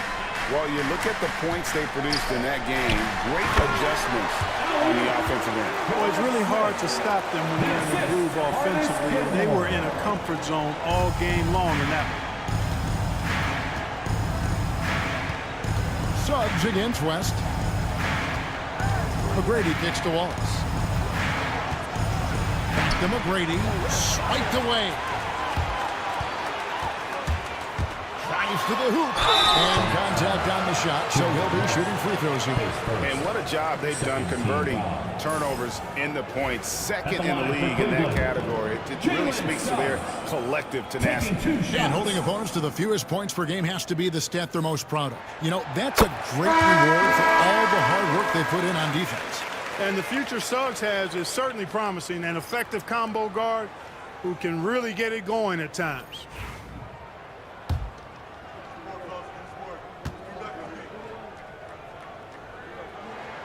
Both free throws good from Suggs.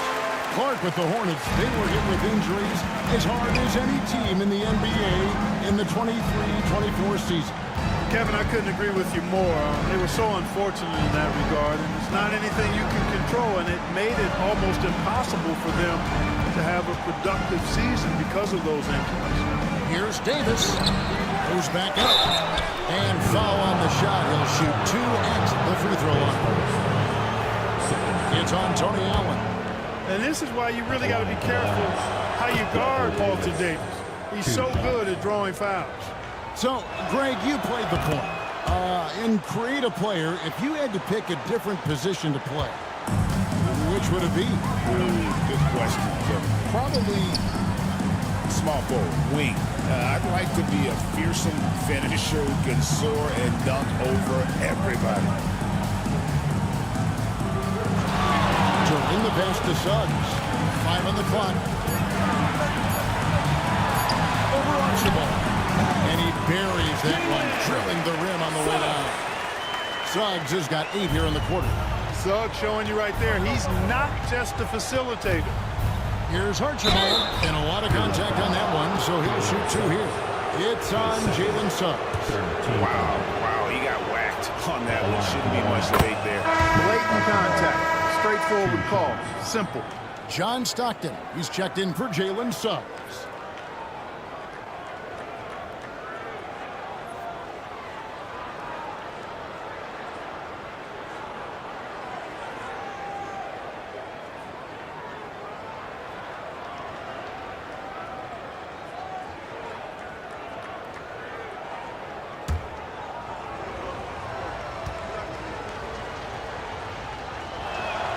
And he makes both free throws. And they're getting to the line a lot in this quarter, guys, and it hasn't been by accident. Yeah, I don't think it's an accident that aggressiveness correlates with playing better. So the aggressiveness is starting to pay off. And foul on the shot, so he'll get a chance at the line. And the toughness McDaniels plays with is impressive. He doesn't back down from any defender inside. This is his first chance at the line tonight. 2 shots.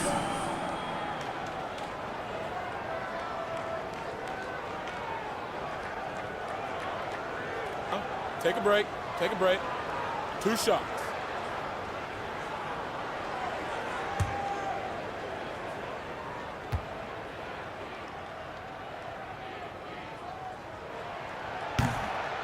The first free throw is good. And they're really getting more points at the free throw line here in the second quarter. Definitely, that's one of the reasons they're in front right now. And that's the norm for him. He's pretty much automatic when he's at the line. Here's Archibald. He picked up 12 points in their last win against Indiana. And then there was his passing. When he wasn't scoring on his own, he was making plays for his teammates, and they just couldn't figure out how to defend it. The Cavaliers leading by 13. A minute 50 left to play here in the half. Stockton outside. Pass to Allen. Duren with it. Covered by Ilgauskas. Shot clock at 6. Duren, the pass to Stockton. Takes the 3. Once again off the mark by Cleveland. Hornets trail by 13. On the wing, Davis. The shot's good. Rodman making the play. Dennis Rodman. There's 1:17 left in the second quarter. Pass to Bull. On the wing, Stockton. Always going up for the alley-oop here. And the dunk by Bull. Lob it up and let Bull do the rest. I think that's a combination of hops and reach. Davis against Allen. Here's Archibald. 8 points for him. Got a piece of it. Stolen by Stockton. And here comes the break. Allen passes to Bull. Great D that time from Brand. That's a surprise. I mean, really out of character for him to miss when the defense is not right up on him. Look out now. The Worm said, I'm not staying on the ground. I'm taking flight. 6 seconds separating the shot and game clocks. Pass to Duren. Stockton outside. Back to Duren. And Duren slams it in.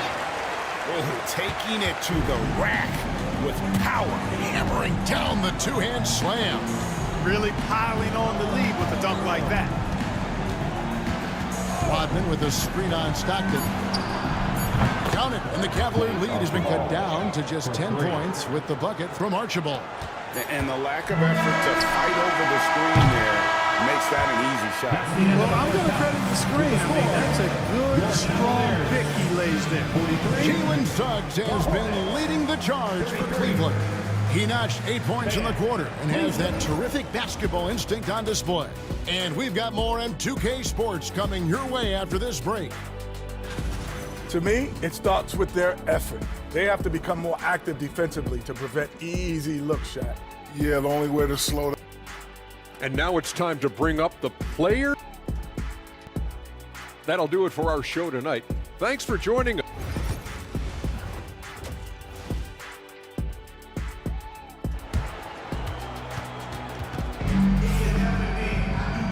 And if you're just joining us in this one, first half is in the books, 1 half to go.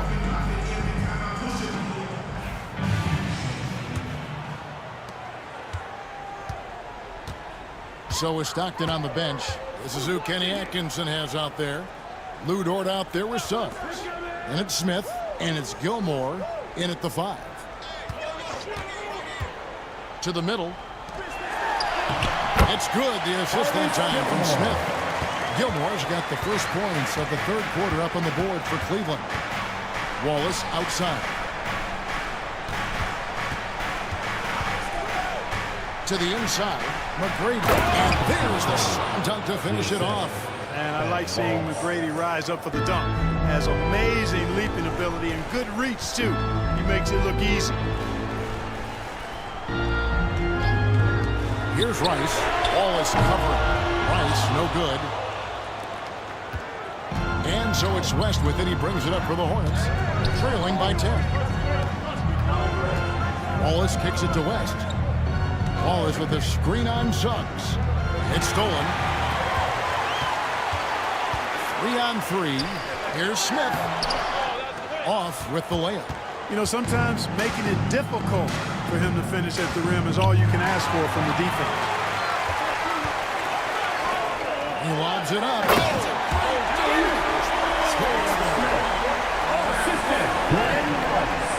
And Smith gets off the floor as quick as anybody, especially when he's got a lob on the way. West finds Wallace. Now McGrady, three-pointer. Cavaliers with the rebound. Gilmore's got 6 rebounds in the game. Into the third we go. 2 minutes in now. Smith with a screen on West. Suggs against West. Clock is at 3. Pulls up on the elbow. Rebound by Wallace. Wallace has got 6 rebounds now in the game. Pass to West. Wallace left side. Smith against Wallace. Charlotte moving the ball around. Wallace with a screen for West. He gets it to fall. That makes it just a single-digit lead. West has got 5 points so far. The Cavaliers leading by 9. Now Smith. 9 points in the game so far. And he gets the whistle. 2 free throws coming up. And the word is out on Josh Smith being a gifted dunker. But that really speaks to his overall athleticism. He can run, and he'll do whatever it takes to get the best of you. Hornets trail by 10. Another shot. And he's fouled pretty hard on that shot, but he's got the chance to pick up the points at the line. It's going to be on Josh Smith. When Kiki has the ball, he's in attack mode. He's looking to get himself to the foul line because he's an excellent free throw shooter.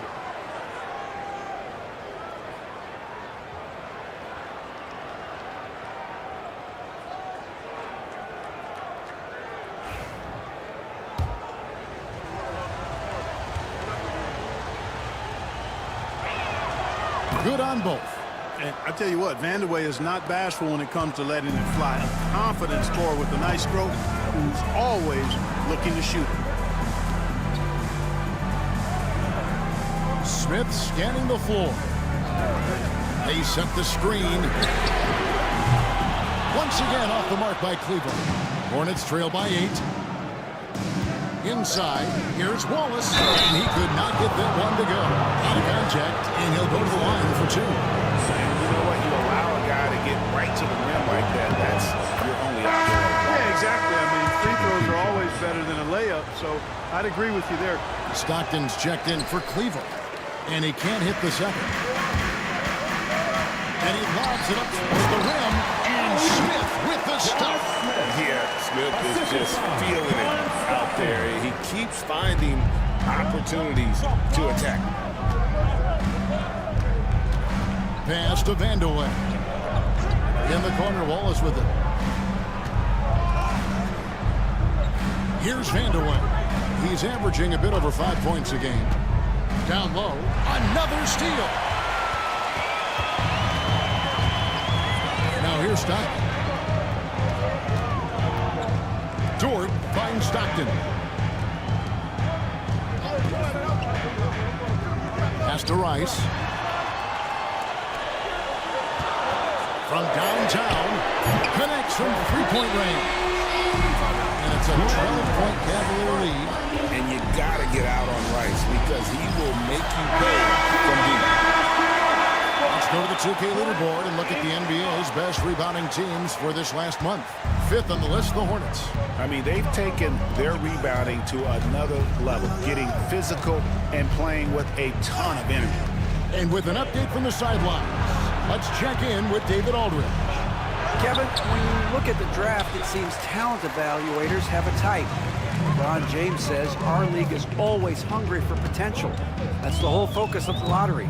It makes sense that those guys who are taken 16 through 30 are on real contending teams and making impacts. Of course, Kevin, everybody wants to draft the next LeBron. Good luck with that. Or work with the next David Aldridge, a Hall of Famer. David, thank you. And when you take a look at Jalen Duren, a big man, Greg, who seems to get better each and every season. Well, you know, he averaged a double-double in his second season. I especially like how hard he goes after rebounds. This guy has a bright future in this league. Bull, the pass to Stockton. Over to the wing. McDaniels gets a wide open look. That's good. And a nice assist from Stockton. Stockton's got assist number 7 for him tonight. And so it's Charles Lee calling timeout. He wants to check in with his team and regroup. And the Cavaliers making a change here. Allen's checked in.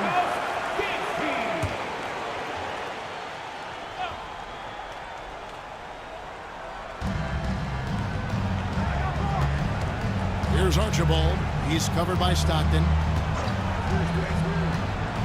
And Davis, here we go. That one drops for him. Davis has got 6. And with that basket, he's able to end a 10-0 run by the Cavaliers. Stockton with it. 7 points in the game. Floats one up. Rebounded by Brand.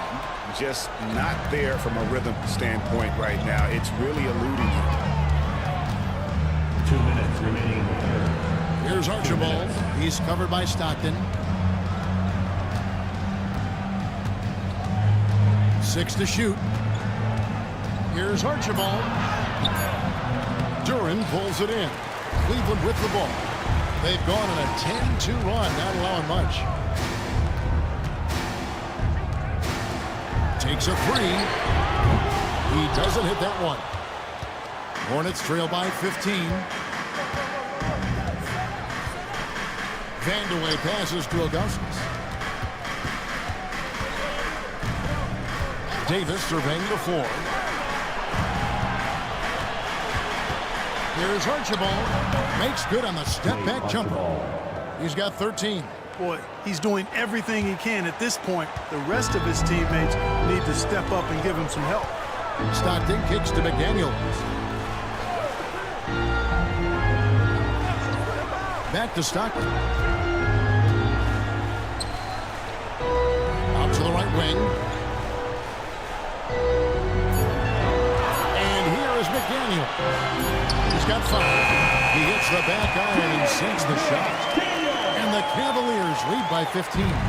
Pretty impressive to see a young player like McDaniels have a sense of that shot clock as he's into his action there. Pass to Archibald.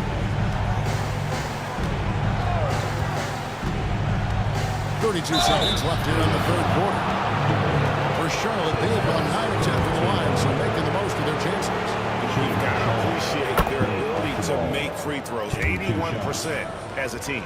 And they've made progress in that department from last season going into this one, guys. I mean, the numbers have improved. Cleveland leading by 13. Stockton the pass to Bull. Cleveland moving it around. Stolen by Brand. It's Davis on the wing. He's covered by Stockton. Here's Archibald. 15 points in the game. Ilgauskas a screen on Allen. Here's Archibald. And no luck with that time on the buzzer beater. And so it's Cleveland. 13 points up at the end of the period. What an... And let's go back to a terrific pass that we're calling tonight our State Farm assist of the game. Yeah, an easy choice tonight. Look at the precision on this pass. Put it on a platter for him. Served him up a tasty room service dime right there, boy. And there have been 2 very different performances from these teams today as we get going in quarter number 4. And on the court for Charlotte as we start the fourth. Ball is out there with Rodman. Then there's West. Then there's Wallace, and it's McGrady in at the 2 spot. For 3, Smith. He scores a 6th bucket from the floor with that one. Shot the ball 11 times. And guys, what do you think about the hustle starts here for the Cavaliers? Really a great job in this one, forcing the issue defensively. Great quickness and discipline combined, making ball handlers very uncomfortable. And they're also finding a good deal of their points off turnovers tonight. Seems like every time they come up with an extra possession, they find a way to convert. Respect the reach of Gilmore because it's extensive. Makes blocking shots look really easy. Suggs against West. Smith up top. Outside, Dort. Smith sets the pick for Dort. And the 3 off target. And I think that one could have easily have fallen for him. West against Suggs. Ball is down low. The layup off target. The Cavaliers leading by 16. Suggs passes to Rice. Suggs dishes to Smith. And stolen by Wallace. Here's McGrady. Sinks the 3-pointer. And how about getting a hand up on McGrady, especially when he's looking to shoot from the outside. Smith outside. Here's Rice.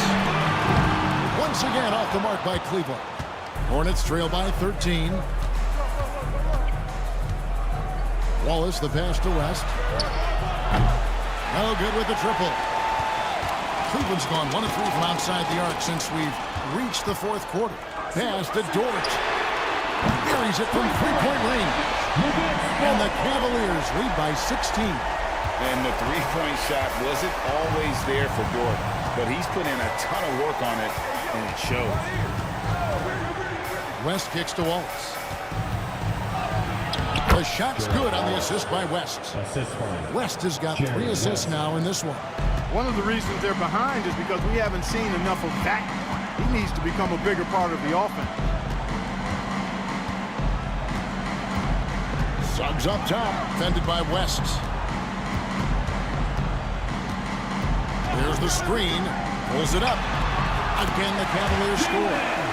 And this is a guy who is really comfortable with the ball in his hands. Suggs, so dangerous in the pick and roll. Outside, Rodman.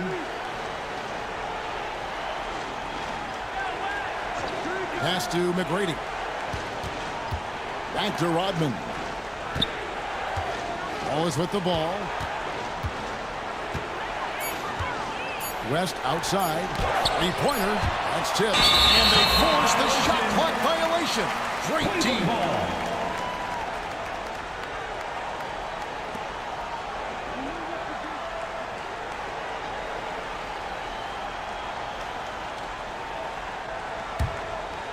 And we're about 3.5 minutes into the 4th quarter.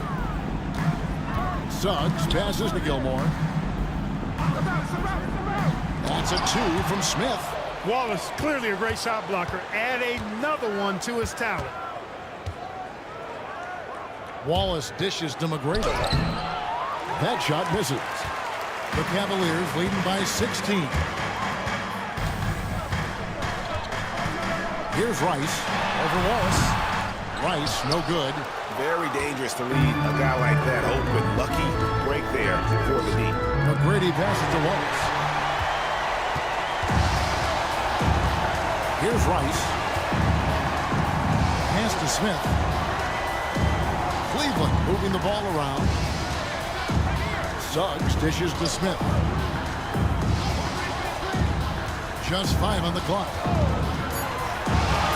Dort kicks to Smith. The 3. The Hornets pull it in. Wallace outside. Suggs against West. Wallace the pass to McGrady. It's blocked. Pass to Rice. Beyond the arc. And another miss by Cleveland. you know, even though they're on top in this one, you'd like him to be better out there because he's capable of being better. It sure would make things a lot easier, too. And I don't care how far from the bucket he is. You've got to have a man on him. He's just too good from deep. A moment now to hear from our sideline reporter, Hall of Famer David Aldridge. David. Thanks, Kevin. Kenny Atkinson had some words for his team during the break. He told his players, I love the energy right now. You look like you're having fun out there. Keep playing for each other because our chemistry looks great right now. Back to you guys. Thank you, David. Back to Wallace. Pass to Archibald.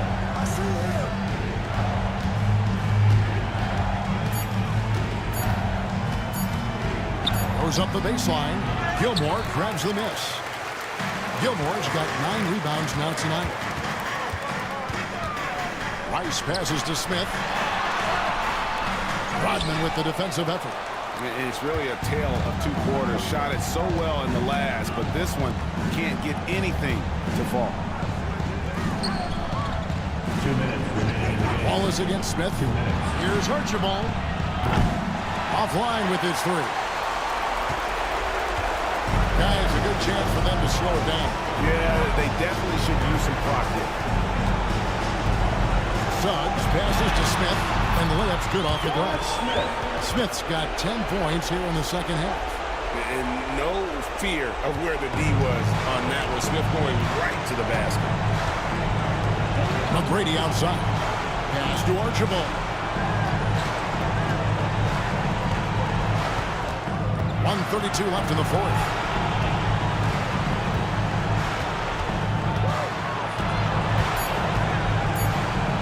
13 feet away. And he makes that one. And seeing Archibald dominate the game with his scoring, pretty good. I mean, he plays with a lot of confidence, too. Fun to watch. Cleveland leading by 13. 1:11 left in the fourth quarter. Smith finds Suggs. Back to Smith. And it's Josh Smith with the finish. And guys, what we saw here tonight is one side having everything going for them. Margin of victory for Cleveland. When you shoot this well from three-point range, you're really hard to stop. The defense didn't rotate out fast enough to stop the hot shooters. Exactly, Kevin. They were lethal from deep. And an important milestone for them tonight as they pick up win number 10. Brand, a screen on Allen, to the paint, and then Brand with the dunk. There's 53 seconds left to play in the final quarter. Suggs looking around. It's in, and he's a very efficient 5 for 6 on the game. And it's just competing, you know, giving your best when it matters most. Yeah, you know, once they got victory in their view, a huge injection of energy and a great run to finish it off. Count that one. Davis. Assist goes to Nate Archibald. We've got 33 seconds left in the fourth quarter. And then Allen slams it in. And you can sense that these fans, these players, they are ready to celebrate. And I think they can start that celebration right now. I mean, what a terrific team victory. Here's Archibald. He's covered by Suggs.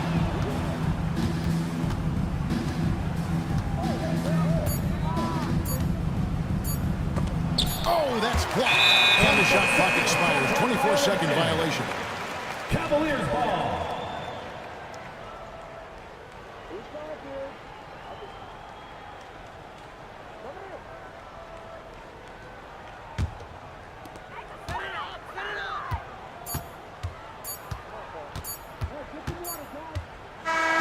So we see the Cavaliers taking the win here. Even early on in this one, it seemed like they were happy to play at home tonight. And it makes a big difference. Once they started to really play in rhythm, you never felt like they had any doubts as to whether or not they were going to win. Thank you for joining us. That'll do it for now. For David Aldridge, Greg Anthony, and Clark Keller, this is Kevin Harlan saying thanks for being with us. But first, let's reveal our player of the game, Jalen Suggs.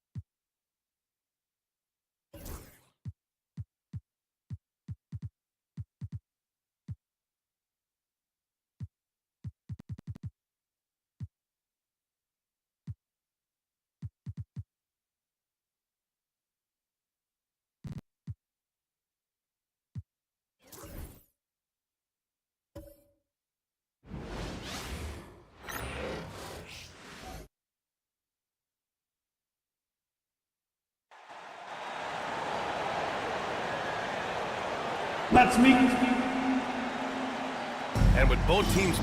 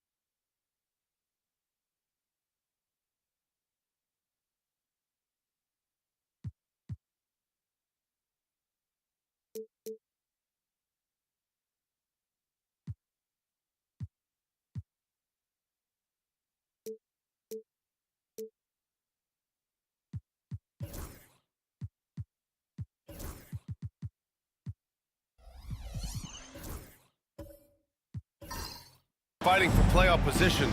This is as intense of a regular season as you'll see, Grant. Oh, BA, you can feel what's at stake here in the arena. Both of these teams will treat this like the postseason. The playoffs start now for them. And now the opening lineup for Chicago. Jackson out there with Thompson. Then it's Alex Caruso, and it's Robertson in at the point guard position. Now here's Smith. Just 4 to shoot. Puts it up. Chicago with a rebound. And this is their first time matched up with the Pistons this year. They'll be looking to impose their will against this team, something they couldn't achieve last season. Here's Caruso. Thompson passes to Jackson. And he banks in the layup. Yeah, good touch from Jackson Jr. Ready to score inside when given these opportunities. Hardaway against Caruso. For 3, Durant. Mutombo with the rebound. He didn't make them pay for that weak defense, but they just can't rely on him to miss those kind of shots. Here's Robertson. In the game against Miami, very impressive. He's consistent from out there, especially when you give him that kind of room. All right, let's get a report from Allie. A bit ago, J.B. Bickerstaff and I were able to chat. They were concerned with Jaren Jackson Jr. on both ends of the floor. Coach saying defensively, Triple J covers so much space, a blocking machine. And on the other side of the ball, Jaren has serious skill for a man of his size. He's a tough game plan for us. Jaren Jackson Jr., a two-way menace. Brian? Okay, good stuff. Thank you, Allie. And the bucket is good. Good work down low. I mean, I like how confident Thompson is from this area. And Brent, two of the best athletes in the league are brothers, Ausar and Amen Thompson. These guys are absolutely off the charts in terms of their elite ability to get up off the floor. And Ausar came in a little less heralded than his brother, but he might have a slight advantage in a very important category, and that's shooting the ball. Not fair of a coach to send out one defender against Kevin Durant, skilled at fighting through whatever challenges the D wants to throw at him. Here's Robertson. Right now he's contributing about 15.5 points a game. The shot won't fall. Good D by Hardaway. Pistons trail by 5. To the paint. Here's Love. The rebound by Jackson. I'll have a hard time shaking that one off. Perfect position, plenty of space, just clanked it. Heady play to stop that easy layup right there. I mean, make him earn it at the line. And the skill set of Kevin Love is valuable. Big man who can shoot the three, a great rebounder, and he's doing a lot of things well here. And Love drops them both. And you can tell he's feeling confident right now at the line, and when he's on, timeout. He can be lights out. And timeout is called by Billy Donovan. He'll take the opportunity to regroup. All right, let's have a look at the league's most disruptive defenders at the small forward position. The guys with the most steals per game over the past month. And you look at Caruso, 5th in the NBA, a pest on defense. These guys do as much damage with their defense as they do with their offense. I mean, they can swoop in for the steal anywhere on the floor. Just a great job of anticipation. These guys defend the entire court in transition, in the half-court set. It doesn't matter. They're out there agitating, disrupting, doing everything they can to unsettle an opposing offense. Here's Robertson. Back to Thompson. Shoots over Durant. And once again, off the mark by Chicago. That's a shot they want just about on every possession if they can get it. He doesn't make them all, but still very much a high percentage look. For years, Durant has spoiled us with his incredible shot-making ability. Now here's Thompson. Looking at his stats, he's putting up about 7.5 per game. To the inside. And the slam dunk by Thompson. There are only a few players who can hit a teammate like that in stride. Beautiful assist. Caruso against Hardaway. Pass to Durant. Love a screen on Thompson to the middle. Oh, it's blocked by Jackson. The attention to detail on defense. Jackson reads shooters well and knows when to go for blocks. Man, he's bringing the energy, the efficiency. I love what he's doing offensively. Here's Hardaway. After the basket by Chicago.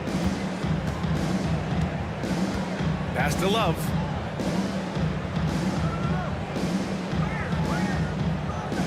Here's Malone. And here's Durant. Defended by Thompson. There's a screen by Love. And Durant gets it to go. Durant's got 7 points. And so it's Caruso who brings up the ball for Chicago. Well, if the Pistons are going to turn things around, Brent, it needs to start on the defensive end. Yeah, that's part of it, B.A. It's not surprising that they've been in the bottom 5 defensively over the past couple years. And that's what happens when you pile up a bunch of young players who want to prove themselves. And by proving themselves, it usually starts on the offensive end. We'll see if these guys being together start to take some pride in stopping their opponents. And the timeout called here by J.B. Bickerstaff. He wants a few moments to regroup with his players. All right, here we go. Time to get lined out for your Detroit Pistons. Yes, sir. And it's a completely new group for the Pistons. For your Pistons dancers. Look at team.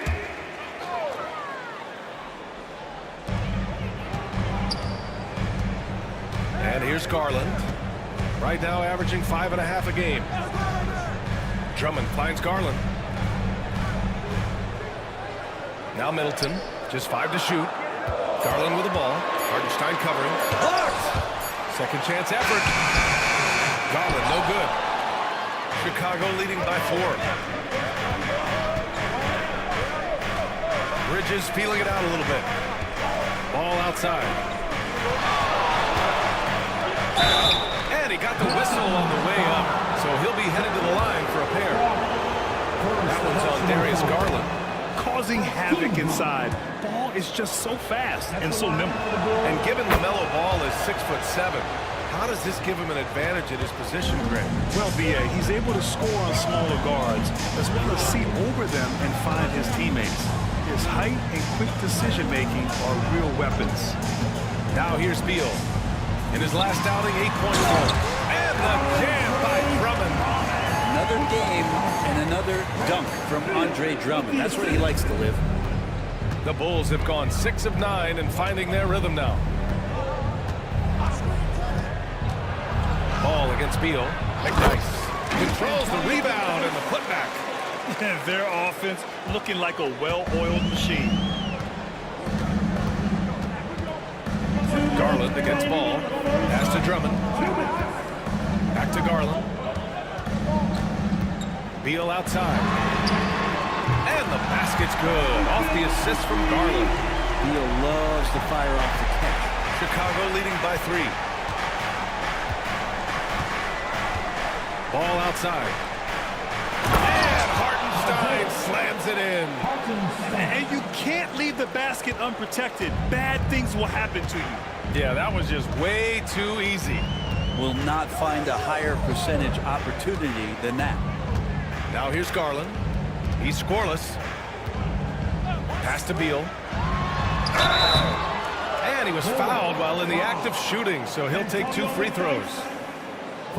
Bradley Beal has been one of the most consistent scorers in the game year after year. He is an offensive machine. Shooting 2. 2 shots.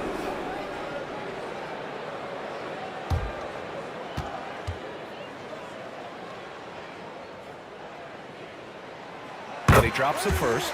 Well, the last time the Bulls won a playoff series was back in 2015, Grant. That was back when Butler and Rose were their leading scorers. And it just shows you just how long it's been. But they've been stuck in mediocrity ever since. And right now, they are desperate for a breakthrough season. Hits one, then misses the second attempt from the line. One thing Bradley Beal does so well with his craft is he'll probe the defense. He's very patient. He's looking for weaknesses. And typically, he'll find one. He's a go-to guy for them because he's that consistent. Time and time again, he delivers. And so it's Detroit with it after the basket by Chicago. Middleton outside. Pass to Beal. Tries again. And it goes as the official calls the foul.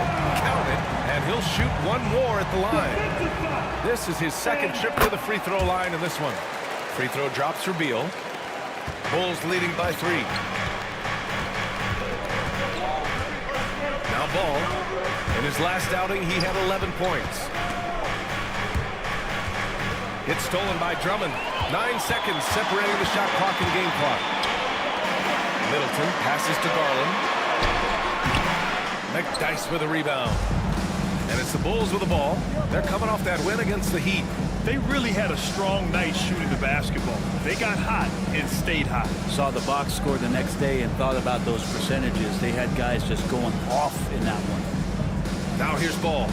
His offense has been solid, scoring around 11.5 points a game. Clock at 2. Stolen by Drummond. And at the end of 1, both teams putting up some points. It's the Bulls leading by...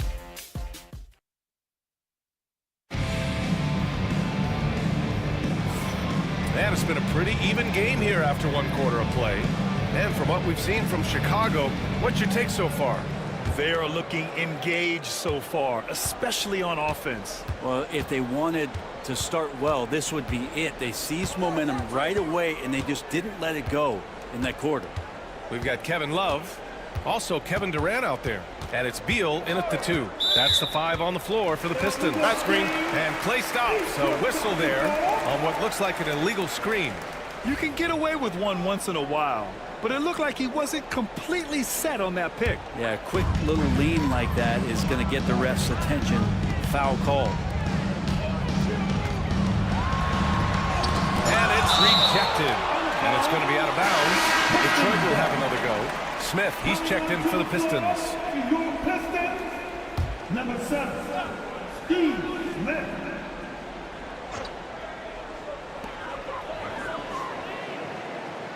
On the wing, Durant, defended by Thompson. Durant's shot is off. And even though he couldn't send the shot back at him, he certainly altered it. Yeah, that's the kind of energy that you want to see on every possession throughout the game. The rebound by Malone. Pistons trail by 3. Durant with it. Now Thompson defending. That's good from Durant. On the assist from Hardaway. Durant's got 9 points. Oh, KD just filthy from the mid-range, unguardable most of the time. Pass to Mullen. Here's Robertson, defended by Hardaway. Here's Mullen.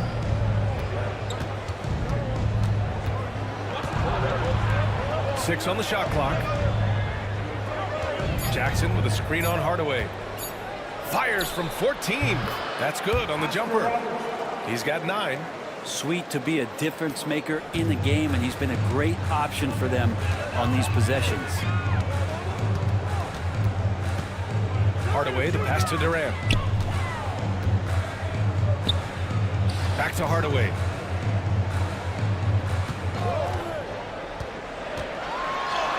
And that's good. His first bucket of the game. And this is a star-driven league, but talk about the importance of role players, Graham. Oh, B.A., a lot of times they're the ones who carry the day. You know what you'll get from your stars, but when the X factor ignites, that can make the difference.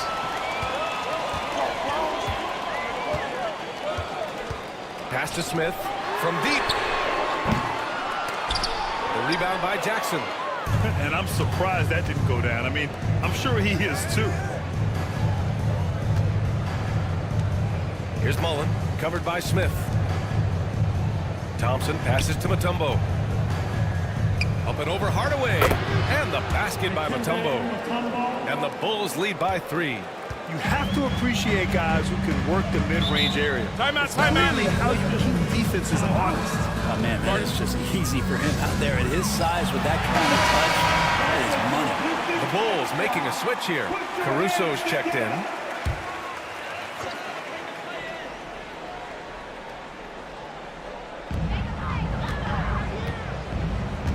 Caruso against Hardaway. Love, a screen on Caruso. Hardaway, the pass to Smith. And again, no good by Detroit. Bulls leading by 3. Pass to Robertson. Oh, and he got fouled on his way up. He'll head to the line to shoot 2. It's going to be on Kevin Love. And a closer look here at the scoring breakdown for the Bulls. The most consistent attack on offense so far has been the mid-range jump shot. We'll see if they can keep that rolling. Well, a lot of the players are doing a good job as well of scanning the interior part of the paint. All those inside looks, those are paying off. For 3, Hardaway drops in the 3. Hardaway's got 5 points now this quarter. Easy look when the defender isn't fighting over the screen. Well, coach over there just asking for one simple thing, and that's some effort. Got burned on that one. Robertson's shot is off. And here's Durant. He'll bring it up for the Detroit Pistons. They've only given up 6 here in this quarter. And the foul on Alex Caruso. That's his first foul of the game. I have to admit, I mean, it's always a tough decision for the ref on the block charge call.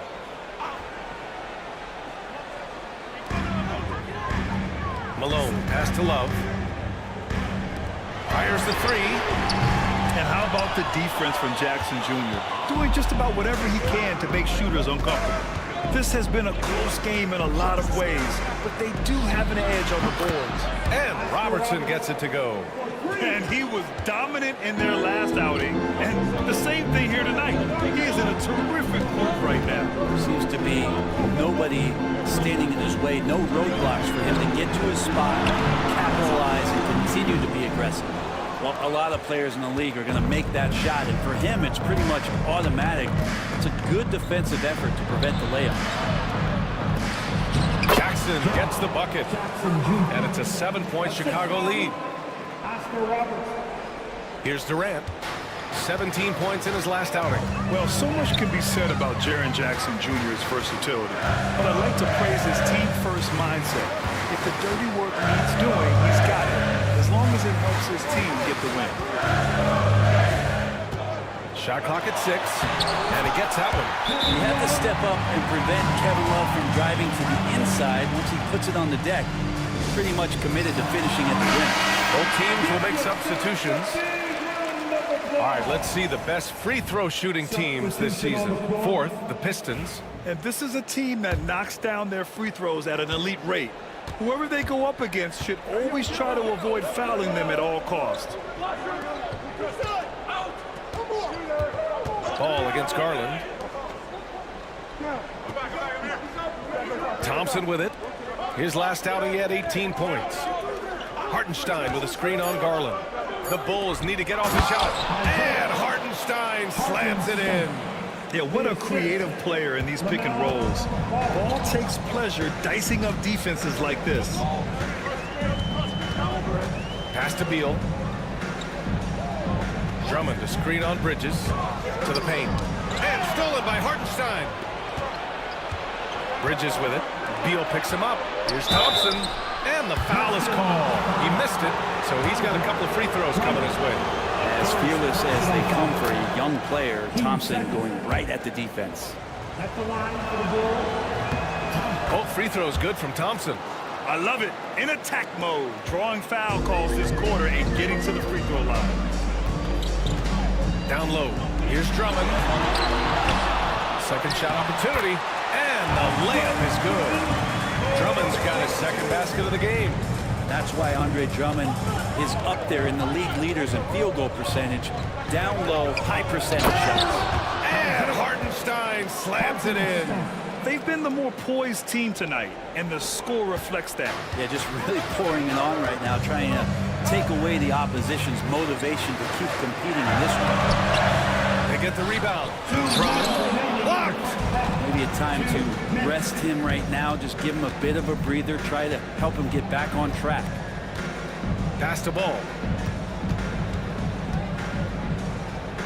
Over Garland. So it'll be 2 free throws. He was fouled in the act of shooting. Boy, LaMelo has all the tools. I mean, a deep, deep bag. At the line for the ball. And he sinks the second. Pistons trail by 10. Now here's Garland.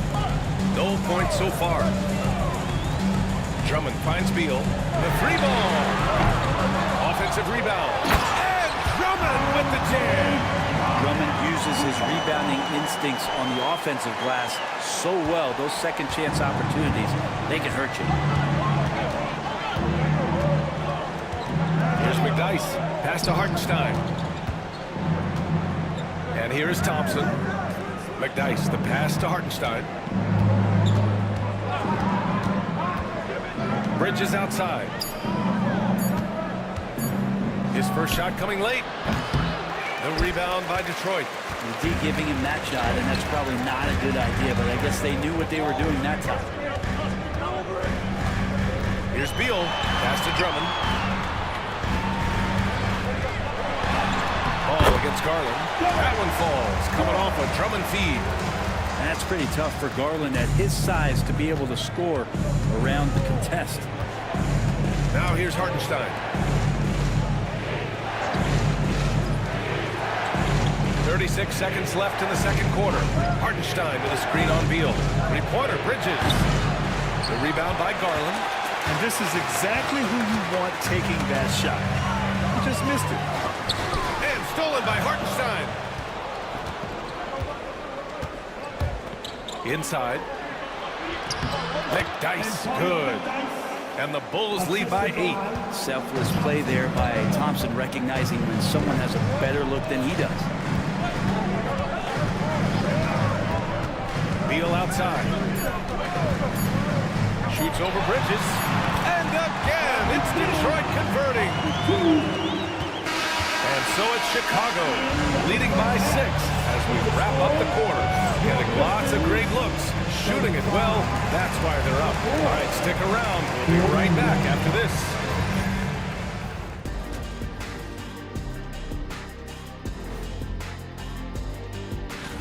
Guys, how about our Eastern Conference winner?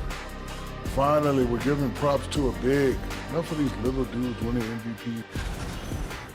And turning our attention to the first half of our game tonight, bit of a rocky start for the Detroit Pistons. One thing that's kept them close. Glad you could join us. Ryan and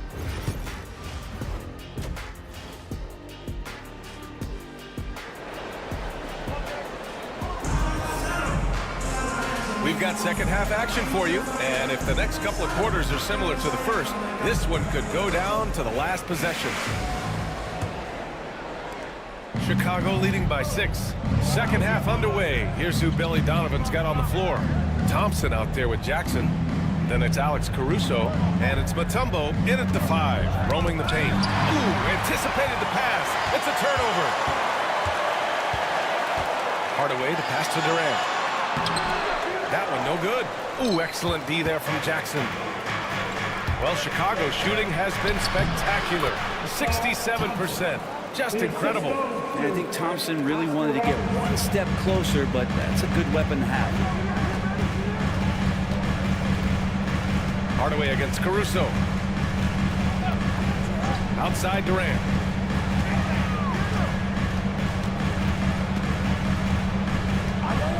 Five on the clock. Goes up from the top of the key. Chicago with a rebound. Jackson's got 4 rebounds now. Thompson with it, and that's Love. Pick it up. Are you kidding me? Wow, amazing. Man. Ausar Thompson showing this crowd what he can do. Oh, doing damage above the rim. That was our AT&T 5G Slam Cam. Thompson against Durant. When you look at the career of Kevin Durant, he's had an amazing list of teammates, Grant. Yeah, that's true, B.A. And it started with Westbrook and Harden. Then he had Steph, Clay, and Dre, Kyrie, and then Booker and Beal. That is quite the list. A big fella with the ability and confidence at the free throw line is something that every team wants. Don't have to make those late substitutions. Keep your big guys on the floor. Here's Robertson, defended by Hardaway. Fires for 3, and the three-pointer goes. Hardaway's got 8.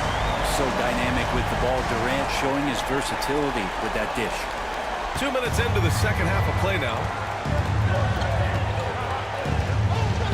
Here's Robertson, defended by Hardaway. Mutombo pass to Thompson.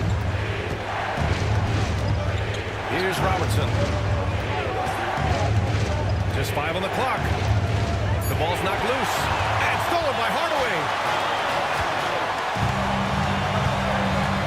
A little under 2.5 minutes gone by in the third quarter. Pass to Malone. Smith outside.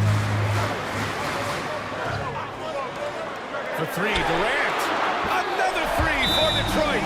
Back-to-back threes, making their defense work on the perimeter a bit. And timeout is called by Billy Donovan. A moment to rest and confer on the game plan. And as the season rolls on, let's look at the leaderboard. The best bigs from beyond the arc. Number 5 is Kevin Love. And we all love to talk about floor spacing. Well, this group of bigs provide exactly that, which is what makes them so special. Yep, and once you do that, you're going to open up the lane. And with the threat those guys pose on the perimeter, an opposing defense has no way to deal with that. And here's Detroit. It's been 8 unanswered for them. And he's going to the line for 2. The official saw contact while he was going up. Well, the great ones can do this. When Durant gains an advantage inside, you know he's going to score or he's going to get fouled. That one drops. He ties it up. 3 minutes gone now in the third quarter. The Bulls have got 2 of 3 from the floor in this third quarter. And there's a pick. Mullen, pass to Mutombo. Nice pass, nice catch, and a resounding dunk. I just love the aggressive finish. I'm thinking he's sending a strong message with that jam. Hardaway from outside. It's hauled in by Mullen. The Bulls have gotten 3 of 4 shots to fall so far in the third. To the paint. Here's Mutombo, and he goes in for the dunk. Now that's the kind of passing right there that makes a difference, not just in that possession, but maybe on your play for the entire game. Pass to Malone. Here's Durant, and that bucket makes him 6 for 10 in the contest. I'm scratching my head. Is there a 4-level scorer? KD could be that. The Bulls have gotten 4 of their first 5 shots to go since the break. Here's Mutombo. Here's Robertson. Ooh, plenty of contact on that shot. Officials call the foul, and he'll take 2 free throws now. And taking a quick gander here at the hustle stats for the Bulls. I mean, those swats, they can get into your head, make you think twice about shooting it. So it's about more than just those block numbers. The other part about tonight, you got to give credit to the coaching staff. They came in here with a great game plan, defensively locked in. They were ready for the sets. They jumped in passing lanes. They came away with steals. I mean, they anticipated just about everything. Buckets. He's now 6 of 10 from the field. In a tight game, they wanted to make sure of that possession. And it's Garland with the ball for the Detroit Pistons. Trailing by 5. Pass to Love. Beal with it. Back to Love.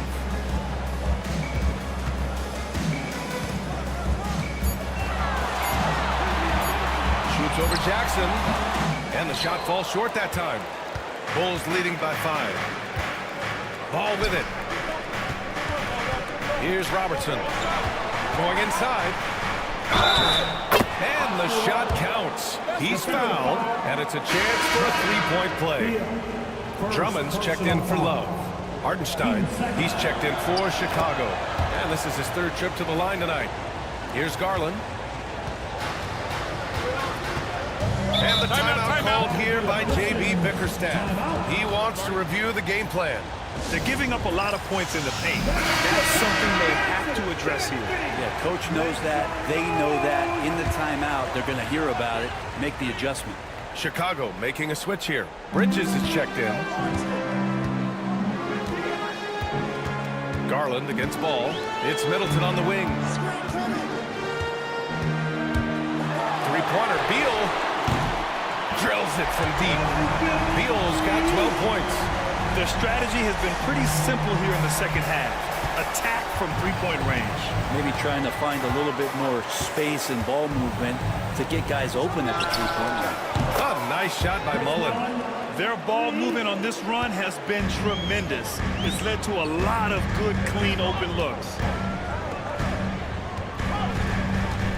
Pass to Drummond. And here's Middleton. Johnson on the wing. No points yet. And you can count it. He'll go to the line with a chance at a three-point play. Honestly, I don't know how he pulled that off. And you watch Jalen Johnson. His athleticism, man, it's unique. Pretty unique at his size, right, B.A.? He just glides around the court. He's got great speed when they play in transition and can get above the rim. So this guy, a bit of a matchup nightmare, particularly when he gets his confidence. McDyess, good. He has 6. Looks like we're starting to see a pattern here. Not afraid to get in the paint and get wet. Garland feeling it out a bit. Pass to Middleton. There's the triple. It's hauled in by the Bulls. And the defense got away with one there. I mean, that's a shot he typically makes. No, stop it in there. Jams it in, and he's fouled. An opportunity at a three-point play. That one on Johnson. And this is his first trip to the line tonight. 1:27 left in the third quarter. Ball against Garland. Pass to Beal. Three-pointer. Gets the 3 to fall. But Beal loves getting a little wiggle room and then great rhythm on that 3. Bridges against Beal. 58 seconds left in the third quarter. Beal against Bridges. Shot clock at 5. The 3. Nails it from beyond the arc. Bridges has gotten himself going with a triple. His first basket of the game. Pistons trail by 10. Pass to Drummond.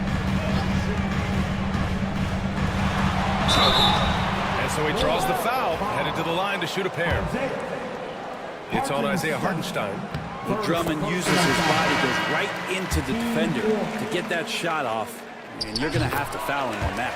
Thompson, he's checked in for Chicago. And they've done well from the free throw line this half. No misses yet. We've got a 9-second difference between the shot clock and game clock. To the inside, McDyess. The kick out to Ball. The 3. Takes a 3. Drummond grabs the miss. Drummond's got 4 rebounds in the game. To the middle. Johnson passes to Beal. Over Bridges.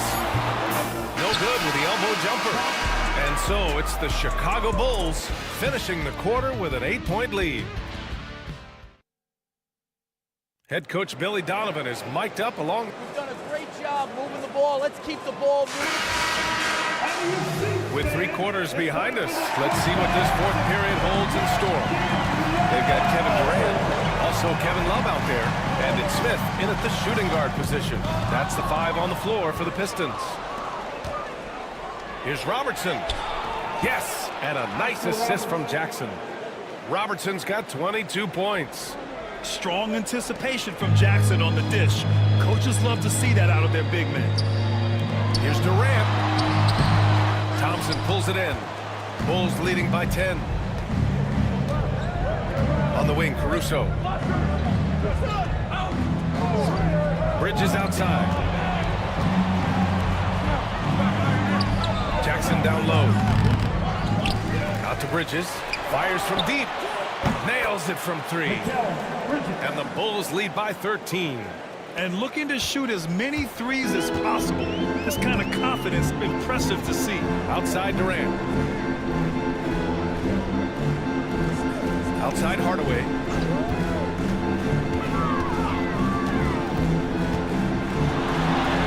And he drops in the layup off the glass. Well, that's how you draw it up right there. A screen to shed the defense, a quick move to the bucket, and you get the lay-in. Caruso, pass to Thompson. Here's Robertson, beyond the arc. Another 3 for Chicago. They're getting torched on the perimeter. 4 of the last 5 buckets have been threes. Outside Love. Back to Hardaway. Love, a screen on Caruso. Hardaway into the lane. Good on the bucket. Hardaway's gotten 4 this quarter. Maybe he's thinking at this point, man, somebody's got to help me. I can't do this all by myself. Ooh, stolen by Smith. Down low. That's good from Hardaway on the assist by Smith. They just look so overwhelmed inside. That's why they continue to get attacked. Timeout called by Billy Donovan. He is not messing around, calling them into the huddle. Let's check in with our reporter, Allie LaForce. Hey guys, Billy Donovan was just reviewing the plan with his team. He was clapping in the huddle, saying to his guys, loving the effort right now, keep the intensity on them. Leave no doubt in their mind that this game is ours. Guys, back to you. Great work, Allie, thanks. Love, a screen on Caruso. Hardaway's shot is good.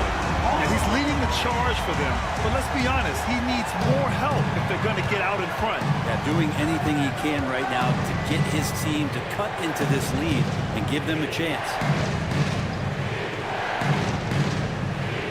Caruso against Durant. Fires the 3. Caruso misses. Pistons trail by 8. To the paint. The putback. Boy, they had their chances. 2 offensive rebounds, but still coming up empty. Here's Robertson.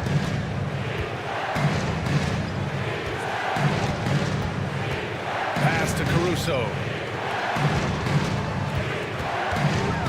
Jackson surveying the D. Clock is at 3. Here's Mutombo. Covered by Love. 3-pointer, no good. Detroit has gone 7 of 15 from distance in this game. Now here's Smith. He's guarded closely. Durant for 3. And out of bounds. It'll be Chicago ball. Chicago ball.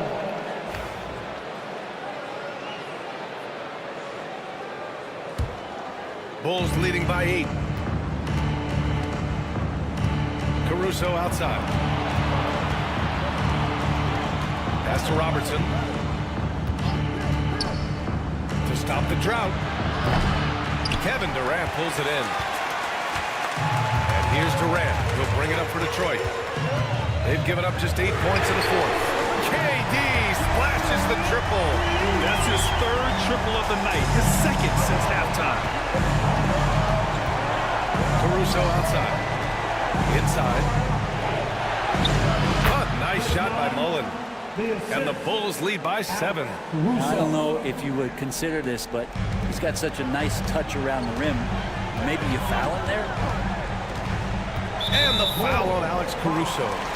That's foul number 2 for him. Chicago making a switch here. Ball's checked in. Coming onto the floor for the Bulls. Bulls on D. They've led by as many as 14. Hardaway with it. Caruso covers. On the wing, Durant. Lets it go. Good. And that basket makes him 8 for 14 for the game. Happy to put the team on his back, especially in the biggest of moments. Durant nails a huge shot. Pass to Mullen. Ball against Hardaway. To the middle. Ball stolen. And up the court come the Pistons on the break. And Love with the basket on the assist from Hardaway. Hardaway's got his 4th assist in this one. And Kevin Love, no stranger having the ball when it's tight like this. Terrific at stepping up. And timeout is called by Billy Donovan.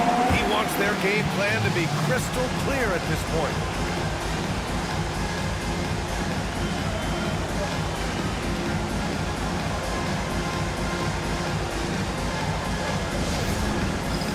It's the dance band. Get ready, everybody.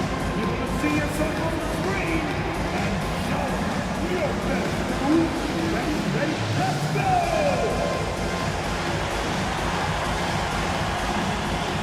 Let's see what you got.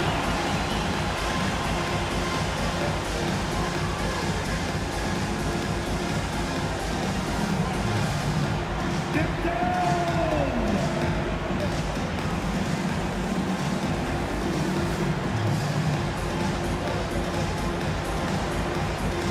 Somebody ain't got no room.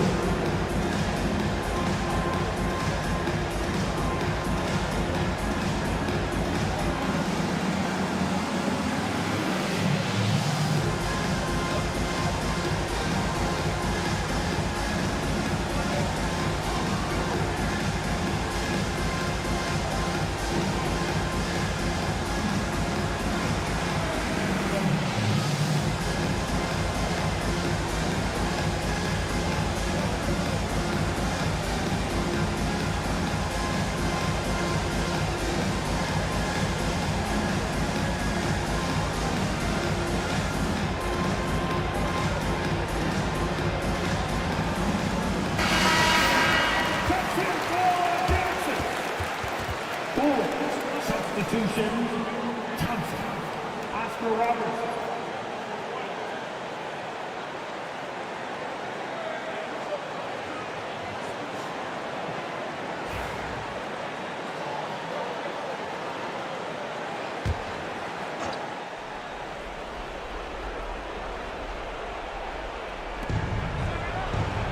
To the left side wing. And stolen by Hardaway. Pass to Durant. Another shot. And Malone gets it to go. And it's now only a 1-point Bulls lead. They're doing the job on both ends, getting stops and attacking offensively. Yeah, coaching staff probably loves this, just grinding out defensive possessions, which is helping them get back into their offensive flow. It's clear Jackson Jr. embraces the spotlight. He's a solid scorer who makes important shots for this team. 2 minutes remaining in the game. Hardaway against Caruso. On the wing, Durant to tie it up. Gets the trifecta. Durant's got 17 now, just in the second half. Oh, in pressure moments, he's a guy you trust to make big shots. Chicago has got 2 of 5 threes to go here in the 4th. Here's Robertson, defended by Hardaway, and Robertson gets it to go. Smart play call to get him something at the rim. While taking advantage of that opportunity, it does not get any more high percentage than that one. Here's Durant. And a foul called on the way up. So he'll take 2 from the free throw line. For a spindly guy, Durant has such great body control. Hard not to foul him when he carves his way in that deep. Kevin Durant. 2 shots. So So the first one drops, and that narrows the gap to 1. And both free throws good for Durant. He's the one person that the coaching staff and the teammates love to see at the line in a tight ball game. You can pretty much bank on these. Pass to Robertson. And the ball out of play. The Pistons will have it. And the score being this close, you have to retain possession of the ball. You just can't give it away like that.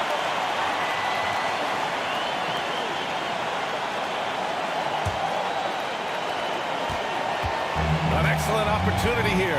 Seizing the lead right now would be huge. Durant inside.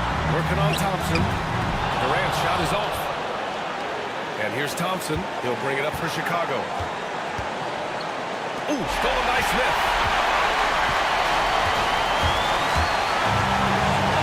Pass to Love. 52 seconds left to play in the fourth.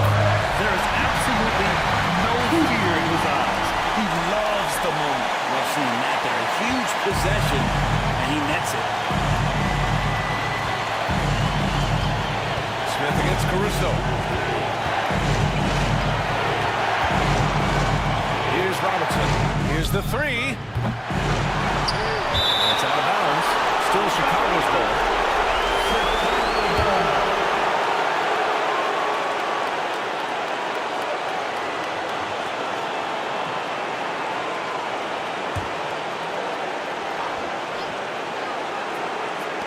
.34 seconds left in the fourth quarter.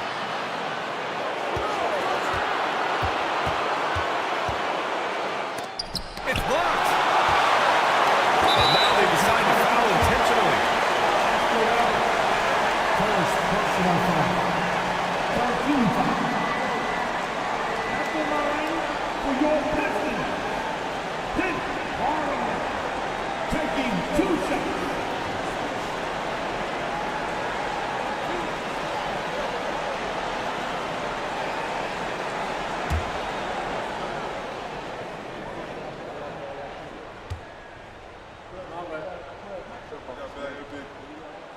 First free throw is good, and that makes it a 3-point lead.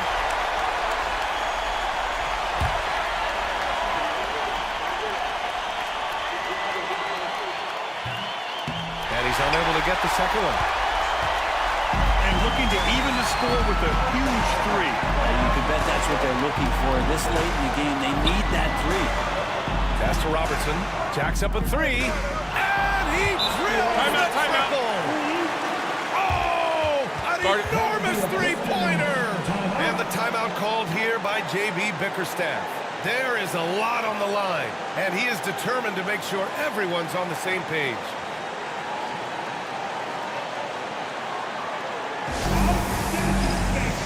That was your best.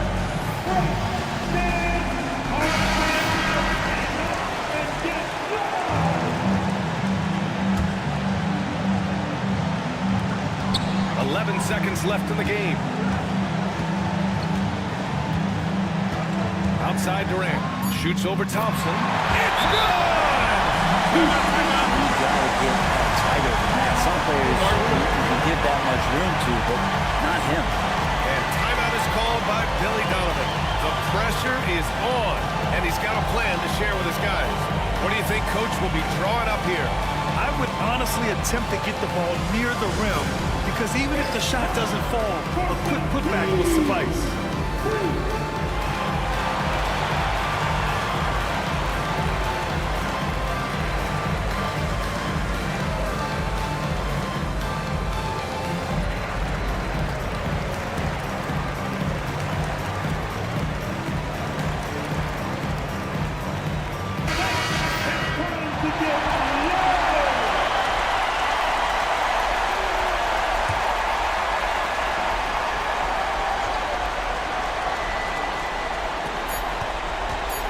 Can they tie it? Oh, he had a chance there to send it to OT, but they come up empty-handed.